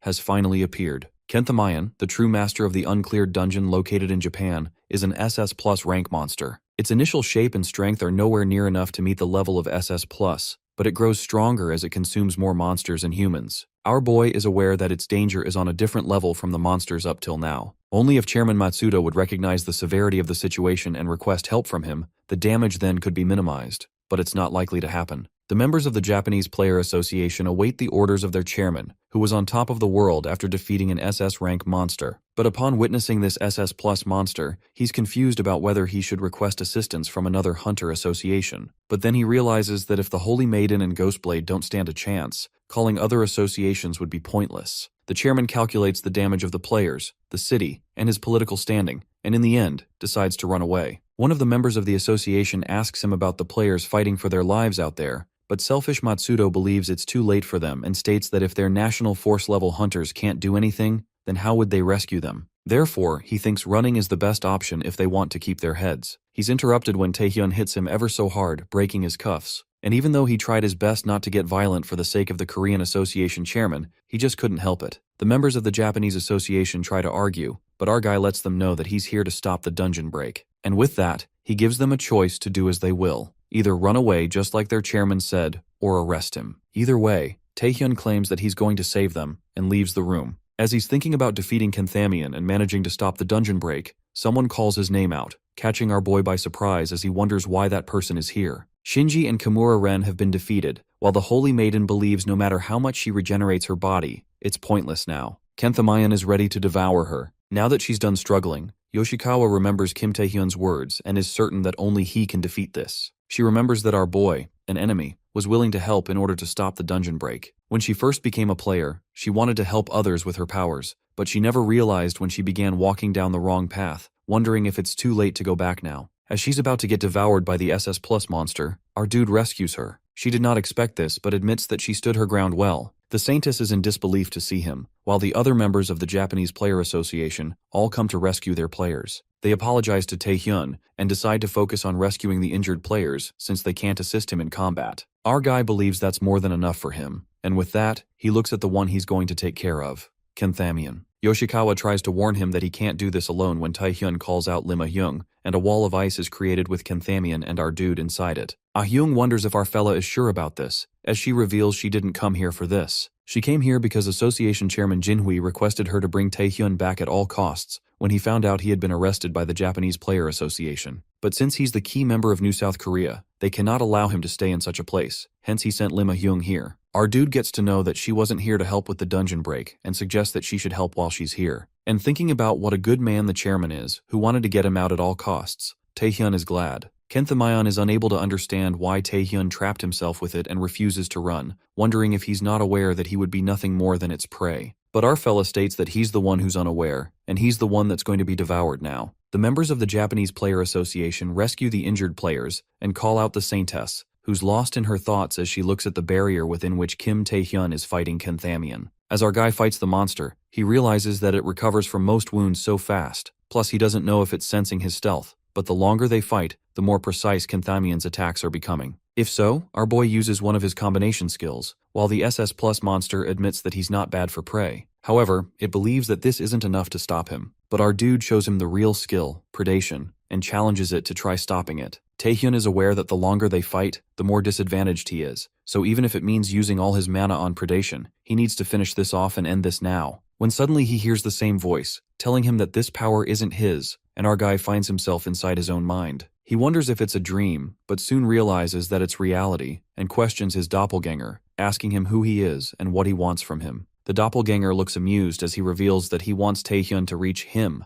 and in order to do so, he needs to not be trash drunk on his power, but still someone who can make it through challenges on their own. With that, he announces that this is a test. Our boy is not able to process what's happening and tells him to fuck off, but an inexplicable power is activated, due to which predation is now unusable and is cancelled. And so are the Monarch's Spirit, the Monarch's Realm, Shadow Skin, Chains of Binding, Queen's Man, and Complete Hypnosis. Taehyun is now left with no skills available currently, and with that, he's returned to the real world, where Kenthamion gives him a ridiculous hit. An eerie shift that proves more sinister than thought takes place as our guy becomes totally defenseless with no skills available. Abruptly, Kenthamion breaks through Kim's mind realm, catching him off guard, while Lim Ah-hyung shouts Taehyun's name as she struggles to hold the ice wall. The atmosphere charges with suspense and our main character gets severely thrashed by Kenthamion, splattered in blood. He's still gripped by the event where that creature appeared out of nowhere and ate all his skills, even learning that this power does not belong to him. This bitter truth crashes down on him, but Kim Tae-hyun has known this from the very beginning. To put it bluntly, our guy wasn't even awakened. He was merely chosen by that creature called King. While he's still in thought, wondering why he even tried if this was going to happen, Lim Ah-hyung comes in front of him to protect him from the SS Plus monster. She decides to buy some time and instructs our boy to get to the Saintess and recover, but he knows she doesn't stand a chance against it and tells her to run. However, Ah-hyung already knows that, and reveals that's why she's doing this, because she knows that the only one who can defeat this monster is Taehyun. She reminds our dude that he's here to stop the dungeon break and asks him if he doesn't realize that if he dies here, everything is over. A sudden realization hits Kim Tae-hyun as he realizes it's not the time to worry about why his skills were taken away by him. No matter how much of a cheat he feels right now, the situation won't change. He knows that if he can't defeat Kenthamion, everyone here will die. Our fella needs to find a way as he thinks about different options. But with his body like this and no skills, he knows he can't take the SS Plus monster. Then he suddenly realizes that he has one skill left, the one he could never use from the start, Blood Rampage. Taehyun looks around for powerful blood in order to activate Blood Rampage and sees Kenthazanath's body. Lim Ah-hyung, on the other hand, is knocked out by Kenthamion, who decides to eat her first in order to recover. It suddenly feels a powerful presence. Taehyun's damaged body parts regenerate as the consumption of powerful blood is confirmed, and all of his stats are increased to 250. Kenthamion is in disbelief to feel the mana of an Archduke as it wonders what the hell our boy is. The skill Blood Rampage is activated. The fella, sitting on the throne, accentuates how he considered whether he should let Taehyun use one or two skills. But it seems he'd worried needlessly. That evil creature peeks at Taehyun and realizes that for him to consume Igman's powers was like consuming a monster. It concludes that's how our boy is supposed to grow, desperately and miserably, thinking that it's time for Kim to realize the idle nature of his ways and grasp a different nature of this power compared to how he's been using it till now, because that's how Kim is going to reach that person. In the meantime, our guy forcefully strikes Kenthamion, ripping one of its arms apart. Even that monster is left bewildered as Taehyun could barely stand a moment ago. But this sudden use of an Archduke's power is beyond a miracle. Nonetheless, the villain finalizes that our main character has to die either way, and to regenerate its arm, it grabs a handful of corpses to get stronger. Kenthamion isn't interested in the fact of how Taehyun gained these powers, but this is Archduke Orgel's realm. The monster reckons that if this current body is not enough to beat this human, then it will consume more bodies and mana so that it can completely shred Taehyun to pieces. During this time, our guy witnesses Lim Ah-hyung and feels relieved that she's still breathing. He then ponders upon Archduke Igman's power, the Blood Rampage, and discovers how insanely powerful it is. It feels like Kim's blood is boiling while his heart feels like it's about to burst. His body is screaming in pain from this monster-like form, hence he can't be in this state for so long. But strangely, our hero's body feels lighter than ever. While he's contemplating, Kenthamion regenerates and leaps towards Kim with his giant axes, calling this the end.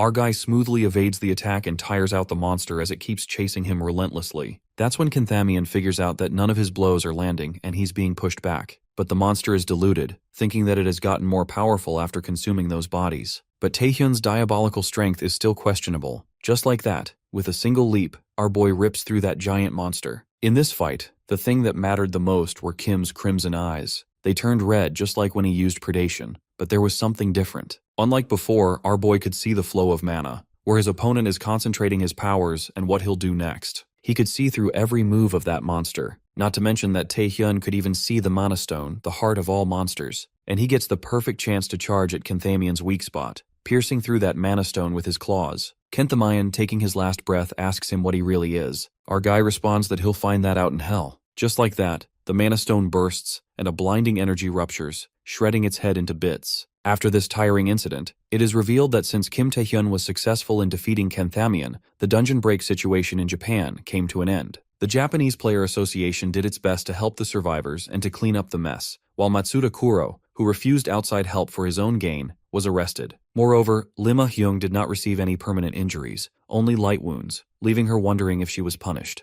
But she wasn't, as the chairman feels glad that she's fine. As for the Saintess and the Phantom Swordsman, they both admitted to their crimes as well as misuse of their abilities, having forgotten their duties as players. Yoshikawa wholeheartedly accepts that she used her powers to brainwash people and agrees to take whatever punishment she deserves. On the contrary, at the American Player Association, the chairman is impressed by Kim Taehyun's breathtaking abilities, killing an SS rank monster alone at that. The American chairman thought Cody was the only one capable of it, but Taehyun's more powerful than before. Besides, analyzing that red aura, they are convinced that it's the Archduke's powers. The chairman presumes that it's a shame they can't bring talent like Taehyun over here to the United States, but it can't be helped. Not to mention people like them can't be swayed by power or money, but what moves them are ideals and beliefs. The guy asks the chairman if the association has made its decision, to which he answers that they'll need to start making their own moves, that kid aside. Either way, all that they do is for the progress of mankind. Suddenly, the chairman transforms into an angel-like creature, radiating a blinding light just like that of the king.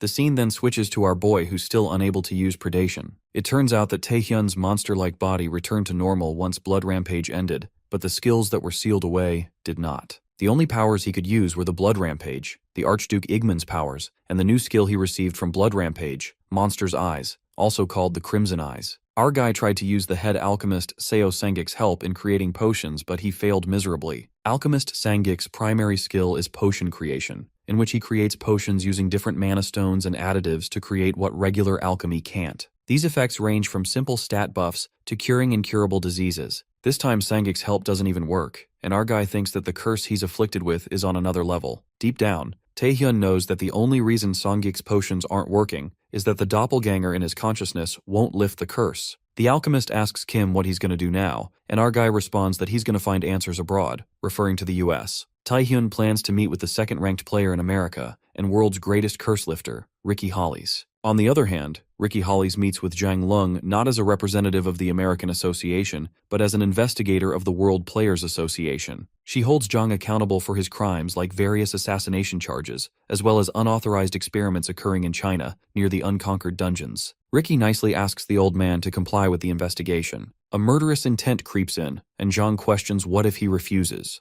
The scene shifts to Taehyun's point of view, where he wishes to meet Ricky before she goes missing. It is then known to us that the American Player Association discovers two unexplored dungeons. One was the one in Japan that Kim Taehyun completed, the Kenthazina's Storm. The other one was the one that destroyed countless parties, the unconquered dungeon in China, the Grey Pit. Near that area, unidentified laboratories and mana have been detected by the American Association. They suspect that it's Zhang Lung who's conducting some kind of experimentation. The guy implores Ricky Hollies to figure out what's going on. Coming to the present scene, the second-ranked player flaunts her destructive powers as the whole place rumbles, and she decides to make the Chinese dude spit the truth out by force. Zhang expected this much from the second-ranked player in the US, but he's astonished to see such mana that even overpowers him. He's quite intrigued and presumes that it's perfect for their plan. Zhang decides to play along as he laughs it off, justifying that he can't possibly stand against the World Player Association and agrees to cooperate with them. Ricky is shocked to see such a change in attitude, and something doesn't feel right when the old man invites her to the laboratory to witness the truth herself. Zhang, reeking of malice, suggests that they should talk after seeing his experiments first. The scene then takes us to Player Hotel China, where Ricky is left deeply unsettled after Jang made a strange request to visit his laboratory. She wonders what he's planning because there's no way that old hag would cooperate. Ricky decides to play her steps carefully since she's unaware of Jang's true intentions. Well, shortly she's interrupted by an unannounced guest who turns out to be our guy Kim Tae-hyun. He appears straight out of the blue, and Ricky finds it rude that our guy entered a woman's room like that. She appears calm and presumes that she thought of seeing Tae-hyun, a new rising star from South Korea, soon. Not to mention, the US Player Association has their eyes on him too. But fortunately, the meeting was pretty quick, yet unexpected. While Ricky Hollies wonders what he's thinking, our boy breaks the ice and makes a shocking statement, revealing that she's going to die there. This sudden revelation leaves her disoriented. Since Kim came from the future, we get to know that Ricky is the second most powerful player in the US, and a nationally ranked player. She already has worldwide fame, but the most famous of her abilities is her skill known as Canceller,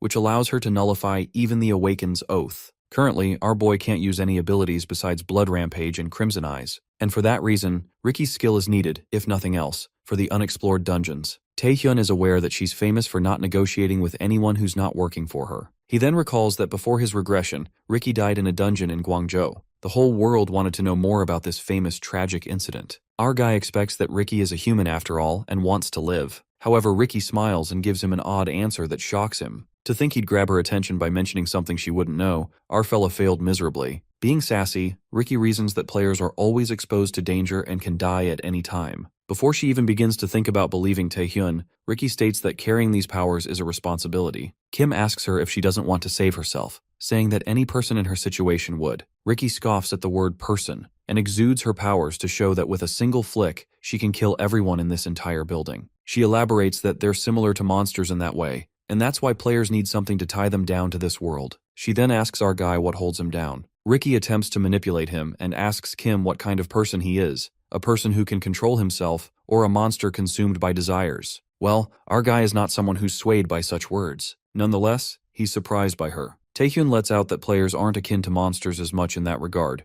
but humans do tend to lose their humanity from countless battles. Our guy admits that Ricky is quite inflexible, but he makes it clear that he's quite hard-headed too. It looks like Kim did break through that tough shell as Ricky smiles and assumes that he must want something, given that he came all the way here. Without any reluctance, our guy confesses that he needs Holly's Canceller skill since his skills are all locked away right now. Even she is shocked that Kim is asking for a lot from a stranger he just met, but Ricky asks him what she's going to get in return. Our guy believes that her greatest interest right now is helping the victims who might not even exist in Guangzhou. He asks Ricky if his assistance in helping them would be enough. She's doubtful about if Kim will be of help to her. Well, regardless, she decides to give him a chance. Later, Ricky arrives at the entrance of Jang Lung's laboratory with her bodyguard Kim Tae-hyun. Even the girls there are impressed to see our boy. With that, they enter the laboratory undercover. Well, it was necessary since Ricky Hollies was the only one invited to Jang's secret lab, so there's no way they'd allow another high ranker to enter with her. Besides, our guy is pretty famous for clearing the Japanese dungeon, so he had to disguise himself as a bodyguard. After that, the Chinese Player Association head, Jang Lung, is surprised to see Ricky Hollies with a bodyguard, wondering if someone as powerful as her needs one. Ricky justifies that one can never be too careful and hopes the Chinese dude would allow this much. In the meantime, our guy gets to see Zhang, the man who paid for the assassinations in the Asian Games and the center of all tragedies in the future. This dude is a real disaster. Before they enter the lab, Zhang's associates inform Ricky that they need to take the Awakened's oath before they enter. Ricky lets out that the oath won't do anything to her though, flaunting her powers. Our guy gets startled and feels frustrated by this woman who was just talking about she's a human or whatever, and the aura she's letting off is jaw-dropping. Zhang tells his associates that there's no need to take the oath, and it's not like they can stop Ricky Hollies anyways. With that, Zhang begins the tour of his laboratory, unraveling the project to create S-Rank Awakened. Ricky witnesses many people in tubes and immediately runs closer, convinced that she expected something bad, but this is totally beyond her expectations. The Chinese head elucidates that they're creating S-Rank Awakened artificially through experiments by injecting the mana of monsters into them.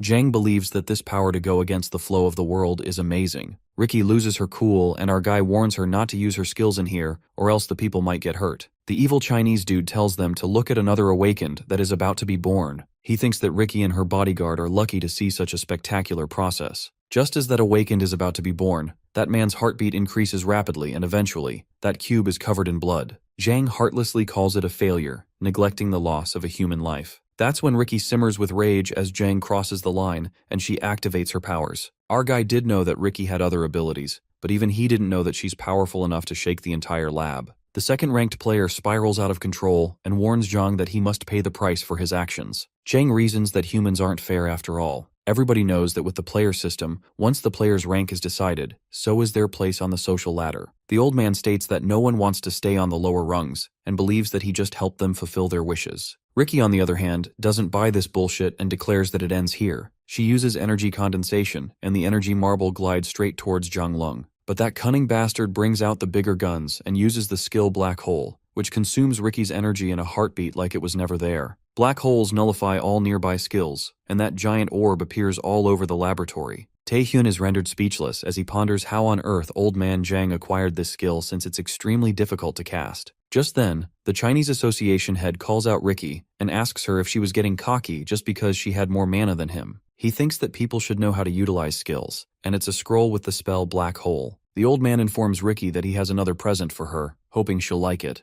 The unfolding moment throws them off balance. Well, our guy immediately senses something and runs to the center, figuring out that this lab was underground all this time because the dungeon, Grey Pit, was right beside it. Our boy discovers that the reason this lab is underground is probably to utilize the mana emanating from this dungeon. Taehyun also speculates that most of the mana is already his. Zhang Lung grins and thinks it's a shame that Ricky didn't understand his motives full of malice. Suddenly the old man calls out Kim Taehyun, muttering that he has a score to settle with him. That's the moment the situation takes an even darker turn, and our guy pauses in his movements. Things get fucked up real bad because Zhang knew that it was Taehyun all along. The old man calls the shots and orders his men to seal the gates. The operators get concerned about the subjects and researchers being down there, but Zhang states that they had enough of both. He thinks if they can take them out with this, they'd be a worthwhile exchange. The gates get sealed, and Taehyun learns that they have fallen into a trap. The Chinese dude also blocked Ricky's skill, and she feels infuriated since she has never let this happen before. Suddenly, the place begins to rumble and the researchers panic. It turns out to be an orc monster erupting out of the dungeon. The researchers assume that it's a regular orc that they can defeat, but then that monster lets out a powerful energy, making them realize that it's a parasite-infected orc. The parasite orc exudes a green aura that makes the humans infected. We then get to know that once the parasite enters a human body, that person is left solely with the intent to attack as it infects others around it, and it continues to spread the parasite to new hosts. The infected researcher attacks the uninfected humans while the parasite orc aims to hit Ricky, who's paralyzed with fear. The researcher shouts and warns her that if that aura touches her, she'll be infected. Our guy gets into action and saves Ricky, using his skill Blood Rampage. She is left in disbelief, wondering how come Kim is able to use his ability. In the meantime, the people keep getting infected, and Taehyun can't stand to let more of them get infected. He somehow thinks of a way to stop the parasite inside the orc from leaving at all costs to prevent that thing from spreading further. Well, our guy finds a quick solution, to get rid of the one who's controlling all other parasites. Using the monster's eyes, Taehyun spots the parasite living in the host orc's brain, and just as he's about to get at it, the orc dodges the attack. It runs off to infect other humans who are running for their lives. To prevent it from infecting others, Taehyun forcefully smashes the orc, thinking it'd do some damage. However, the monster remains unaffected, and that cunning creature was trying to infect our guy as the green aura gets him. Ricky finds Kim standing and thinks that he got infected too. At that moment, she's thrown into a panic because if someone as strong as Taehyun gets infected, nothing in this world can stop it. But it's nothing like that. Our guy smirks, and it appears that he was making a fool out of the parasite orc. With a single strike, Taehyun impressively yanks out that mana stone and turns back like an iconic hero. Bro got the riz that even Ricky Hollies is left speechless by the unlimited aura our guy exudes. He then asks her if she's ready to catch that old hag Zhang Lung. The scene takes us to the outside of the laboratory where one of the chairman's men asks him about the possibility of Ricky and Taehyun surviving, given that they are nationally ranked players after all. Zhang calmly says not to worry too much since the laboratory is made of a special material, an amalgamation of high-tech materials meant to contain monsters that may escape. It's strong enough to withstand most attacks. Plus, at the end of this elevator is a thick door of the same material, and if they shut it as they leave, nobody can get out of it. Well, that old man is truly a mastermind of all evil. His arrogant ass thinks that Ricky and Taehyun are both going to die in the laboratory while fighting hordes of dungeon monsters. But all that trash talk turns out to be bullshit when suddenly someone monstrous pierces through those thick doors, sliding right out of them like a pro. It appears to be our boy Taehyun, who's here to kick Zhang's ass. The old man can't process that Kim bursts through those walls of impenetrable material, slapping that reality check across his face. Kim, being a true badass, uses the old man's words against him, saying they have a score to settle. With that, our guy leaps forth with a punch, showing that the Chinese dude can't do anything on his own.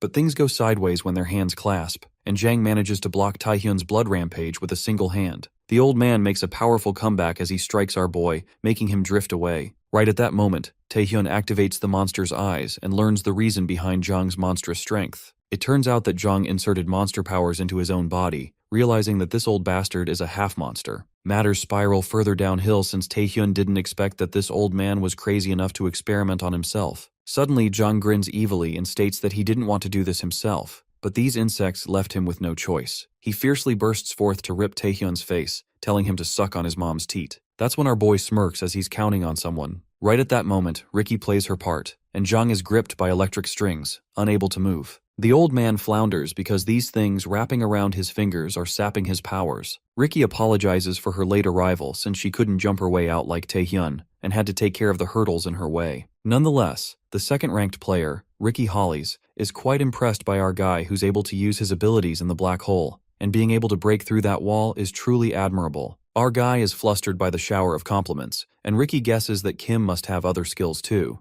given that he asked her to use Canceller on him. She's curious how our boy will surprise her later. Meanwhile, Jang trembles with anger, making his existence known since he got totally ignored. The old man breaks through those strings, making it clear that he won't go down like this. Taehyun notices that Jang still has some strength left, concluding that he's quite survivable, like a cockroach. The Chinese dude monstrously leaps forth, but Ricky warns him not to run at her like an idiot, calling him an uncultured bastard. Ricky manages to rip off one of Jang's arms, and Taehyun adds his little touch, piercing that half-monster's other arm with his claws. While Ricky is left stunned to witness our boy's power and realizes that he isn't a regular player either, that old dude still has some fight left in him. Well, he's a half-monster after all. Jang regenerates his arms and thrashes Ricky with brute force, slamming her into the ground. Our guy screams out her name and goes to fight the Chinese head, who has recovered fully. Zhanglung's prominent monster trait is body regeneration, and he laughs like a monster, stating that Taehyun's attacks are futile. No matter how many times he gets hit, the regeneration is endless. Taehyun, on the contrary, regrets taking that attack head-on since his arm begins to quiver. Even he's skeptical if he will counter Jang's attack or not. The old man shows his interest in Kim's powers, so it'd be a waste to kill such a precious thing. Jang makes a shocking offer to our fella, asking Kim to work for him since he's also contracted with an archduke after all. Our hero is left slack-jawed because this bastard Jang even learned about his archduke powers. That's when Zhanglung shows his true face and claims that titles like national ranks are meaningless, since to contractors of the archdukes like them, other humans are worthless insects. The old man urges him to take his hand. As their eyes meet, our guy tells Jang to cut the bullshit, inferring that he doesn't trust bastards who betray others. In the meantime, Ricky uses the last shot up her sleeve, trusting Taehyun, and she unlocks our boy's Monarch Spirit ability that quivers Zhanglung to the core with the Monarch's immense power. Taehyun mockingly asks the old man if he wants to team up. In that moment, the most deadly skill, Predation, also gets unlocked, and the dragon bursts forth to make Zhang's destined fate come true. With that, our guy declares that they're not the same. Our guy activates Predation, and the red dragon bursts forth to devour the old man. Death flashes before Jang's eyes as the fangs are about to shred him to bits. He realizes that he's going to be devoured. Left in disbelief, the agonizing dilemma hits Jang as he wonders if he's losing to a brat like Taehyun. Even after succeeding in evolving humans through the power of monsters, it was all pointless in the end. Jang desires the stronger power that our boy possesses, and he decides not to go down like this. At that moment, a black monster emerges from Taehyun's back, desiring to take his body. That ominous monster with wings exudes terrifying power, and shortly, it breathes out a strong acid that even melts the floors. The humans fall underground while the acid burns their faces, and the monster hovers over them. Ricky, gripped by fear, reckons that she has seen countless monsters till now, but that creature is on another level. Just as she falls and gets affected by the deadly acid, our guy saves her in time. Taehyun concludes that it's definitely all unraveled now. It is known to us that the owner of the unexplored Chinese dungeon, Grey Pit, is this very monster, the Grey Venom. The dungeon expansion of the unexplored Chinese dungeon was breaking news for the entire world. The Grey Venom used the expansion to possess countless humans as its pawns. Zhanglung didn't just stop at monster experimentation, he gave his body over to the Grey Venom. As scary as it sounds, our boy suggests Ricky Hollies head out this instant since she doesn't have enough mana after using the skill canceller on him. Kim insists that he'll buy her time to escape, and asks her to call the other players here as well. Ricky gets concerned since Taehyun would be left alone in the laboratory, but our guy assures her that he'll be fine, clarifying that he can't fight while protecting her. Abruptly, the Grey Venom speaks up and finds it quite intriguing that a contractor of an archduke is protecting humans, referring to our boy. The monster states that a contractor is supposed to follow the wishes of the archduke, curiously asking Kim why he's using its powers for lowly humans. Expressing great curiosity, Grey Venom swiftly flies towards Taehyun and says that just like he possessed Jang's body and saw its memories, he'll find out once he possesses our fella too. Well, this kinda seems far-fetched. Just as the monster is about to attack our boy, he activates predation, and the dragon bursts forth, blocking Grey Venom. Our guy snickers, saying what this little bug is yapping about, and decides to take his annoying speed down a notch first. Kim uses predation and monster eyes, which upgrade to high-grade monster's eye. On the contrary, Ricky is escaping the laboratory,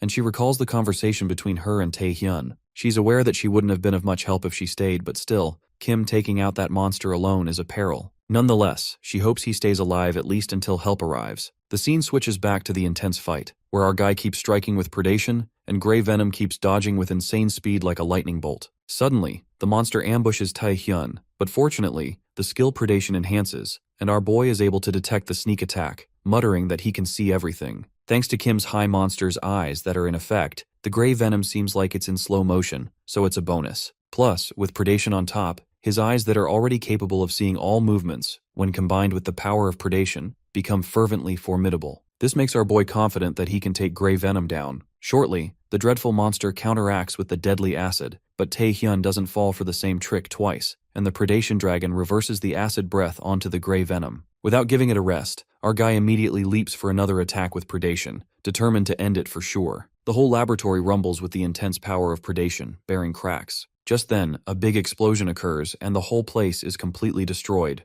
After that brute attack, Taehyun's mana is almost zero since he couldn't stop all of Grey Venom's attacks. Our guy wonders what made that monster go, assuming that he had finished it. But Grey Venom's emergence bursts Taehyun's bubble. While our guy is rendered speechless, the monster is quite impressed by him, being the contractor of an archduke. Our guy is left disoriented, thinking this bastard is still alive after all that, and it's apparent that Taehyun can't fight Grey Venom with his mana nearly gone. With that, the flying monster smashes our guy into the ground, gripping his neck. Taehyun coughs up blood and senses that this flying bastard is even faster and stronger than before. Right at that moment, our guy's vision gets blurry, and he can't think straight anymore. The Grey Venom begins absorbing mana in the air, the mana which is unique to dungeons. This leads our boy to speculate that this area has already turned into a dungeon. Just like that, our guy is unable to release himself, and Grey Venom starts possessing Taehyun's body as well. The ominous dark energy is felt all over the place, and Kim's body movements come to a halt. It's as if he's drowning in fear, the fear of death. But then our fella gets reminded that he's already used to the fear of death, and in that moment, his predation skill counteracts as the dragon rips out one of Venom's arms. It doesn't even have an ounce of effect on the Grey Venom as it bursts into laughter and mocks the devouring dragon for how small it has gotten after mana depletion.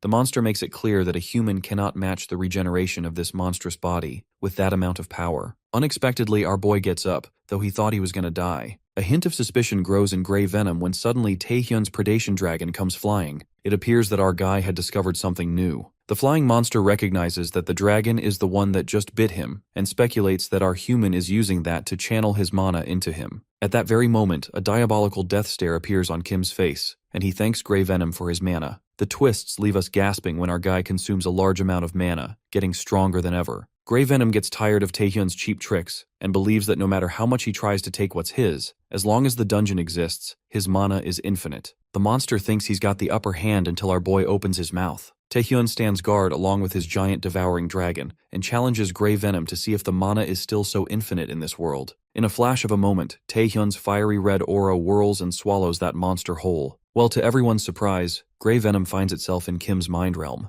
Kim's doppelganger is mad that he's bringing in little insects, mocking Grey Venom. Grey Venom is baffled as he notices the doppelganger, realizing he's not the guy he was just fighting. The sinister feeling creeps up on the monster and the atmosphere is charged with a chilling aura, asking who he is. The creature inside our boy's mind calls Grey Venom the insect of Beelzebub, stating that he did not allow him to question him. Venom is offended that the doppelganger took its master's name so casually, asking him if he's an archduke as well. The guy suggests the flying monster stop wasting its stinking breath and commands it to leave this place at once. But Grey Venom stands his ground and responds that his contractor made a wrong choice, declaring that he's the Grey Venom who can corrupt anything. Even an archduke's realm isn't an exception. The bug underestimates the power of the doppelganger, and shortly gets a reality check when a mysterious force resists the corruption. A strike of terror runs through Grey Venom, and he realizes that he's been fucked up. The chains tightly tangle around his feet, and the bug goes into denial since the powers bestowed upon him by Beelzebub are all useless against this anonymous guy. The devilish parasite snickers at Grey Venom's silence, who's been humbled and gripped by the chains. The scene takes us outside the laboratory, where the 5th-ranked player in the US, Mondel Roman, is thunderstruck by the things going on in there, taken aback by the piercing aura. Mondel's mission was to protect Ricky Hollies, the investigator of the World Player Association and the key asset of the US Player Association. But Ricky refused Mondel to accompany her and informed him that she already had a bodyguard with her. And now it's been an hour since she's been inside the laboratory, and there's no movement. Besides, what really concerns Mondel Roman is the wave of mana erupting from that area, wondering if he has to make his move soon. Shortly, the wall bursts and Ricky successfully escapes from what is now a dungeon. She appears in an injured state while Roman is left in disbelief to see a woman of her class with such injuries. He gets curious about what really happened there. That's when Ricky reveals that there have been illegal demonification experiments going on in the dungeon, adding that she couldn't save the people in there who got attacked by the deadly acid and died brutally. As Mondel thinks they should head back, Ricky refuses and lets out that they still have someone to save, Kim Tae-hyun of South Korea. Just as they're standing, a chilling aura enfolds the atmosphere. An inexplicable scenario takes place.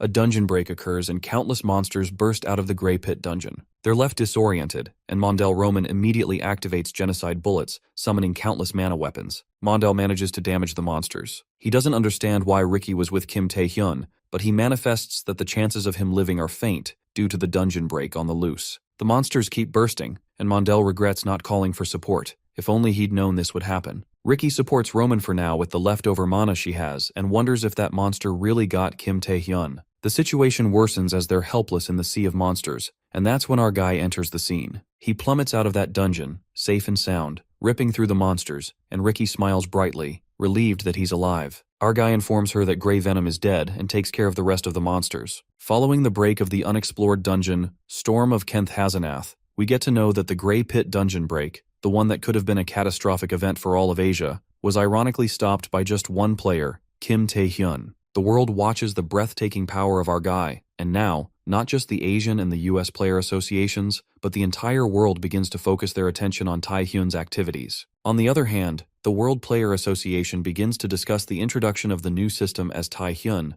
and the other players begin to defeat more and more SS rank demons, a level that can no longer be described by the rank of S. The scene takes us to the Abyss, where we see Shadow, who's fascinated to see a guy becoming stronger in such a short period of time. That guy who annihilated the monsters reveals that he formed a contract with one of the Archdukes, Beastmaster Orgel. Shadow gives him a compliment, saying that power is fit for a ruler. Given that Shadow has visited this guy, the man figures out that there's a problem outside the Abyss. Shadow nods, muttering that a lot has happened while he was gone. That boy turns out to be the leader of the malignant guild, Min Yong. The next scene takes us to a few weeks later, since the unexplored Chinese dungeon, Grey Pit, was cleared. We are then taken to South Korea, on some isolated island, where Ricky Holly seems to be enjoying the sea breeze, unwinding after a long time. But the guy who invited Ricky to the island clarifies that they're not here to have fun. While Ricky is focused on enjoying what she can, it is revealed to us that she testified about the illegal monster experiments that occurred in the lab as an investigator of the World Player Association. However, the main perpetrator, Zhang Lung, was missing in action. The dungeon break also destroyed most of the evidence in the lab, so Ricky's statements were not well supported with proof. On top of that, they didn't get to save any of the people experimented on, and Tae-hyun knows that Ricky must be feeling pretty dejected. But fortunately, our boy ponders that it's better than what happened in his past life. According to the future Kim came from,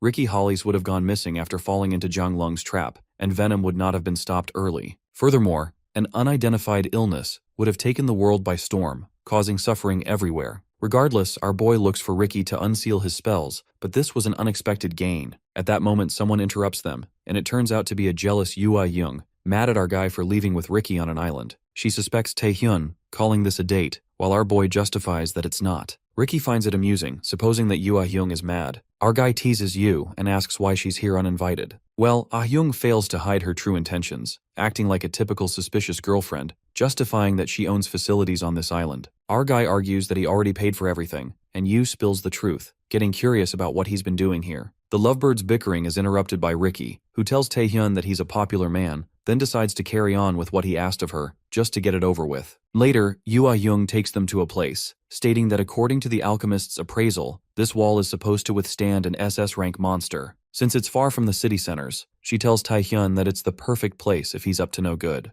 Plus, they never used this place until now, and she asks our boy why he wanted to use it. Our guy then presumes that his skills are already unsealed, but that's not enough. There's a possibility that his doppelganger might stop him or even take over his body. The chances are high and could happen any time. For this reason, Taehyun is adamant not to take any more risks. Before he fights again, he plans to subdue that parasite here completely. Abruptly, our guy confesses that there's a possibility he might go on a rampage, partly because of his skills, and confirms that he might completely lose his sense of reason. Hence, Kim pleads with Ricky and Ah-young to help him, and if something goes wrong, he wants these two to stop him. Ah-young looks done and wonders what the hell is really going on in Taehyun's mind, guessing that Ricky surely has an idea. Well, Ricky contemplates our boy's skill she saw earlier in the lab when she used Canceller on him. Among them, one felt completely peculiar, making her speculate that it's an Archduke power. Nonetheless, Ricky decides to help our guy, believing she might learn something important here. Just like that, Taehyun begins and sees his reflection on the phone, activating complete hypnosis on himself. Well, this was our boy's perfect move, because shortly, he travels into his mind realm where that parasite is. The doppelganger is impressed that Kim is pretty smart to think he'd come here by his own will. Well,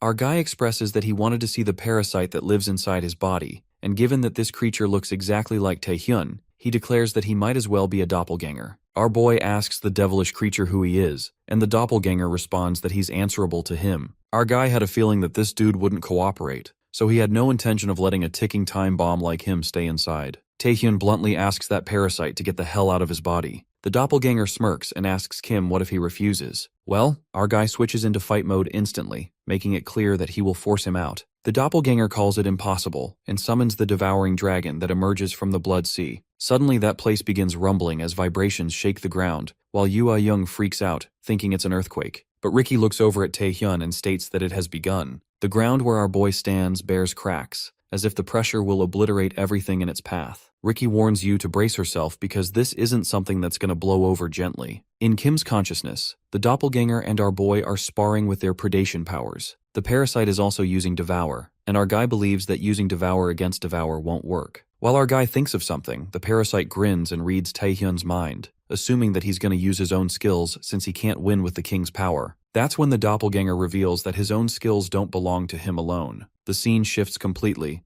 and the tables turn in an instant when the parasite activates the skill Monarch's Spirit, and a giant sword appears right above Taehyun's head, ready to crush him into bits. The situation turns against our boy, as this isn't what he expected. This parasite can use the same skills as him. The doppelganger chases after Taehyun and makes him realize that even his weapons were the result of the king's powers. Even Kim's weapons can't do anything to the parasite. While our hero appears calm, he low-key admits that this parasite is strong. Not to mention, this doppelganger was able to defeat all the opponents that he couldn't. Our guy is kinda disappointed since he prepared a lot to fight this bastard, but it's all meaningless. In the end, this parasite is far more powerful than Kim. The doppelganger suggests our guy give up, as he could hear his gears turning, stating that all his attacks are futile. That's when the chain bindings get Taehyun, and our guy dodges, realizing that it wouldn't be this freaking easy. Our guy chooses not to give up, at least until he tries everything he has prepared. Ah-young, on the contrary, is flabbergasted by Taehyun's rampage and incredible amount of mana. Meanwhile, Ricky reckons that incredible isn't even the right word for his mana. She infers that such a large quantity is comparable to her,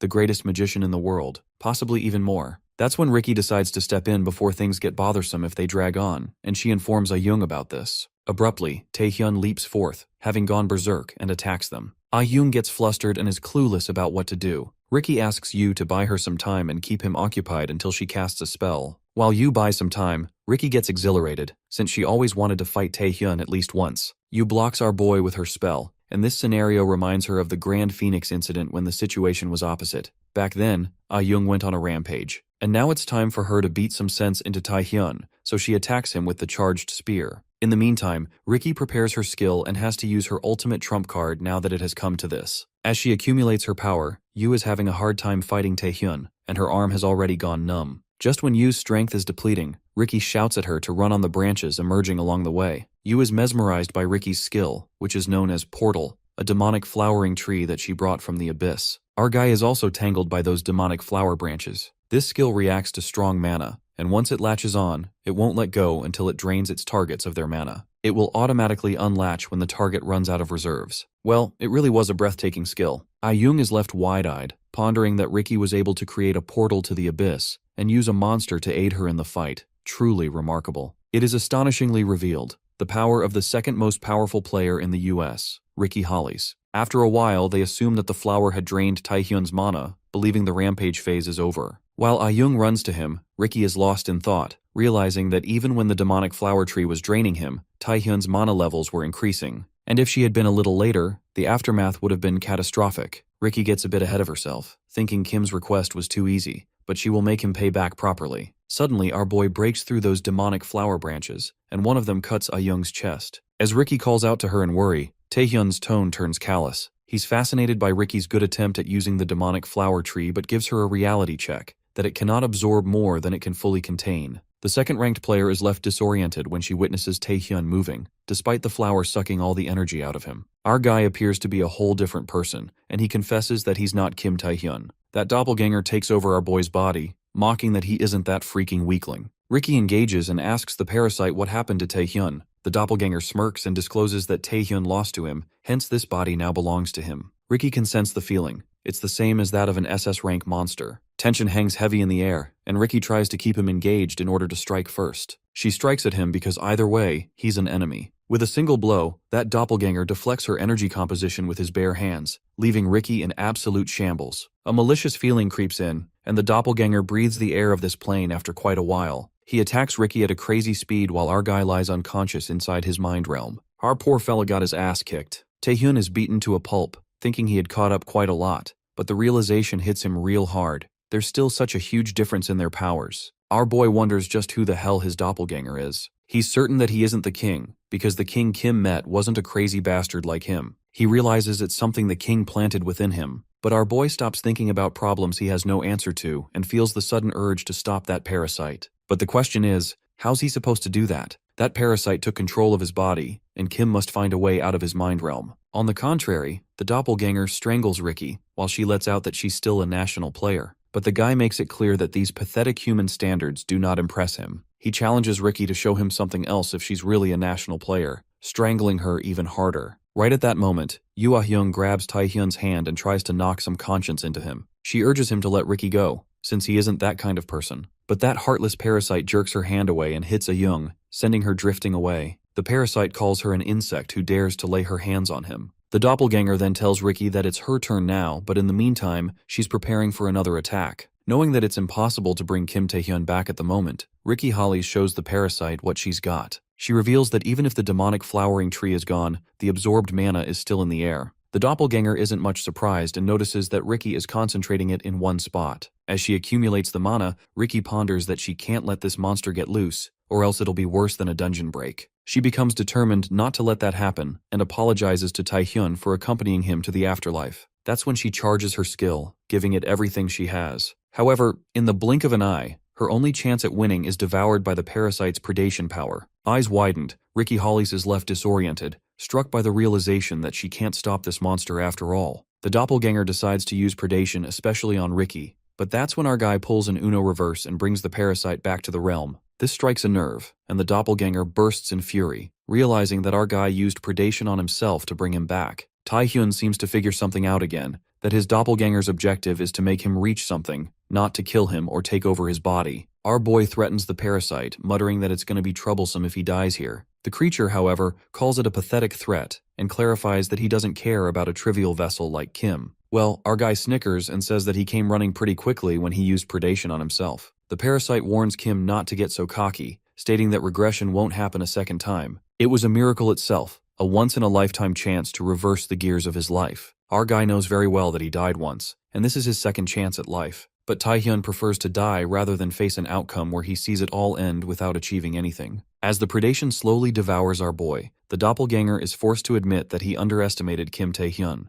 The parasite concludes that our guy wins this time, but he tells him to remember that the reason he's still alive is because of his goals. That guy urges our fella to keep striving until he reaches the king. The doppelganger gives one last warning, accentuating that when he decides Kim can't, he will not hesitate to devour him. With that, the parasite disappears into the sea of blood, and our guy makes it clear that he won't be devoured that easily. Moments later, our guy finally gets his body back and he surpasses the AA ranks onto the S ranks. What a prodigy. Returning to the real world, Ricky, who's badly hurt, is glad to see Kim back. Our guy holds her and realizes that he did that to her, Ricky assures him that Yoo Ah-hyung's life is out of danger. Ricky admits that Taehyun is a scary man and that he's been hiding that all this time. Nonetheless, she thanks our boy for protecting her in the end. She decides to keep this whole thing a secret as a favor. Ricky expresses her trust in our guy and believes she can trust him to watch her back. Taehyun smiles softly and promises that he will. Later at the hospital, we learn that neither Yoo nor Ricky was seriously injured to have any lasting impact, thankfully. They needed to be hospitalized for a while, though. Our guy, feeling guilty for his actions, stays by their side and acts as their personal maid. Taehyun is feeding Ah-young fruits and she couldn't be happier. Although she feels sad that Ricky left earlier, our guy guesses that she must be busy. That's when Yoo remembers that the SS rank license acceptance is coming soon, and Ricky is part of that. Yoo gets excited since the World Player Association is preparing something flashy, and she tells Taehyun that he can't cause trouble at an international event. Well, our guy takes a frantic bite of apple, unapologetically responding that it's out of his hands. President of the World Player Association, Vincent Chang, addresses the respected members of the World Player Association and reminds them of the time they were facing extinction in the face of the abyss. But it's thanks to the miraculous cooperation between world governments and the amazing performance of their players that they've successfully begun conquering gates and driving monsters back one by one. They're now in a period of growth, in a piece of time, and on that wave, stronger spells and experienced players came forward. The association has recognized the work that a few of their players have done,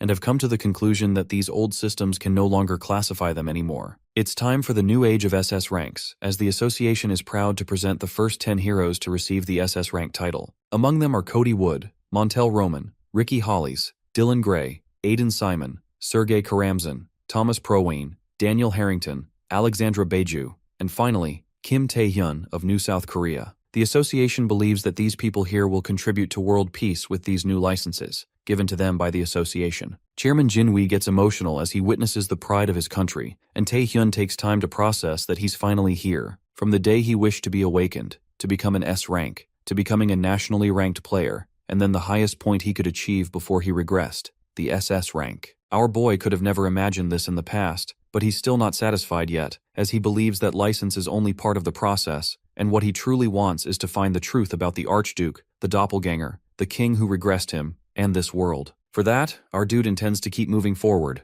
Chairman Jinwee seems to be overjoyed to see such a person in New South Korea in his life, as he lightly hits our boy, who says that it hurts. Taewook tells him to understand the fact that the chairman is happier than ever, knowing someone like him came from their country. To have a strong player means that the country's player association also rises with them. Hence, the deputy manager believes that they will do big things in the future. The chairman lets our dude know that a lot of people are relying on the fact that they have him now, and is thankful for him ever since the Asian Exhibition Games, but Taehyun believes he just did what he had to. Ricky Holly approaches them and feels nice to see them all happy, as she asks our dude how he's been. He rushes over to her, asking her if she's feeling alright, but she complains of being sore all over, stating that he went too rough on her back there, making her petite, slender body go sore. Our dude knows she's doing this on purpose, knowing that the chairman and Taewook, who looks concerned for Ah-hyung, are listening to their conversation, while they are wondering if things are over between them already. Ricky lets Taehyun know that there's someone who wanted to talk to him today, and it turns out it's Cody Wood, who wanted to meet him and thank him as he extends his hand for a shake. Our fella is intimidated by the dude in front of him as he realizes that being an SS rank means he's on the same level as him. If there was one person who was the face of all players everywhere, most people would say Cody's name. The man who always fought on the front lines against the abyss.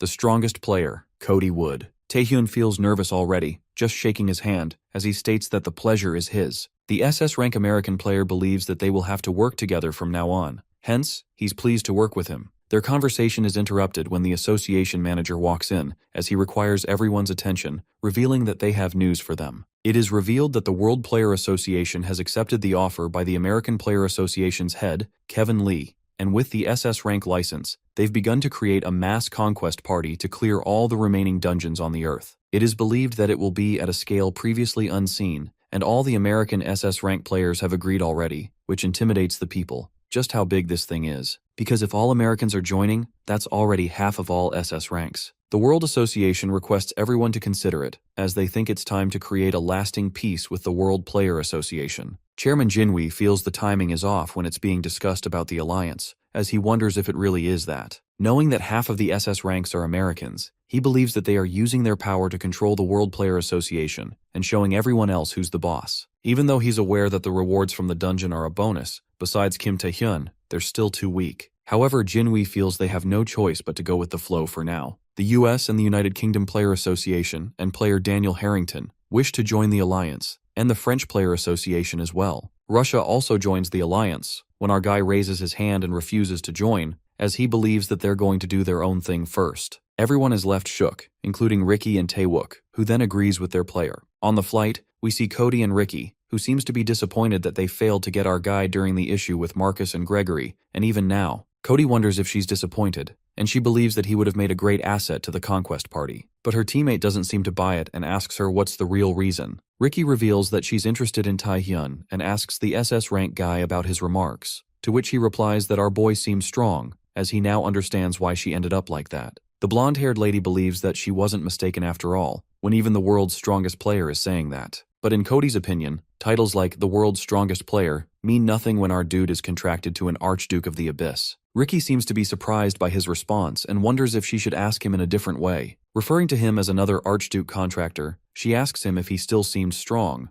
while the SS rank dude reveals that he will find that out soon enough. The new Chinese Player Association leader, Ryu Xin, is frustrated over the fact that no one is paying attention to the Chinese, as he wonders what the hell is this SS rank and this Conquest Party. He blames it all on Kim Tae-hyun, while he decides to use the data they barely managed to recover from the Grey Pit. And even though he thinks Zhang Lang escalated things for no reason, he's thankful to him for having this. Ryu hears commotion from outside his room, and as he wonders what's going on, he witnesses Min Ji-hong, the leader of the Malignant Guild, walking in after killing the guards effortlessly. Ji-hong apologizes for coming so late at night, as he reveals that it hasn't been long since he got back from the Abyss. Hence, he's quite jet-lagged, while Zane is completely terrified. In the Nightwalkers Guild building, New South Korea, we see Yoo Ah-hyung, who seems to be disappointed by Tae-hyun's response of clearing the dungeons without help from other countries, as she wonders what the hell drove him to say that. She reveals that the chairman is in an awkward position because of that as well, and even though she admits that our guy is strong, he should think about others as well. Our guy states that's exactly why he refused,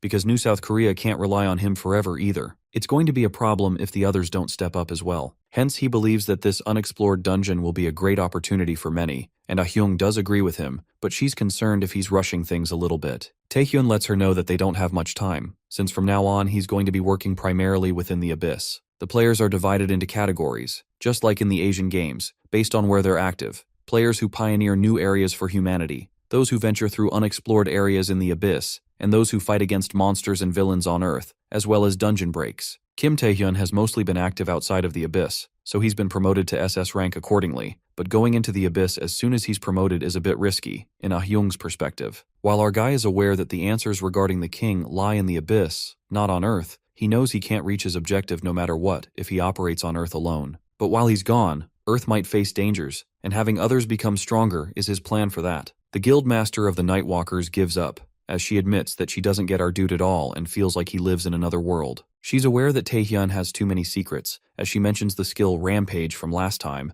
knowing that it wasn't a regular skill. With that, Ah-hyung leans toward our guy and questions him about who he is, to which he feels kind of nervous at first, but then states that he doesn't want to tell her. But the green-eyed woman isn't buying it, as she insists that she's serious right now, but our fella thinks that even if he does explain, she won't be able to understand. Therefore, he decides to explain everything when he gets an opportunity soon. Yoo Ah-hyung believes that she won't need the Awaken's oath with him, and our fella reassures her that he won't go back on his words. However, the green-eyed lady wonders why Tae-hyun met her first after getting back to New South Korea, and he reveals that he wanted to have her in his party, but it seems like she's busy. She sarcastically thanks a certain someone, saying that she's been unable to do work due to her fractured arm when our boy asks her recommendations for her replacement. Even though it annoys her, she states that there's only one, referring to her sister, and assumes that our guy is here for her approval, finding it cute. But our fellow was going to them whether she approved or not anyway. We see Kwon Kang-hyuk, who regained his spot as the best tanker in Korea after the Saintess healed his lost arm,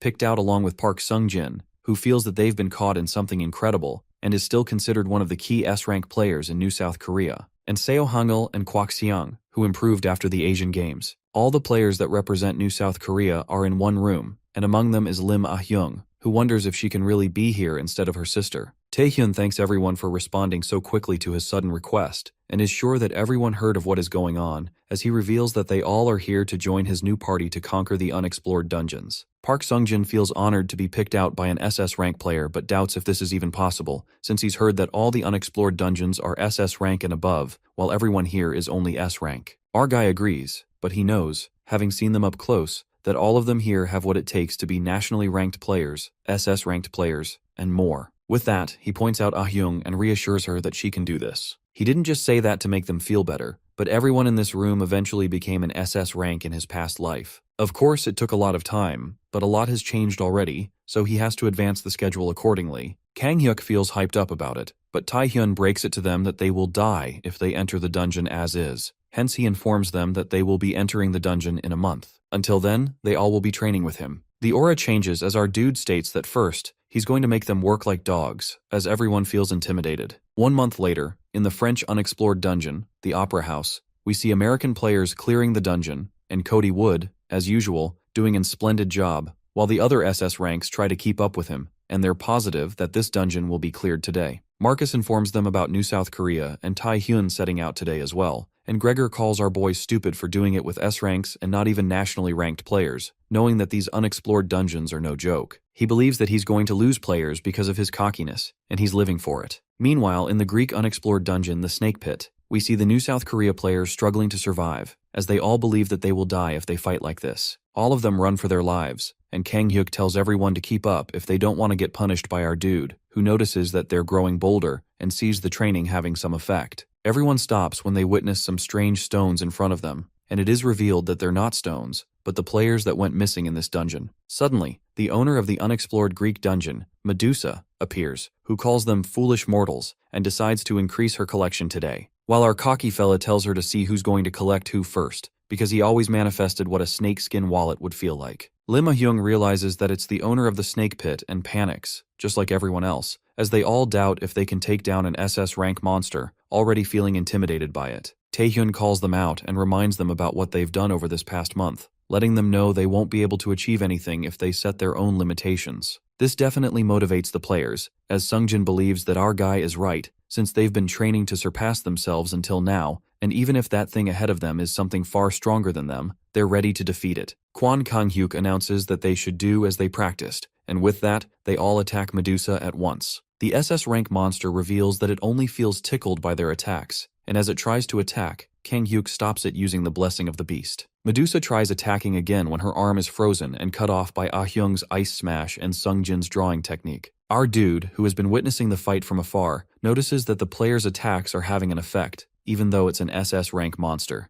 The mages, Kwak Seong and Seo Hangil, are attacking from afar while they constantly blind Medusa. Kwon Kang-hyuk is acting as a tanker and protecting them. Then there is Lim Ah-hyung and Park Sung-jin attacking simultaneously from her blind spots. They haven't landed a killing blow yet, but the damage is building up. However, Medusa won't just keep taking this. She gets violent as she states that the playtime is over, and when she decides to kill them all, she notices that one of them disappeared. When Kang-hyuk suddenly attacks her, thinking he would die of boredom, he uses the skill, the Blessing of the Beast, Minotaur Queen form. And now it's the turn of their hidden trump card, as all the players use their skills at once, hence defeating Medusa at last. Hangil is in disbelief that they won, while Kang-hyuk feels hyped up about his technique. Taehyun praises them, as he already believed they could do it, when Kwon tells him not to act so cocky, and asks how he could do nothing, watching as he seems positive that they've cleared everything up in this dungeon. Our guy thinks that would have been nice if it were true, when suddenly a dragon appears out of Medusa's corpse. The players are confused about what's happening, and realization hits them that it's a double dungeon. The owner of the double dungeon, Historia Basilisk, doesn't see anyone capable of defeating Medusa, as she finds it odd. Everyone is overwhelmed by the presence of an SS plus rank monster, as they aren't able to move from their places and turn into statues, just like the ones they saw earlier. Except for Kim Tae-hyun, who walks towards Historia, who assumes that he's the one who took down the gatekeeper. But our boy breaks it to her that it was the players who defeated her minion, as he believes that her minions got too cocky and didn't train enough, since they weren't that difficult. Our dude wonders if she would be any different when the SS plus rank monster leaps onto him, but he vanishes and attacks her out of nowhere with predation in wings form, as he decides to test who the inferior one is here. Historia sees our boy dodging all her attacks as she tells him to stop running, calling him a little insect. Taehyun dodges her attack yet again and injures her, as he wonders if she can't even catch a little insect. He insults her, calling her a lizard slithering across the floor, and asks her who's the inferior one now. Our guy uses a Reddick, with its rank being unique, and SS rank license reward Valhalla, which also has a unique rank. The SS plus rank monster feels enraged and tells our boy that he must think he's something just because he's using Igmund's power,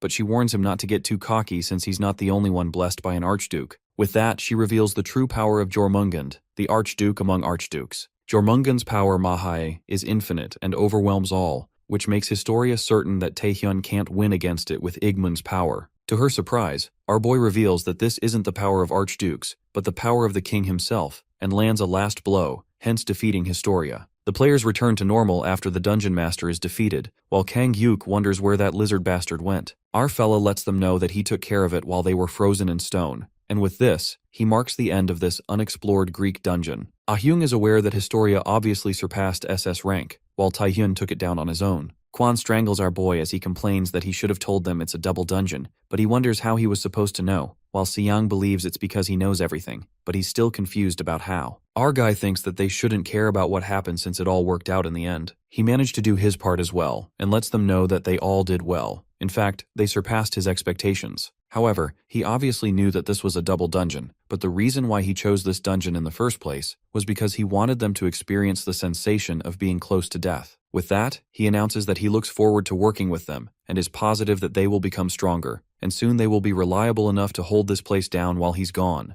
We see the news reporters bombarding the World Association members with questions, as one of them mentions that the Paris dungeon, which was known to be unclearable for years, has been cleared, and asks the director, who orchestrated everything, for a few words. Vincent Chang lets them know that they will be given plenty of time to ask questions, as he tells them to slow down, when suddenly chaos occurs amongst the reporters after receiving a call about New South Korea. Gregor assumes that there must be sad news, but Marcus Gore breaks it to him that New South Korea has cleared the unexplored dungeon, which leaves him absolutely shell-shocked, as he thinks that Marcus is kidding because he believes there's no way Kim Tae-hyun, who isn't even with nationally ranked players but only S ranks, could clear the snake pit. However, that's not all, and it's revealed that the Greek dungeon was apparently a double dungeon. And our guy came out unscathed, sure, but there wasn't a single injured person, which makes Marcus doubt if New South Korea was really this powerful. Meanwhile, Kevin Lee, who's witnessing the news, complains that our dude did them dirty, since this event should have made the US shine. Therefore, he decides to speed things along. As the news of the New South Korea Conquest Squad and Taehyun spreads, the US and the World Player Association, as if they were competing, continue to clear dungeon after dungeon. No matter what the player's original intention was, the world was quickly regaining its lost peace. On the other hand, we see player Lee Jung-soo, who's also the president of the Taesin Group, intruding the Malignant Guild's building, as he gets rid of all the minions trying to stop him and enters a room. The Shadow, when it sees him, states that they didn't tell him this location, so that he could visit any time. But Jung-soo isn't ready to listen to anything, as he calls them shameless and incompetent, reminding them about their first deal, which was to get rid of Kim Tae-hyun. But now he's in SS rank, and they can't do anything about it, and because of his conquest squad or whatever, the 4 major guilds are all over him, and there's no place for the Taesin group anymore. While his son, who he intended to leave his guild to, is now useless and can't do anything, this makes him lose it, as he wonders how much longer he's supposed to wait. The Shadow understands that he's angry, but as they said before, Taesin is looking at bigger fish to fry. With that, he restrains all of Lee Jung-soo's underlings that came with him, and believes that even though our dude's growth was unexpected, they still haven't given up and are sure that they will cross paths with him. But before that, he suggests that they talk business, and reveals that the leader of the Malignant Guild retrieved this item from the Chinese Player Association, showing it to Lee. It's the test data from their labs, and Shadow believes that Jung-soo is a smart man, as he must know what he should do with this for Taeson. And for the first time, the president of the Taesin group smiles, as he believes that now they're talking. It's already been a year since the World Player Association vowed to conquer all the unexplored dungeons. The new South Korea has just entered the final unexplored dungeon of the world in Mexico. After clearing this, no more unexplored dungeons will be left within Earth, and so that marks the end of it. We see Park Sung-jin, now a nationally ranked player, who didn't think it would be possible at first, but they did it. Kwon Kang-gyuk, who's also a nationally ranked player now, is sad that there aren't more of these dungeons, since he was starting to get really good at it. Kwak Xiang, Seo Hangil, and Lim Ah-hyung have all improved to being nationally ranked players, and Taehyun believes that at this rate, they all will become SS ranks in no time. While our guy has grown stronger as well, a lot of his stats have increased from raiding all the unexplored dungeons, and he thinks it's about time he meets Bang Chae-soo. Chaesu is pleased to see Taehyun, while he congratulates him for becoming the head researcher of the Player Association. An old man like him, who lost all hope, is now being allowed to live in atonement for his sins, and it all feels like a dream to him, as he believes that it's all thanks to our guy. Bang Chaesu, who is now an expert in combining skills, after meeting our boy, turned himself into the association for testing his skills on villains, but with Taehyun's plea and the association leader's high regard for him, he was hired to work for the association to serve the awakened players of New South Korea. Bang wonders what the busiest player in the world is doing here, being aware that he can't be here just to have a chat. Our dude reveals that he has another favor to ask, and the old man is surprised that he still has things that he can help with, as he instantly agrees to help with whatever. Taehyun breaks it to him that he wants to combine more skills, and Chaesu is confused about what he's talking about, since he's already done it. But our boy believes that there's nothing stopping him from combining an already combined skill, and this catches the old man with utter surprise, as he's never done such a thing. Bang tries to convince our boy by reminding him about the mana flow reversal if a skill's potency increases quickly, and tells him that he's already strong enough, and even if it's him, going further would be dangerous. Our dude cuts him off, as he states that he has something he must do,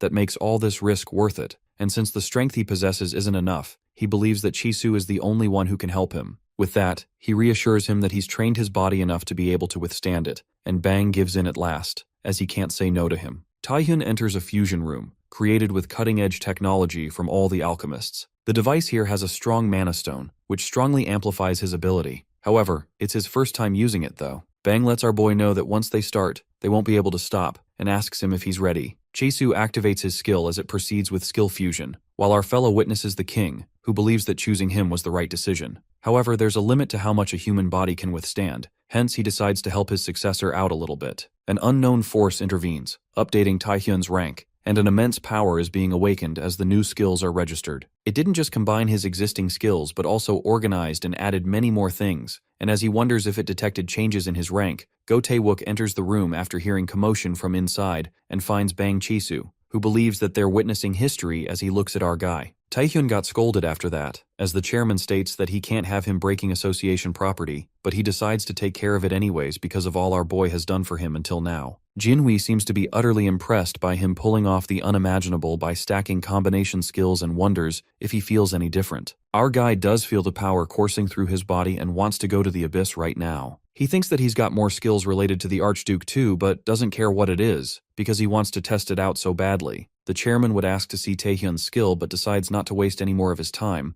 and remembers that there was a request sent in for our dude from the World Player Association, as he asks him what to do about it. It is revealed that our fella has been invited to become the new examiner for the SS rank player tests, as he realizes that it's already time for new SS rank players. The SS rank players are amazed to see Kim Taehyun, the famed SS rank player and the only one who can compete with Cody Wood. Vincent Chang thanks and welcomes our boy for coming along with Thomas Praween and player Cody Wood, as he announces these three players who represent the SS rank. The manager of the World Player Association starts explaining how this exam will proceed, as he states that the association wants to create a point-based system, but he's interrupted when our boy asks if there's really a need for all that complication. With that, he activates his powers as he announces that what a player actually needs is a strong mental fortitude and a strong body. Therefore, they will just have to stress them and see if they break, and check what skills they have as well. Vincent thinks it's a bit too much when Cody participates along with Taehyun as well, and finds it interesting. But the president is concerned because he knows our guy is like that, but didn't expect Cody to join him. Meanwhile, the SS rank players are scared for their life, as they wonder what's with this difficulty level, not sure if this is really okay. It is announced that the exams shall proceed according to the examiner's wishes, as they are told to divide the examinees amongst themselves. The first floor is revealed to be for our boy, the second for Thomas, and the third for Cody. One of the players, named Jeffrey, feels enraged at those three, who managed to become SS rank before them and are acting so cocky. Sarah tries to quiet him down, but he thinks he's right, because the SS rank was only created last year, and according to him, they just didn't get the time to do anything noticeable, and believes that they can win against them in a one-on-one fight. He lets Sarah know that she can't stay in her master's shadow forever, and decides to knock the SS rank players off their thighs today, especially targeting Taehyun. Our guy welcomes the rookies as he introduces himself, and declares himself the one in charge of their tests today by the authority of the World Player Association. With that, he announces his first rule for this test, which is pretty simple. He wants them all to land a single blow on him. The players think it isn't as hard as they thought, but our dude believes that even that will be impossible for them all. Hence, he tells them to all come at him together. Jeffrey curses him as he rushes towards him at full speed, confident that he will be able to land a blow, and as he tries to do that, Taehyun punches him as he falls down, passed out. Sarah feels frustrated as she tries to inform her mates that they can't attack without thinking, and tells him to calm down, but everyone carelessly rushes towards our fella, planning to attack him all together to create an opening. However, every single one of them is defeated without being able to even scratch our guy, even though they were all attacking at once. None of them met Taehyun's expectations, as he thinks that the leftover players are better than these idiots who attacked without thinking, but he breaks it to them that nothing will happen if they just stand there. Sarah gets an idea, as she suggests it to her mates, and walks towards our dude while she activates her power. Taehyun has heard of this skill, but he doubts if it's strong enough to be casually walking like this, as he decides to find that out. As he tries to punch, she manages to block it and hold it, which surprises our boy a little, while she calls her teammates out, telling them to blow him away with her. Our dude wonders if she's going to hold him and sacrifices herself, as the leftover players try to attack him all together. Taehyun activates Apocalypse, Monarch's Heart, Monarch's Spirit, Monarch's World, along with Chains of Bondage, and including all the lower rank skills. A total of 6 skills are active right now. The players give up, struggling to survive, since their senses are dulled, gravity weighting them down, their bodies now chained, and severely debuffed. Hence, they won't last if they're not special. But Sarah is withstanding all these skills, as she reveals what her master taught her about never giving up, no matter what, and that her opportunity will surely come. Our guy observes that she's absorbing mana from around her and converting that into something she can use, while she also manages to block his attack by absorbing the mana of people around her. The chains of bondage suddenly break, and Sarah finds this as an opportunity to land her blow, but before her fist could hit our fella, her body stops moving and she falls down, passed out. Even though her fist didn't reach Taehyun, he admires her efforts and might even consider it a blow. Therefore, he approves of her, the only player, Sarah McQueen. Sarah McQueen, the one with the skill Terraform, is the SS rank player who is later known as the Hope of the United States. As our fella expected, she's cut differently, and as he thinks about the master she speaks of, it turns out to be Cody Wood, who just got there. Our dude congratulates him for his student passing. It is revealed to the president of the World Player Association that the exams are all finished, which shocks him since they just started, as he desperately asks for the results. It turns out only one student, Sarah McQueen from the United States, passed, and this leaves the president in absolute shambles, making him realize that they're doomed. Because of our guy's actions and New South Korea's recent victories, the respect that the United States Player Association should have received has been diminished. That's why the World Player Association was hoping for a comeback with this license exam, but the results were only one from Kim Tae-hyun and none from Cody and Thomas, which makes the president wonder if they were too hasty. One of the members calls out Vincent hurriedly as he reveals that Taehyun and Cody, under the pretext of a duel, have just requested to use the highest level training room. This leaves Chang in utter shock. Our guy seems to be aware that the America's strongest player isn't here just to see if his student passed. As he asks him why he came here, Cody believes that he must be feeling this thirst too, the feeling that nobody here can satisfy him. And since they are the same, he suggests that they have a match, as comrades. Taehyun knew he would fight him at some point, but he never thought it would happen like this. And even though he isn't aware of why Cody is being this way, he thinks this isn't bad because he would like to find out what level he is now, as well as see how he fares against the strongest in the world. The members of the World Player Association seem concerned about the world's first and second ranked players fighting, as they wonder if they should let them fight, and await the president's order. Vincent believes that they can't stop them and decides to let them do what they want, as he orders someone to inform them that they're recording what they're doing. The SS rank license exam went nowhere, hence, they expect to get something out of this at least. He reveals that they're going to get more data on those two, and maybe get some promotional material out of that too. With that, he takes responsibility and instructs to proceed. Taehyun and Cody are informed that their request for facilities usage has been approved, and all the proceedings will be recorded by the association. However, it doesn't matter, since once they both get started, it will all be useless. Our guy did not expect someone like Cody would come looking for a fight, and the blonde-haired dude believes it must be good for him anyway, since he's after his #1 spot. But our fella lets him know that he can take that spot from him anytime he wants. The strongest player realizes that the tongue of his is one of his weapons too, but he's positive that it won't work on him. With that, they clash against each other and try to hit one another, and as Taehyun thought, they are both equal in strength and speed, which means it will come down to their skills. Our dude uses Apocalypse, restraining Cody, who feels an immense strength and was not told that Taehyun had this ability, when he breaks it to him that there's much he doesn't know about him. The American SS rank player tells our guy to use everything he's got today, because that will be the only way he can win against him, and uses Holy Night, hence breaking through the binds of Apocalypse easily. As they both continue to fight, they feel the heavy beating of their hearts that they've never felt before, and this makes them certain that the man they are fighting is the strongest. The management of the World Player Association, who has been witnessing the fight, is confused about what the hell is going on there, since all the cameras are broken. One of them suggests calling the facility's management and sending them in there when the president decides to go and check himself. The highest-ranking training rooms were designed to be safe even with dozens of SS rank players going full power, which makes Vincent realize that those two have already surpassed everyone else. Meanwhile, our fella thinks that the building will collapse before one of them is victorious, and Cody agrees, telling him to stop hiding his powers and finish this. Taehyun lets him know that he's been going at full strength for a while, when the blonde-haired dude tells him not to lie and mentions the Archduke's power that he's yet to use. This catches our dude by surprise, as he wonders how he knew, and the American player lets him know that he's not the only one who knows the secret of the abyss, revealing that he himself is an Archduke contractor. Cody asks our guy about the monster he has contracted with, while he's still in disbelief, since he thought that the Archduke contractors were just in China and never imagined Cody Wood was one of them. However, he just mentioned the Archdukes, so he doesn't seem to know about the king. Therefore, our boy decides to keep his cards hidden for now. Taehyun reveals his Archduke to be the vampire lord, Igmun, while Cody's Archduke is the fallen angel, Lucifer. They both come at each other, as they decide to finish the fight.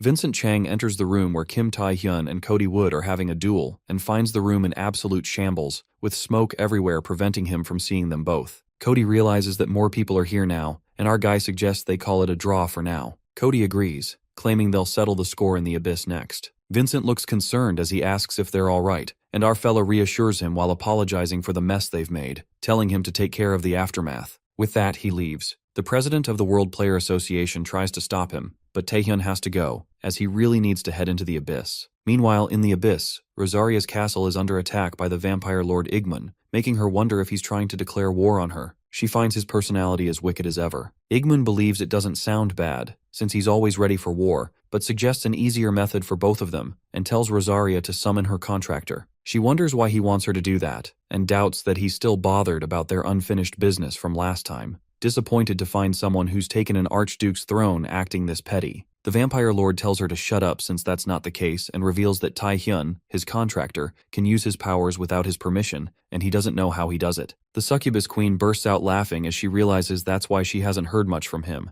and believes his power suits our dude better than the powers she gave him. However, Igmun looks serious, aware that she knows something, and tells her to speak. Rosaria lets him know that his method of asking a favor is quite rude, while he wonders if it looks like he's asking for one. As he says that, the Queen of Succubi warns her underlings to step back as she thinks today she'll be teaching this rude vampire, who intruded into her castle, a lesson. With that, the battle begins. As Igmun uses blood blades, she reminds him that they are of the same origin, so he's just spitting on his own face. The vampire lord is pulled by his leg, caught by Rosaria's tentacles, and smashed to the ground with great intensity. When it seems like he's defeated, he uses the blood field, catching her by surprise. Igmun asks her if she's already forgotten about his power, and with a spear against her neck, he instructs her to tell him everything. But to his surprise, Rosaria asks if he's forgotten about her powers, and shows him what she's capable of, making him realize she used personal space, a virtual space created by illusion, to trick him. The Queen of Succubi reminds him that this situation isn't the same as before, when she had to use her contractor's body to barely get by. This is her realm, where her powers are strongest. She wonders if he still thinks he has a chance against her, with a clone no less. The vampire lord gets offended and warns her to wait until he brings his true self, but is cut off when she asks if he really wants to hear what's happening, and decides to tell him anyway for old time's sake. She reveals that the answer to his contractor using his powers at will lies within his memories, reminding him of a human who made all the archdukes kneel and took all of their powers. Igmun instantly realizes what she's talking about but struggles to believe it, until Rosaria breaks it to him that his contractor is now his key. Meanwhile, Tae-hyun enters a room only to find the chairman along with Marcus Gore, making him wonder what's going on. Marcus expresses how desperately he wanted to meet our boy, who asks him what the deal is. The American player decides to be direct, given the circumstances, and reveals that the United States Player Association is officially asking for assistance. Our guy knows something must have happened, and Marcus informs him about one of their players who went on a reconnaissance mission into the depths of the abyss and went missing. Their association even launched a search and rescue mission with the help of the World Player Association, but the search party, made up of 4 SS rank players, Dylan Gray, Daniel Harrington,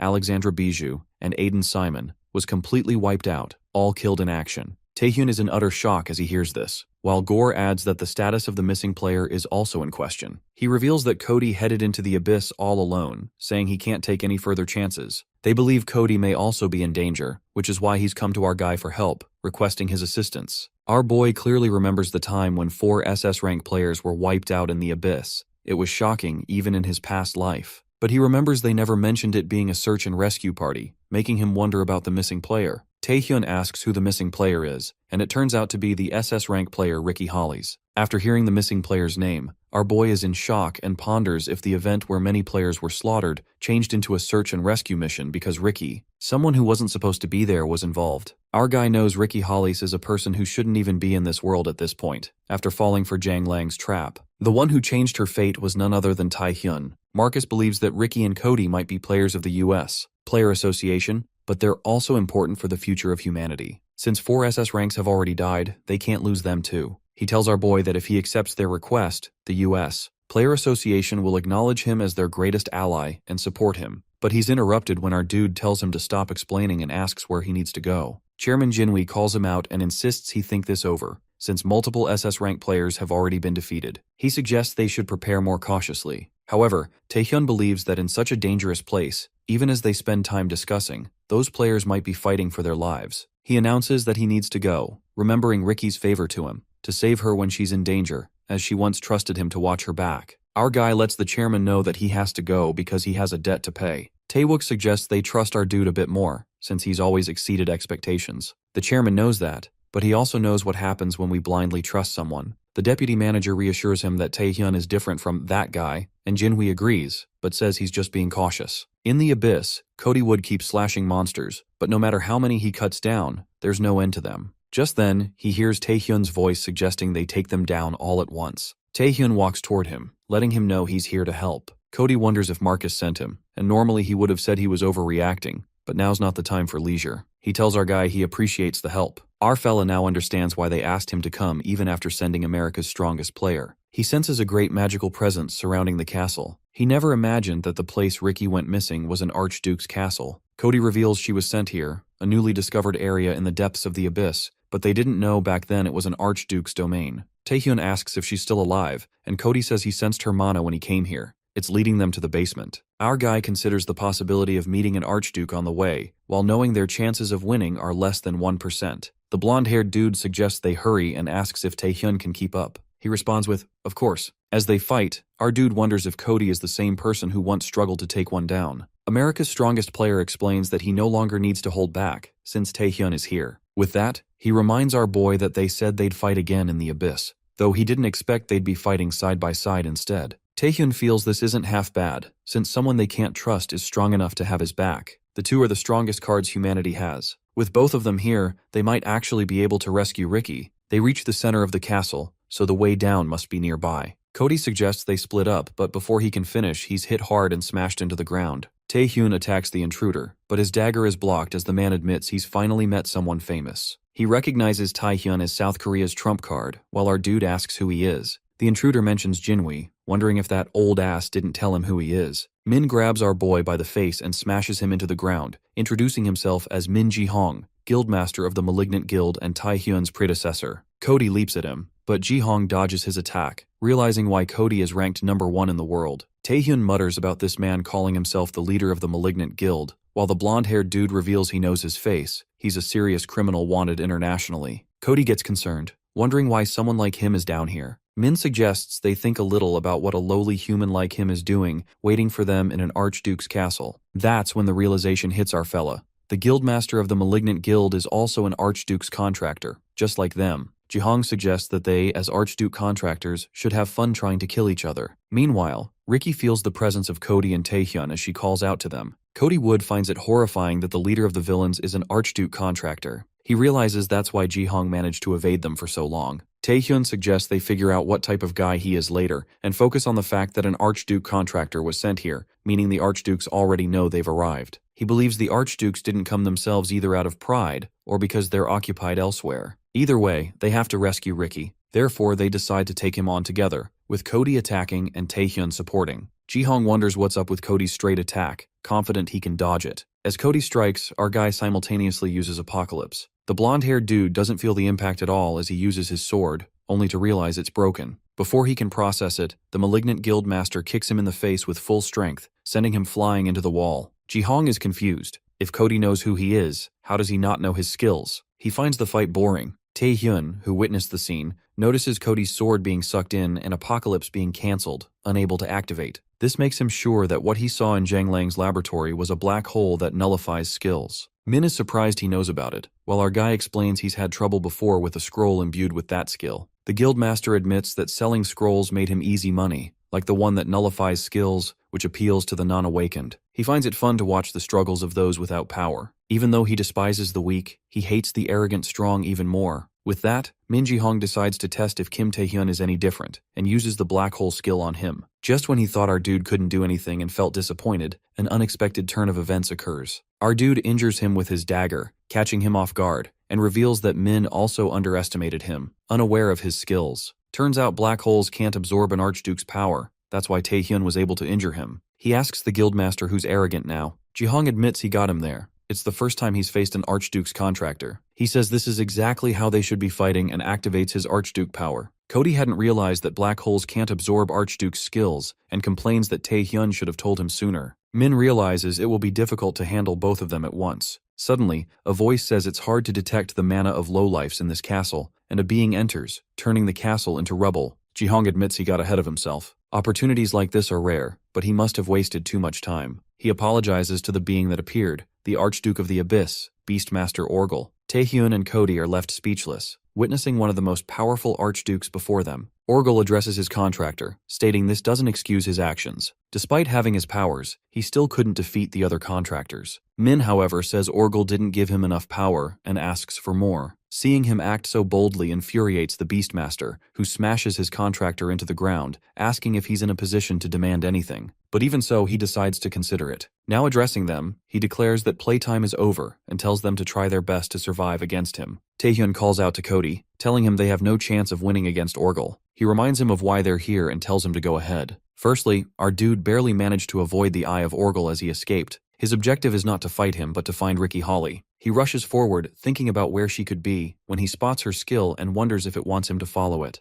Our fella finally finds her and lets her know that he's here to repay her debt. Ricky admits that he's something else for coming to this dangerous place just to repay a debt, but he believes that a promise is a promise. With that, Tae-hyun releases her from the cuffs and holds her while she wonders where Cody is. Our dude reveals that he's looking for her on the other side of the castle, and he would explain more, but they're running short on time since that archduke must be on the move. Tae-hyun wonders if she knows about him too, and Ricky reminds him that she's an investigator for the World Player Association. She reveals that the owner of this castle, Archduke Orgel, with his unfathomably deep reserves of mana, was more frightening than any other monster she's met. Our guy thinks if she knows that, then she can understand why they must escape quickly. He managed to slow him down but doesn't know how much longer that will last and asks her if she can walk, but unfortunately, her legs fail her. Kim supports her body as they get out of there, when Ricky gives him a look and finds it interesting that ever since the incident at Zhang Lang's lab, every time she thinks she would die, she sees him and finds hope of living. As she thanks our dude for saving her, they hear the voice of Orgel, who asks them if they actually thought they got away from him. Orgel rants that he left that bitch, Ricky, alive to use as a spare because she had a good understanding of mana for a mortal. Since he has her, it was obvious to him where Tae-hyun would go. Meanwhile, our boy realizes that he still came to them, but what shocks him is that there's not a single scratch on him after being hit with predation. The Beastmaster addresses him as the intruder and tells him to try using the powers he just used against him. Kim obliges and uses predation again, which makes Orgel certain that this is the king's power, as he thought his eyes deceived him. However, the power is far weaker than when the king used it. Tae-hyun realizes that predation doesn't work on him at all, therefore he uses Blood Blades, Igman's power, and then Dragon's Fury, which causes an explosion of aura enhanced by mana. Orgel wonders if it's the power of the Dragon Lord as our boy cuts him, and then he uses Monsterification, which makes the body mimic the monsters. Orgel's power. Ricky, who's witnessing the fight, can't believe her eyes that she's seeing a human and an archduke fighting like this, making her wonder what Kim Tae-hyun really is. Suddenly, Orgel grabs Kim's arm and finds this so fun, since he hasn't felt this way in a long time. He sees our boy wielding the powers of others, just like the king, but it's been 1,000 years since the king disappeared. Fighting powerful people was Orgel's lifelong objective, but once the king disappeared, the days of boredom continued and dragged on endlessly. As he claims to be having a proper fight after so long, he pulls out Tae-hyun's arm that he grabbed and tells him to show him everything. addressing him as the key of the king. Our guy realizes that predation and the powers of other archdukes, none of them work on this beast. Therefore, he decides to use the only thing he has left and summons Rosaria. The Beastmaster witnesses the succubus queen, knowing that she's the most loyal servant of the king. Our guy admits that he wanted to finish this fight without calling her if possible, but is left with no choice. Rosaria gives Orgal an intimidating look. Taehyun really wanted to finish this fight without summoning Rosaria. The Archduke summoned by the powers of a contractor has no chance of winning against an actual Archduke. Besides, this is risky because his mana flow could be reversed like last time, or he could get caught up in the fight between those two. Even if he does survive, there's no guarantee that Ricky would too. But now is not the time to be thinking about these things. Orgal admits that he never thought the succubus queen would already be by the key's side and asks her when she entered a summoning pact with him. But then he remembers that he did feel the mana of a nightmare, which makes him realize that Taehyun wasn't a contractor of Igmun, but of her. Rosaria lets him know that he will regret finding that out so late because she's not some weak opponent like that vampire, while the Beastmaster had wished for exactly that, a strong opponent. Addressing our dude, the Queen of Succubi tells him that he needs to tend his wounds, asking if he can handle that himself. Taehyun believes if he uses Blood Rampage, he can, and before he can say anything further, he's moved into Rosaria's authority, a personal space, a created location separated from reality. She said all those things to Orgal, but the only thing she can do for her contractor right now is to call him in here and buy him some time. However, he won't have much though. She instructs him to focus on healing first, and Orgal comes after that. Our guy asks her if she can summon another person here, and Ricky is summoned almost immediately. She wonders where she is when she hears Kim's voice, telling her to get off him. Ricky instantly gets off him as she apologizes, and our dude lets her know that this is a temporary shelter created by an archduke he's contracted to. Taehyun tells her that first they need to figure out how to get out of this situation. Meanwhile, the Beastmaster feels the mana of the key and that bitch disappearing, and he wonders if Rosaria hid them. But she pretends to know nothing about it and believes that even if she told him, his thick beast brain would never understand. Orgal tells her to spit them back out while he attacks her. Ricky understands that while the two archdukes are fighting, they need to figure out how to get away from Orgal and see the bigger picture. But what she doesn't understand is how, if he's a contractor of the succubus queen, he's using the power of other archdukes. She knows those skills just now, and the skill rampage from before weren't normal, and she asks him if he's even a regular human. Taehyun reminds her that when they first met, she told him they need something to anchor them to this world since some could consider them monsters. And his answer is the same as back then. He's stubborn enough to keep promises he makes with friends. Ricky remembers him saying that, and it makes sense to her, while our dude lets her know that he's human. It's just that his skills allow him to absorb the skills of others. She now understands the reason why he can use all those skills, but she still thinks these skills are overpowered. While our guy trusts Ricky enough to reveal this much to explain, and is sure that she will keep this a secret, even so, he can never tell her about his regression. With that, he suggests that they discuss tactics when they feel Rosaria's authority tremble. Even now, outside of here, Rosaria is fighting to buy them time. Taehyun reveals that even though he used all his skills, they still weren't enough to stop Orgal, and asks Ricky if she has something in mind. Among the skills she has, she can think of one, Portal, which opens a gate that allows them to travel to a designated coordinate. Our boy decides to use that to get out of here, but Holly thinks it's too dangerous. Since she's only ever used it to summon monsters from the other side, she's never used it personally for herself. A gate created by human mana, unlike a warp gate, is very unstable. It can suddenly close, and in the worst case, they could be stuck, endlessly wandering the void between two dimensions. Ricky suggests that they think of something else, but she knows as well as Taehyun does that there is no other way. They have to make a decision, and our guy lets her know that he believes in her. They're summoned back to reality where they witness Rosaria being defeated by the Beastmaster while she warns her contractor to run away. Orgal spots the key of the king and asks him if he thinks he can hide between Rosaria's skirt folds, and is disappointed as he says this is not the way of the king. The king is supposed to mercilessly destroy those who oppose him. He suggests that if our guy has the king's power, he should fight like him, but is cut off when Taehyun uses predation on him. Orgal believes he must already know that this won't work on him and wonders if this was his last move. But Kim just couldn't listen to his bullshit and instructs Ricky to open the portal right now. She opens the portal while the Beastmaster lets them know that he won't let them escape.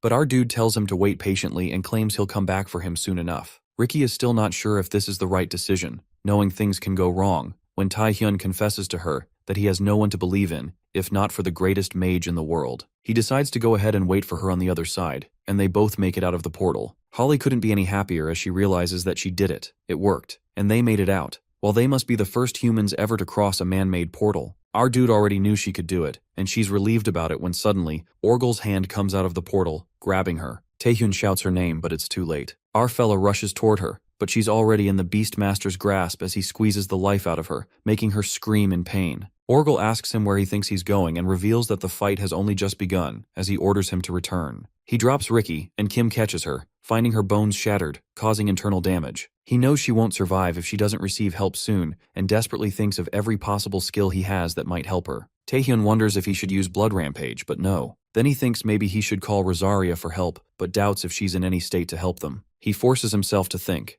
of anything, when he hears Ricky consoling him that it's okay because she always knew this could happen. But our dude tells her that he won't give up on her, that he promised to save her. Holly tells him that he's already done enough, and she's aware that it's too late to go back. Therefore, she has one last favor to ask of him. She reminds Kim about what he told her about absorbing the skills of others, and asks him if he can absorb her skills as well, because that's the only way she could continue to serve humankind. Taehyun, with a heavy heart, obeys her request while Ricky Holly is glad that she lived her life without regrets, except for one thing, that she should have asked our guy out on a date. Meanwhile, the fight between Min Ji-hong and Cody Wood continues as he feels his blood boiling with excitement. But Cody has to get rid of him soon because he can't stay occupied by him any longer. Min wonders where he thinks he's running off to and feels disheartened to know that he's thinking about other people while fighting him. With that, he reveals that if it's about Taehyun and the woman from the prison, he'd better give up since they're already caught by Orgel because he stopped sensing their mana a while ago, making him wonder why. Ji-hong feels disappointed since he wanted to fight our dude again, when he's hit by Cody's sword.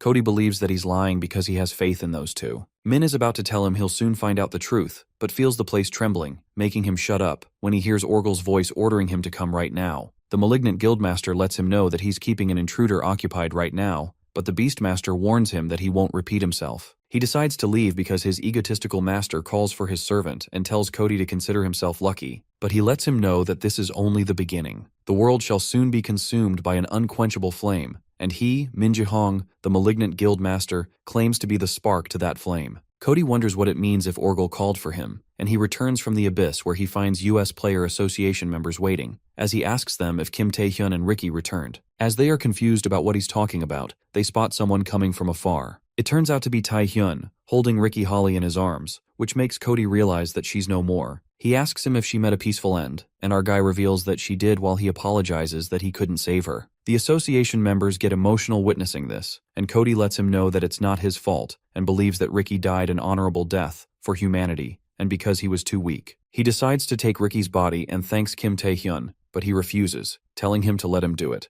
Our dude wants him to lead him to the United States Player Association, because he believes he has a duty to relay what Ricky left him with. At the United States Player Association headquarters, we see Kevin Lee, who thanks Taehyun on behalf of all of them for bringing back Ricky, as they believe they owe him a great debt. But they've lost many valuable players now, and they're busy enough as is with the aftermath. Therefore, he hopes that the reason he called them here is really worth it. Gregor lets out that they're too busy to be forced to listen to this bullshit, calling him a failure, when Cody asks him if this is directed at him as well. They're arguing when our guy lets them know that they'll soon find out for themselves whether being here is worth it or not. They're all shocked to sense Ricky's skill from Taehyun as he reveals that this is indeed her skill, which allows the replay of recorded memories. And with that, he decides to make them hear her final words. Taehyun got a total of 3 skills out of Ricky. One of those was high-level Monster's Heart, which creates a mana stone within the body. This skill allows him to create a mana stone and freely manipulate mana. Most of Ricky's skills were born out of this one skill. The reason she seemed so intent on the difference between monsters and humans was probably because she had this skill. The other was Portal, which creates a warp gate at a designated coordinate, which she used to get them away from Orgel. If you have set a coordinate, you can travel through dimensions with it. And lastly, Memorize, the skill that allows you to see anything related to memories. This was the reason Ricky was able to act as the investigator of the World Player Association. Kevin knows that this skill is unique to Ricky, and he questions Taehyun about how he's able to use it. He lets them know that it's because nobody was as good as Ricky when it came to mana manipulation, and she seemed to know how to transfer skills to others. But our dude feels bad for lying because he can't tell them about predation yet. Cody wonders what he intends to show them with Memorize. What Ricky recorded with Memorize was the information she found while investigating Orgel's castle. The information related to the monster's language needed further investigation to decipher, but when Ricky looked at the painting, she instinctively knew that all those who sat next to Orgel were archdukes. Beastmaster Orgel, Queen of Nightmares Rosaria, Vampire Lord Igman, King of the Demons Beelzebub, Dragon Lord Hazard, Beast King Jormungand, and the fallen angel Lucifer. These 7 archdukes continued to fight over their territories and ruled over the abyss in a precarious balance. But as she wonders who sits on the throne above them, she is found by Orgel. Everyone in that room is exposed to this information, and this leaves Kevin Lee in utter disbelief. He realizes that the archdukes identified so far included Orgel in this expedition, as well as Igman and Lucifer. It wasn't clear to them how strong they really were, but they now know, thanks to the recent sacrifice of their players. They know that even one archduke alone is enough to destroy Earth, yet it is revealed that there aren't 3, but 7 of them, and there might be someone even stronger. Meanwhile in the Abyss, Ji-hung asks Orgel if it's all over now, as he still can't believe that the mighty Archduke of the Abyss was hurt and needed his powers. The Beastmaster says it was an accident, and he would have recovered without him. However, he dislikes waiting. With that, he threatens to crush him if he talks to him like that ever again. Min decides to keep that in mind and asks him why he was so keen to go after Kim Tae-hyun. Orgel reveals that he has a special ability, one that's only allowed by a special person. As Ji-hung wonders what he means and by whom, he tells him about the one who rose to the top of the Abyss. The one who led the Archdukes to fight the upper realms, the King of the Abyss. But he's different from before. With that, the Beastmaster gives his contractor new orders to go to Earth, accelerate his plans, make Earth fall into chaos, and bring him the King of the Abyss's key. He will take the key for himself and rule over the Abyss, rising to the peak himself. Ji-hung lets him know that his wish is his command, and that all things are going according to plan. Kim calls out to the president of the U.S. Player Association, asking him what he will do now. Kevin decides to have a meeting first, even though he's not sure they can get anything out of it. But our guy believes that this is no longer just the U.S. Player Association's matter. This concerns the future of humanity, which is why everyone needs to know about this. Lee thinks this will just plunge the world into uncontrollable chaos. However, Tae-hyun suggests it will also give them the opportunity to unify. Since Ricky wasn't someone who worked solely for the benefit of one country, he tells them to think of what she would have wanted. Kevin thinks for a moment, and decides to share the information through the World Player Association once they organize things themselves. With that, Tae-hyun asks them about the form of light within this place's basement, which he saw using Memorize on Ricky's memories. The president of the U.S. Association is shocked to see that he knows so much, while Marcus believes that he's already one of their closest allies. They take him to the basement, while Kevin believes that if he studied history, he'd know that humanity completely changed after making contact with the Abyss. Starting with people awakening, they were able to bring rare resources from the Abyss, and they've seen plenty of progress through that. That's what most people are told, but there's one thing they don't know. The awakening of people and the discovery of the Abyss didn't occur at the same time. To put it simply, the Abyss was a hellscape they couldn't handle at first. It became a land of opportunity for them after they dragged something up from the Pacific. Kevin reveals that humans began awakening after they made contact with him, and with that, he introduces Tae-hyun to their savior and the power that updates humanity. No name. Though they might as well call him God, they can't do that officially. Tae-hyun sees a being kept inside glass as he wonders if this isn't the king. Our guy asks them if they managed to keep something like this hidden all this time, while Kevin's thoughts remain unchanged. He believes that a chosen country and a minority of that country need to lead progress. Despite the classified nature, they haven't gotten anything out of it since the first awakening. Not Kevin, not the one before him, and not even the one before that were able to get anything out of No Name. But they're slowly seeing signs that they might be able to learn more from it. Tae-hyun, who's been looking at it, suddenly sees him move, and then he opens his eyes. That white creature awakens, leaving everyone bewildered. What shocks them even more is that No Name opens its eyes for the first time,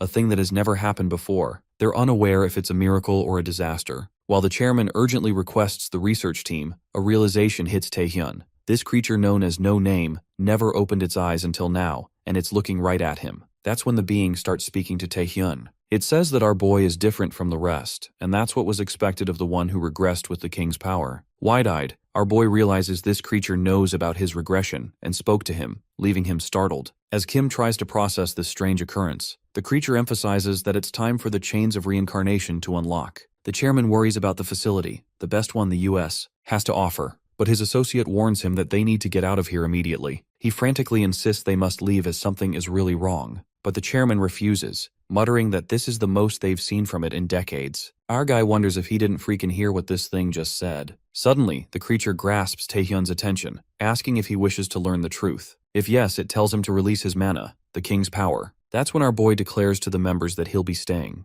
The members are shocked and warn Kim that he won't be safe here, even if he's an SS rank player. Our guy releases his power while the U.S. Association chairman yells at Kim, demanding to know what he's planning. Kim justifies it, saying he wants to check something. Infuriated, Marcus wonders why now, of all times. Cody tells Marcus to bring the president, inferring that Kim Tae-hyun is up to something. As they all leave, our boy releases his power and asks the creature to show him the truth it spoke of. Abruptly, a bright light radiates and our boy finds himself in the creature's realm. It calls Taehyun the brave key of the king and answers his question. Our guy is bombarded with questions, but first, he needs to know where this info is coming from. He wonders if this creature really is God. The creature discerns that there's a difference in what humans think of God and what it actually is, but there isn't a better word to describe it. Our guy remarks ironically that God, captured by humans, doesn't seem so omnipotent. That's when the creature reveals it's not God itself, but a fragment of one. It's no longer part of a greater whole and lacks the power to do anything on its own. It only has a general direction.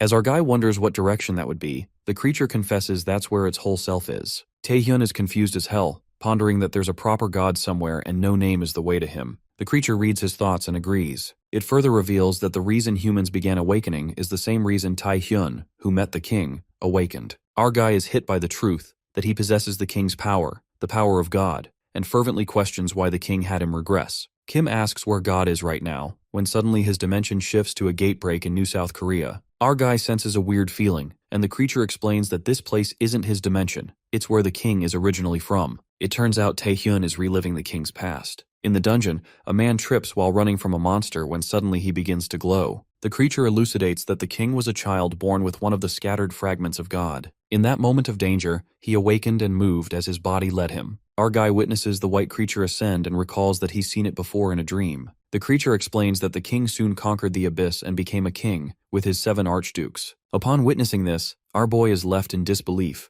unable to understand why being drawn to God has anything to do with subjugating the 7 archdukes. The creature reveals that after the territorial wars, becoming the king of a lower dimension is one of the requirements to reach the next step. What comes after is the unavoidable war with the upper realm. Only once one wins the species wars does one gain the right to challenge God. And so the king fought against the beings of the upper realm with his archdukes. But the upper realm is occupied by beings closer to God than those of the lower realm. And so the king couldn't overcome that gap. Even after countless regressions with his ability, since he was once a human, his mind slowly became warped. One day the king realized he wasn't the man for the job. He believed he needed to find someone else to carry on the task. Simply put, someone to become the king's key. That's the meaning of being the king's key. To carry on his duty, end the unending war, and reach God. Taehyun is still utterly shocked and has more questions. He asks the creature why God sent out his fragments, and why the king is so hell-bent on reaching him. And most importantly, why he chose Taehyun as his key. The creature responds that the answers to these questions are beyond its cognitive abilities. Kim realizes he needs to find out for himself, and the creature clarifies that he received the powers of the king, not of God. So his path is not bound to theirs. Kim may simply enjoy his life as he wished during his regression. The creature leaves it up to Taehyun to decide whether he will proceed. Outside the realm, the chairman regrets leaving, believing he could have learned something about no name to help humanity. Marcus worries about Taehyun,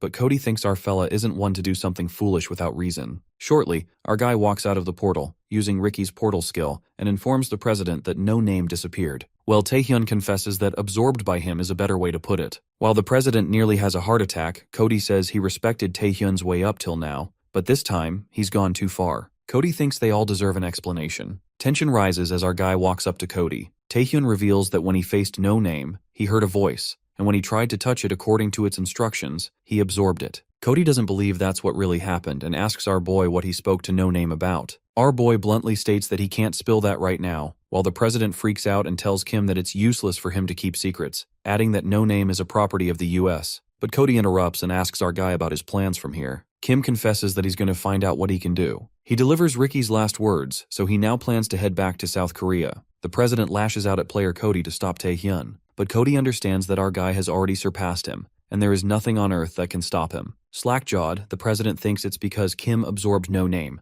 but Cody Wood states facts, saying that they had countless opportunities to contact that no-name creature. Yet nobody could do that. He clarifies that it's not Kim who absorbed no name. No name chose Kim Taehyun. Cody Wood suggests they shouldn't anger a man chosen by God. And now they're the ones playing catch-up to Kim Taehyun. It is then known that after Kim Taehyun returned, the World Player Association announced the death of Ricky Hollies and 4 other SS rank players. They also announced the existence of 7 archdukes who rule over the abyss. The world mourned for the players who died for humanity, while also fearing the archdukes. Later, Chairman Jin sympathizes with Taehyun since he went through an ordeal. He affirms that it isn't Kim's fault. Even if he's physically fine, he must feel terrible. Regardless of the recent events, the chairman feels bad for rushing this. but he heard from Yua Young that our guy will be working in the abyss. Chairman Jin assumes that Kim changed his plans because of the Archdukes, but our guy refuses and answers that the abyss needs him more than ever. Meanwhile, Go Tae-wook seems to have something to tell Tae-hyun. While the chairman tries to stop Tae-wook, the guy opens up that the boss wanted to keep this from Kim. But since our guy will be primarily working in the abyss, he should know this. Go Tae-wook reveals that while our boy was busy, a mysterious plague began spreading throughout the earth. It's been causing gray spots to appear on one's skin, along with a high fever. He asks Kim if he has seen something like this. Our guy is rendered speechless and reckons that it's the same symptoms from his past again. The disease that plagued humanity for a long time.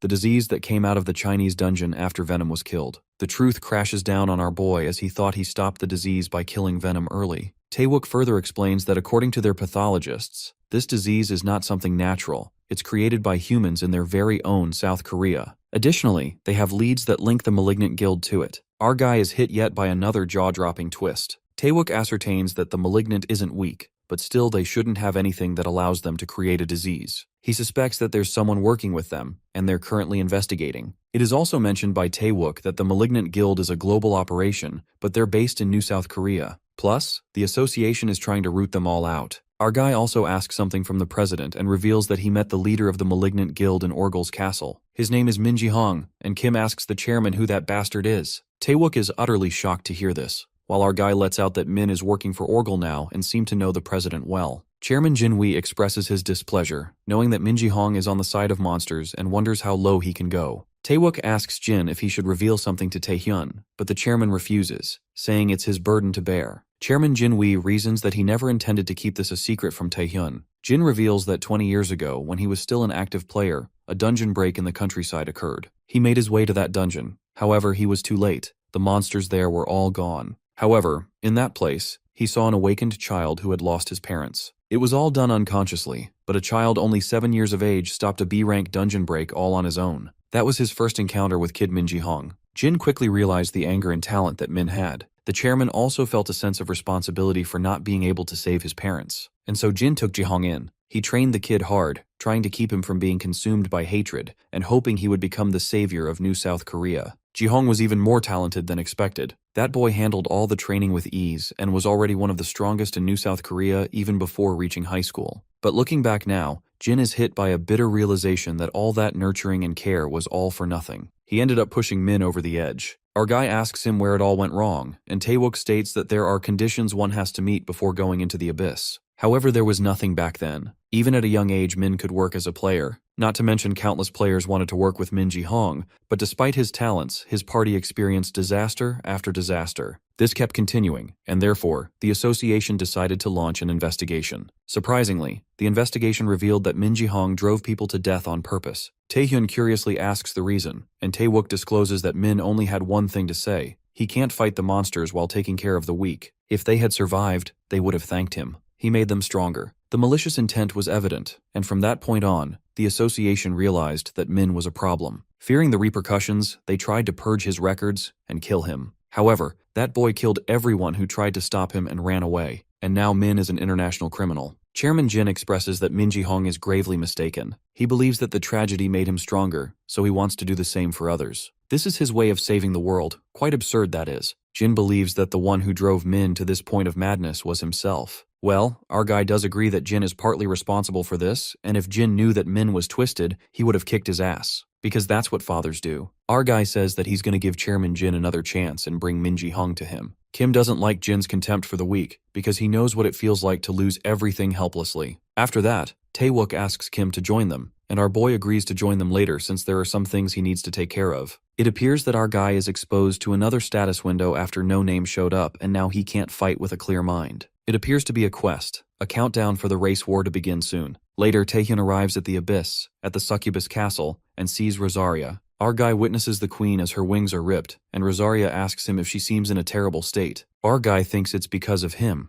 The damage from the fight with Orgel was worse than he thought, but Rosaria calls this a good outcome for a fight against the true form of an archduke. Tae-hyun asks her what happened to her castle, and Rosaria reveals that before our guy fought against Orgel, that annoying bastard Igmun paid a visit. But she assures Tae-hyun that the archdukes of the Abyss aren't friends, and she has to admit that it's her fault for having an excellent contractor. Tae-hyun affirms that he'll make it so that Rosaria will never be treated like that again. The queen feels already better. However, she feels something strange within Taehyun. Something has changed within him. That's when our boy confesses that he met God and heard the truth about the king. He reveals that the race war is coming soon. Deeply unsettled, Rosaria questions Taehyun about how he met God, and he opens up that there was a fragment of God in his world too. He managed to meet one and talk to it. Our boy reminds Rosaria that she told him that even if he had the right to know about the king, there was nothing she could do about it. But Kim assures her that it's different now. Rosaria is left wide-eyed. She is surprised that our boy met God sooner than expected, wondering if it's fate or coincidence. Well, she can't deny that Taehyun poking his head into everything is the reason everything is proceeding ahead of schedule. A chilling stillness cloaks the atmosphere, and Queen Rosaria manifests that our boy must know about his fate, given that he heard the truth. Seeing Kim in front of her, she assumes that our guy must have an answer for her. Well, our guy clearly remembers what the god No Name told him. Taehyun is not forced into the same situation as them, which means he can live his life freely without burden. It's totally up to him whether he wants to continue or not. No Name asks our boy what he wants to do. From our main character's point of view, he just wanted to enjoy himself at first to get even for all his years of frustration as a non-awakened. Then he wanted to get powerful so that he could truly be happy. Yet Kim became the strongest human on Earth, along with possessing the powers of archdukes. But the more he learned about the secrets of the abyss, the more he began thinking there was a reason that the king had him regress, while also giving him his powers. He reminisces when the king told him that he was impressed by his drive and persistence. But in reality, Taehyun is aware that the king wanted something, to use his drive and persistence, for someone to carry the burden that was too much to bear alongside him. Our boy fiercely divulges that he has decided to walk the same path as the king. This concerns Earth as well, and our guy justifies that he took this decision, the path full of thorns, to protect his world. He plans to take control of the upcoming war, and so our boy implores Queen Rosaria to lend her strength, and he will bring her to a higher place. Rosaria is impressed by Taehyun's speech, but she reminds him that he's the key, not the king. She tells him that he still has a long way to go. That's when our boy reveals his powers to Rosaria, which even freaks her out, and she asks him how the hell he became so powerful. Kim reveals that when he decided to walk the same path as the king, the fragment of God got absorbed within him. The queen smiles as she now believes Taehyun. She unfolds that when she heard the king wanted to hand over his power to someone else, she strongly opposed it, since there was nobody besides him that could bear this burden. But it turns out she was wrong, and she expressed that this is the feeling she really missed, the presence of the king. After that, Rosaria informs Taehyun that she's no longer superior, and now acknowledges him as an equal partner. Also, with the race war approaching them soon, the queen asks him how much he knows about it. Our guy only knows that once the territorial wars end and he becomes the king, the beings from the upper world come to attack. Rosaria asks if that's it, and Taehyun mentions how No Name was not too talkative. The queen realizes that our guy lied to her about knowing about the race wars, and Taehyun acts quirky as he gulps down wine, saying that she wouldn't have cooperated if he didn't lie to her. She calls him a sly little leech. Nonetheless, Rosaria reveals the dark truth. Once the territorial war ends, the race war begins. The reason why it happens is that the ones in the upper world do not want someone in the lower world to become powerful and attack. To put it simply, the king of the upper world doesn't want this to happen. Our guy gets to know that there's a king in the upper world as well, and Rosaria unveils that he is the same as their king, a monster of the abyss who had the fragment of God, the one who rose to the upper realms first and reached God, the demon dragon king, Baal. That's the king's name of the upper world. Our guy is struck speechless as he gets reminded that Baal was the dragon that the king fought in his memories. Taehyun then sums it up. The ones who have the fragment of God are fighting each other to see God first. But Rosaria infers that the demon dragon king already reached God, but he rejected the fate of owning the fragments and betrayed God. Baal got greedy as he wanted to sit in God's place instead. The king knew of it and wanted to return everything to how it should be. That is the very reason the king of the upper realms fights the king of the lower realms. Taehyun asks why the upper realm doesn't just attack now, to which Rosaria responds that there is some kind of restraint against them that doesn't allow them to move unless certain conditions are met. She's certain that must have been created by the king too, and our boy figures out that until then, he needs to beat all the archdukes and create an army to oppose the upper realm, because that's the key to this territorial war. Rosaria makes our boy understand why he must fight the archdukes. She then explains about the powers and forces that each of the archdukes wield. After that, she asks Taehyun where he would like to begin. And without much thought, our guy plans to start with Orgel since there's a debt to be repaid, to avenge Ricky's death. But the thing is that Orgel has the biggest territory within the abyss, and they'll be at a disadvantage if this becomes a war of attrition. And there's no doubt that other archdukes will rise up to fight too. Suddenly, a maid frantically barges in and hands a letter to the queen. It turns out to be important news about the Western Territories and Mukairan. Rosaria believes that the stage has been set, and she rhetorically asks Taehyun if he would help her rise higher. She asks our boy to prove his words weren't empty. It is revealed to us that Rosaria's Western Territory was congested by the vampire lord Igmun. At the dry desert, the Grand Succubus Knight, Mukairan, is fighting for their land against Bloodia, a triple S rank monster sent by Lord Igmun. Bloodia mocks Mukairan for being weak, and she even snickers at Queen Rosaria, who's known to be the weakest archduke. The Grand Succubus Knight warns Bloodia not to insult their queen, but the SSS monster tramples over Mukairan, making it clear that the Abyss demands survival of the fittest. She declares that all succubi, along with their queen, will submit to her, Bloodia, and her Crimson Archduke, Igmun.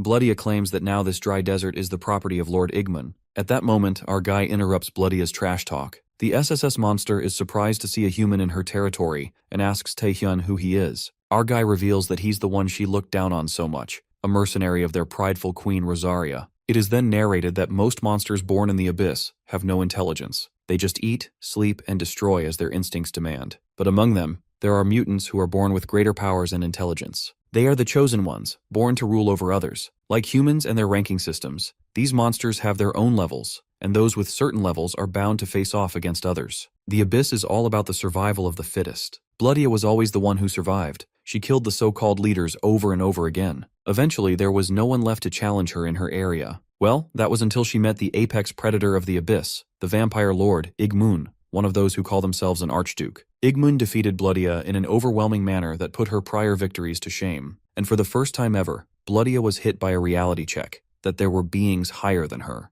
Igmun puts Bloodia in her place and believes that she has realized that there's an unbridgeable gap between them. The maximum strength a monster can achieve is decided at birth, and Bloodia has met her limit. And Igmun lets out that there's only one way to surpass it, to receive powers from those who are stronger than them. Lord Igmun then asks Bloodia if she would serve him, and she, despite feeling humiliated, accepts her fate. However, the powers she received from a moment of humiliation were simply astounding. She felt they were sufficient, and thus worth the cost. If Bloodia hid her intentions while serving him and continued to grow, she could become an archduke herself. But she couldn't accept the fact that despite having powers she once dreamed of, she lost against the servant of the weak archdukes. She lost to a lowly human. Bloodia furiously attacks Taehyun, and our boy grabs her hand, revealing his powers along with Rosaria's strength. Right at that moment, the intense power stops Bloodia in her movement as she stiffens, and our guy slashes her with his dagger, declaring that he's won. He repeats Bloodia's words about the survival of the fittest, and now she's his prey. But fortunately, our boy doesn't fancy eating monsters. Taehyun holds her accountable for walking into their territory and talks about planting a flag or whatever. So our boy decides not to let her leave either. Knowing that she serves Igmun, our boy asks her to summon her boss. But Bloodia refuses and claims that she's no servant, but a monster who will rise to the top of the Abyss. Just as that SSS monster leaps toward Taehyun, our guy devours her in an instant using predation. While injured, Mukairan gets to know that Kim is Rosaria's contractor.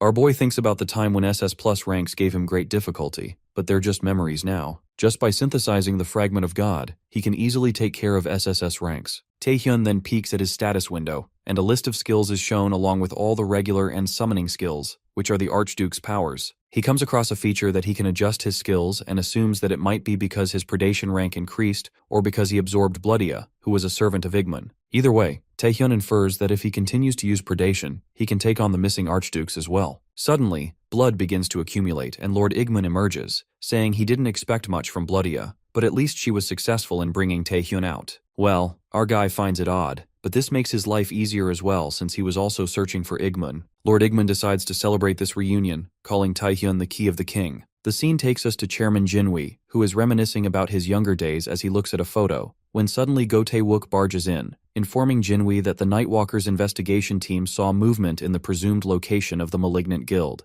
They are waiting for the chairman's order to take action. The chairman asks Tae-wook to call the nationally ranked players immediately, and Jinwi himself decides to take part in this. Tae-wook appears a bit concerned and informs the chairman that Kim Tae-hyun isn't back yet and they can't contact anyone in the Abyss. He wonders if they will be fine by themselves. But Chairman Jin wonders since when did South Korea's association rely so much on one man, like Kim. Jinwi supposes that it's best they put an end to this themselves. He remembers that Kim told him he had a business to attend to, and to Tae-hyun, there's a path only he may tread. He wishes to properly support our boy as he walks down that righteous path, and they just need to do what they must. Igmun exchanges introductions, since they didn't the last time they fought. He introduces himself as the Vampire Lord, Igmun, an Archduke of the Abyss. Our guy introduces himself as the contractor of Rosaria and the King's Key. Igmun lets out that it better be true and makes an offer to Taehyun. The Vampire Lord asks him to rescind his contract with Queen Rosaria and to come to him instead so he shall treat him as one of his contractors. Igmun lures our boy and says he's going to achieve power and strength the likes of which have never been seen under Rosaria. And plus, Kim will conquer the Abyss with him, and even offers to make him the leader of the territorial wars. But our guy already knows the evil scheming behind this, and mentions that Rosaria had already warned him that once all the archdukes get to know that Taehyun is the King's Key,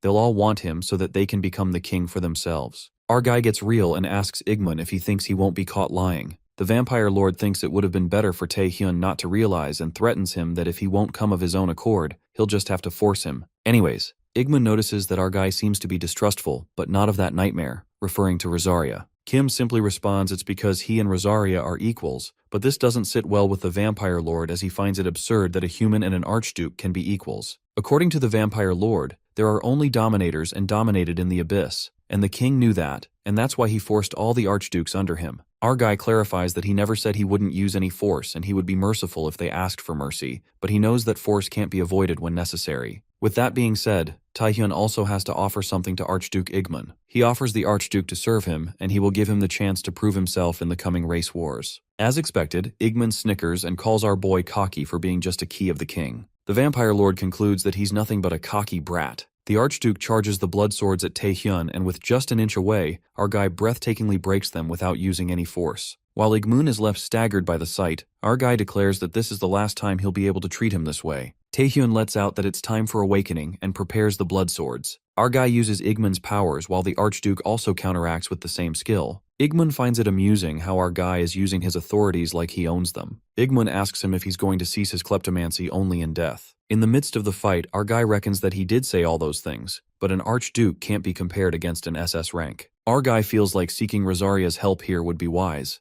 However, he wishes to see for himself how far he can go, having synchronized with the shard against an Archduke. He takes the leap and glides with the wings. Taehyun manages to scratch Igmun with his claws and even breaks his shard. The Vampire Lord is surprised and notices that our guy is using stolen abilities. Well, our guy thinks it's too early to be surprised, confessing that he has more than his authority. That's when our guy activates Blood Rampage, Monsterification, and shatters Igmun's weapon into pieces. The Vampire Lord is left stunned when he realizes that it's Orgul's skill, apprehending that Kim Taehyun is combining abilities of other archdukes as well. Igmun is very displeased with this and combats with our boy. Taehyun breaks his sword even more, and Igmun can't help but ponder that this little brat, hiding under Rosaria's skirt, actually became this strong. While an archduke and a human are involved in a fight, the succubus couldn't believe their eyes as our guy is making Igmun struggle for real. The Grand Succubus Knight wonders if Taehyun really is a human because it seems as if they're watching a fight between two archdukes. Our guy, on the contrary, teases Igmun and asks him how it feels to lose to a brat. But the Vampire Lord tells him not to be so cocky, as he has only known a small part of what his authority can really do. But Igmun supposes that'd be too much to use on the likes of him, and as he prepares his blood sword, Taehyun flips the tables as he proceeds with a skill that appears to be Dragon's Fury, which lets out an aura enhanced by mana. Our guy charges with his powers, telling Igmun that he's the one who doesn't know anything. With that, Taehyun pierces his claws through the Vampire Lord, and to top it off, he uses demonic fluids that imbue mana with poison. Shortly, the blood swords in the air melt to the ground while our guy wonders if he really pulled it off. Lord Igmun admits that Taehyun has surpassed his expectations, and the Archduke accepts his defeat. But that was just a trick. Suddenly, our guy finds himself in the Blood Sea, and Igmun admits that having to give his all against him is already a defeat for him. And now Igmun decides to thoroughly repay this humiliation. Our boy wonders where he is, and the Archduke reveals that it's a blood field, the depth of his power achieved by the owner of this skill when it's not cast as a fake child's play. Panicked, Taehyun calls out Rosaria's name, but the Archduke tells him to call her if he can, since our guy has lost all his mana. A quick realization strikes Kim that his mana is being absorbed by the blood field. Our guy realizes that he fucked up big time and got too ahead of himself. Never in his right mind did he think this would happen. Meanwhile, Igmun warns Taehyun that he's going to drown in blood, slowly and painfully. And that's what happens. Our boy drowns in the blood, and as he loses his breath, he falls unconscious. Igmun finds it troublesome and decides to see what the key looks like. As he's about to touch Taehyun, our guy disappears. That's when the biggest plot twist hits like a sucker punch, and Taehyun reveals that Igmun is mistaken because it's similar. In reality, it's not Igmun's realm, it belongs to him. Igmun speculates that Taehyun is talking as if it belongs to someone else. Yes, that's what it is. That dude turns out to be Kim's doppelganger who welcomes Igmun to his realm. Igmun asks Dark Taehyun if he's the key, and the dude is sick of hearing this question, as everyone asks him what no one has yet to hear the answer. The doppelganger asks Igmun if he's any different. Lord Igmun summons his blood swords and declares that he's in the presence of an archduke, and mocks the doppelganger for telling him the truth. Well, Dark Taehyun doesn't understand why every single one of the archdukes acts like they're someone special. That sassmouth tells Igmun to know that there is always someone else above them. The tension hangs heavy as the doppelganger and Lord Igmun summon blood swords. Suddenly, Igmun's blood sword is swallowed by a creature that bursts out of the blood field. That thing belongs to the doppelganger, and it thanks Igmun for the blood sword since he needed some mana. The vampire lord simmers with anger at the daring act of the parasite for mocking the Lord of Blood. Igmun decides to punish the doppelganger first, as he can wait to hear about what he is. However, Dark Taehyun appears unfazed and is not pleased by the same useless practice as that little fly Grey Venom, who also took over another person's internal world. But well, the doppelganger did expect this from an archduke. The doppelganger states that there is something that the original didn't know though. The tides ripple in the blood sea, and the blood starts behaving peculiarly. The doppelganger unravels that they can fight a field with another field. The guy activates Apocalypse and lands a powerful punch across Igmun's face. Poor vampire lord smashes away while the doppelganger curses Taehyun for having such a good skill, yet not knowing how to use it. The parasite tried to pretend to be gone and watch from behind, but Taehyun is still too inexperienced to be left alone. Our guy even used all his mana and forced the doppelganger to appear and kick Igmun's ass in his place. Taehyun was crying out Rosaria's name anyway, so it's not a bad idea. The doppelganger then commands that foolish archduke to rise to show him what it means to truly fight. With that, the dude knocks the living daylight out of Igmun, making him bleed. The doppelganger goes all out and bets that Lord Igmun wouldn't have been beaten up like this ever since he became an archduke. He's aware that the archduke is properly mad now. The doppelganger enfolds himself in a shield and dashes towards Igmun, but something makes him halt. Igmun, in a terrible state,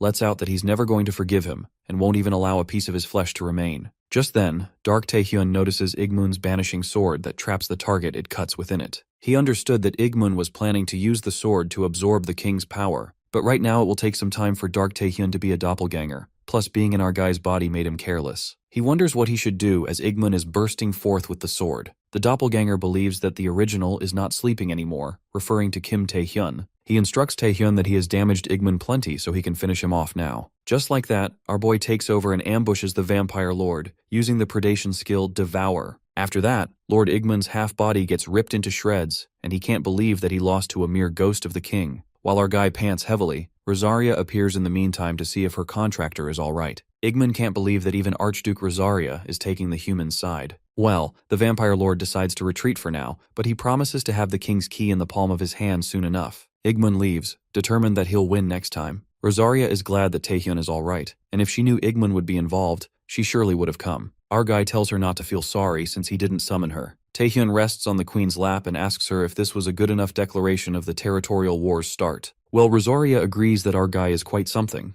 On the contrary, all the S and A-ranked awakened arrive at the Malignant Guild base where there are villains everywhere like cockroaches. They hurry their way to the base to catch the leaders who will run away while these malignant cronies buy time. The car that has already left is being chased by guild leader Yua Hyung. The chairman believes that she might need assistance. Just like that, Jinwei breaks through the walls, breaching the base and commands the Malignant Guild to stop, warning them not to resist. That's when the vice leader of the guild, Shadow, shows up. The chairman immediately recognizes that it's the vice leader and one of the three warlords, Shadow. At that moment, Jinhui realizes that the one Yu Ah-young is chasing is someone else. Yu Ah-young chases the car, and to her surprise, she finds President Lee Jung-soo, who gets to know that it was Guildmaster Yu chasing their tails. Yu learns that it was the Taeson group that was helping the Malignant Guild. She reveals that they have been suspecting them for quite a long time, and even the Grey disease spread because of the Malignant Guild. Yu Ah-hyung elucidates that they thought that someone who had the means to do so was behind all of this all along. The NSK Association also noticed that the ones who created a cure in record time and made incredible profits were Taeson Pharmaceuticals. There was no concrete evidence to dig into, but since they have the Taeson group coming out of the Malignant Guild headquarters, that's enough evidence. Yu curiously asks President Lee why he did all this. The president confesses that, being a businessman, he just used the Malignant Guild to gain advantages for their company. Lee Jung-soo adds that the New South Korea Player Association, NSK, getting first pick on everything with the 4 guilds was bothersome to him. Ah-hyung mocks the president since it's a weird way to say that the Taesin group wasn't talented enough to be among them. Just then, President Lee reminds Ah-hyung that she's acting too early, like she's already arrested them. The guy makes it clear that he has no intention of coming in quietly, emitting his powers. Yu Ah-hyung puts the president in his place and reminds him that he's barely in S rank, but Lee Jung-soo reveals that he surpassed that with monsterification. At that moment, Ah-hyung is left in disbelief as she realizes that it's the result of Jang Lung's monster experiment, discovering that it wasn't just a virus released from there. President Lee Jung-soo reeks of evil as he confesses that his strength is now closer to that of a national rank player. Lee asks Yu what she's going to do now, along with a monstrous punch coming her way. The scene switches to the headquarters of the Malignant Guild, where the S-rank players, Park Seong-jin and Kwon Kang-hyuk, fight against Shadow. Strangely, no matter how many times they strike at that guy, he can't feel their attacks landing. The other S-rankers try to ambush Shadow with a pincer attack. However, it's in vain. Shadow traps those players with his shadowy tentacles. Chairman Jinhui strikes a punch to release his members from the Shadow. Shadow arrogantly lets out the reason nobody could catch him all this time, because they can't catch him, and he slips away like a shadow. The S-rank players call this bullshit, and Jinhui tells them not to get bothered by Shadow's trash talk. President Jin ponders that Shadow keeps emphasizing his powers, and for that reason, he decides to check something. He asks for backup from the players. With that, the president jumps in backed by all his S-rank players, while Shadow thinks that these nationally ranked players don't learn. The result is the same no matter how many times they try. Shadow lets out that they are the ones who are trapped and tangles up all the players with his shadow ropes. While the players freak out, Jinhui dashes towards trouble as the tentacles are about to hit him. The vice leader of the Malignant Guild warns the old man that he's jumping into fire, but in reality, Jinhui notices a pattern, determining that when Shadow parried his attack, he let go of 2 players. Simply put, this masked bastard can't do both, attack and defend at the same time. It's one thing at a time, and what's important is the timing. The president plans to leave an opening for him to attack, while Lim Ah-hyung is going to strike right after to take him down. Jaw-droppingly, Lim strikes her icy hammer and Shadow is trapped in a big block of ice. While Shadow is confined, Jinhui uses his ancient martial arts movement, Mountain Domain, forcefully thrashing that ice to break into pieces. To everyone's surprise, Shadow's mask is broken, and he is not surprised that veteran Jinhui figured out his powers this quickly, calling him that guy's teacher. The old man asks Shadow where Min Ji-hong is, and if he's back from the abyss. But Shadow doesn't disclose the info about his leader this easily, confessing that his only role was to delay while they transfer information out of here. It's a shame that they have to give up this facility, but there's nothing left for them here. Just then, Shadow slips away, declaring that the world of villains will come soon. Kwon Kang-hyuk asks the president to chase Shadow, but he refuses to chase him anymore. Lim Ah-hyung realizes that it's because of her sister Yu Ah-hyung, but she assures the president that his sister is not that weak. On the contrary, Guildmaster Yu beats the life out of President Lee Jung-soo, who whines in disbelief, uttering that he was supposed to be at the level of a national ranked player. He couldn't believe that he lost to an S rank. Exuding her green aura, Yu smiles and reveals that she wasn't messing around when everyone leveled up. The scene takes us to her flashback, where Tae-hyun calls her out of the blue, and because of her injury she can't join the squad. Hence, our guy tells her to keep up with the training secretly. Yu gets pissed and reasons that she doesn't have time for this, but our guy seems persistent when he says that he's going to bring everyone in this squad up to nationally ranked players. Tae-hyun provokes Yu to join the squad, asking if she's going to fall behind her sister Lim Ah-hyung, who's also in the squad. Yu gets embarrassed and lets out that she doesn't want to lose to her sister. So our guy suggests her to do as he says and states that the Guildmaster of Undivided and Magicians are all nationally ranked players, so it'd be a shame if the Guildmaster of Nightwalkers is left powerless. Coming to the present, Yu had continued her nightmarish training with Tae-hyun every week, and thanks to that, she became a nationally ranked player. She's happy that it helped her in this case, not telling everyone about it. With that, Yu brings the president to his knees and asks him if he has anything else to show. Yu tells him to do it quickly so that she has more evidence of him making deals with villains. Lee Jung-soo calls out his men, and that's when the trouble begins. It turns out that the leader of the villains, Min Ji-hong, has come to Lee's aid. Min tells the president to be thankful that he's on their side, otherwise he would have been dead already. Yu Ah-hyung freezes in shock while Min Ji-hong greets her, complimenting that she looks good. At the same time, Kim Tae-hyun emerges from the abyss and arrives in South Korea. He hopes everything is fine since a lot of time has passed.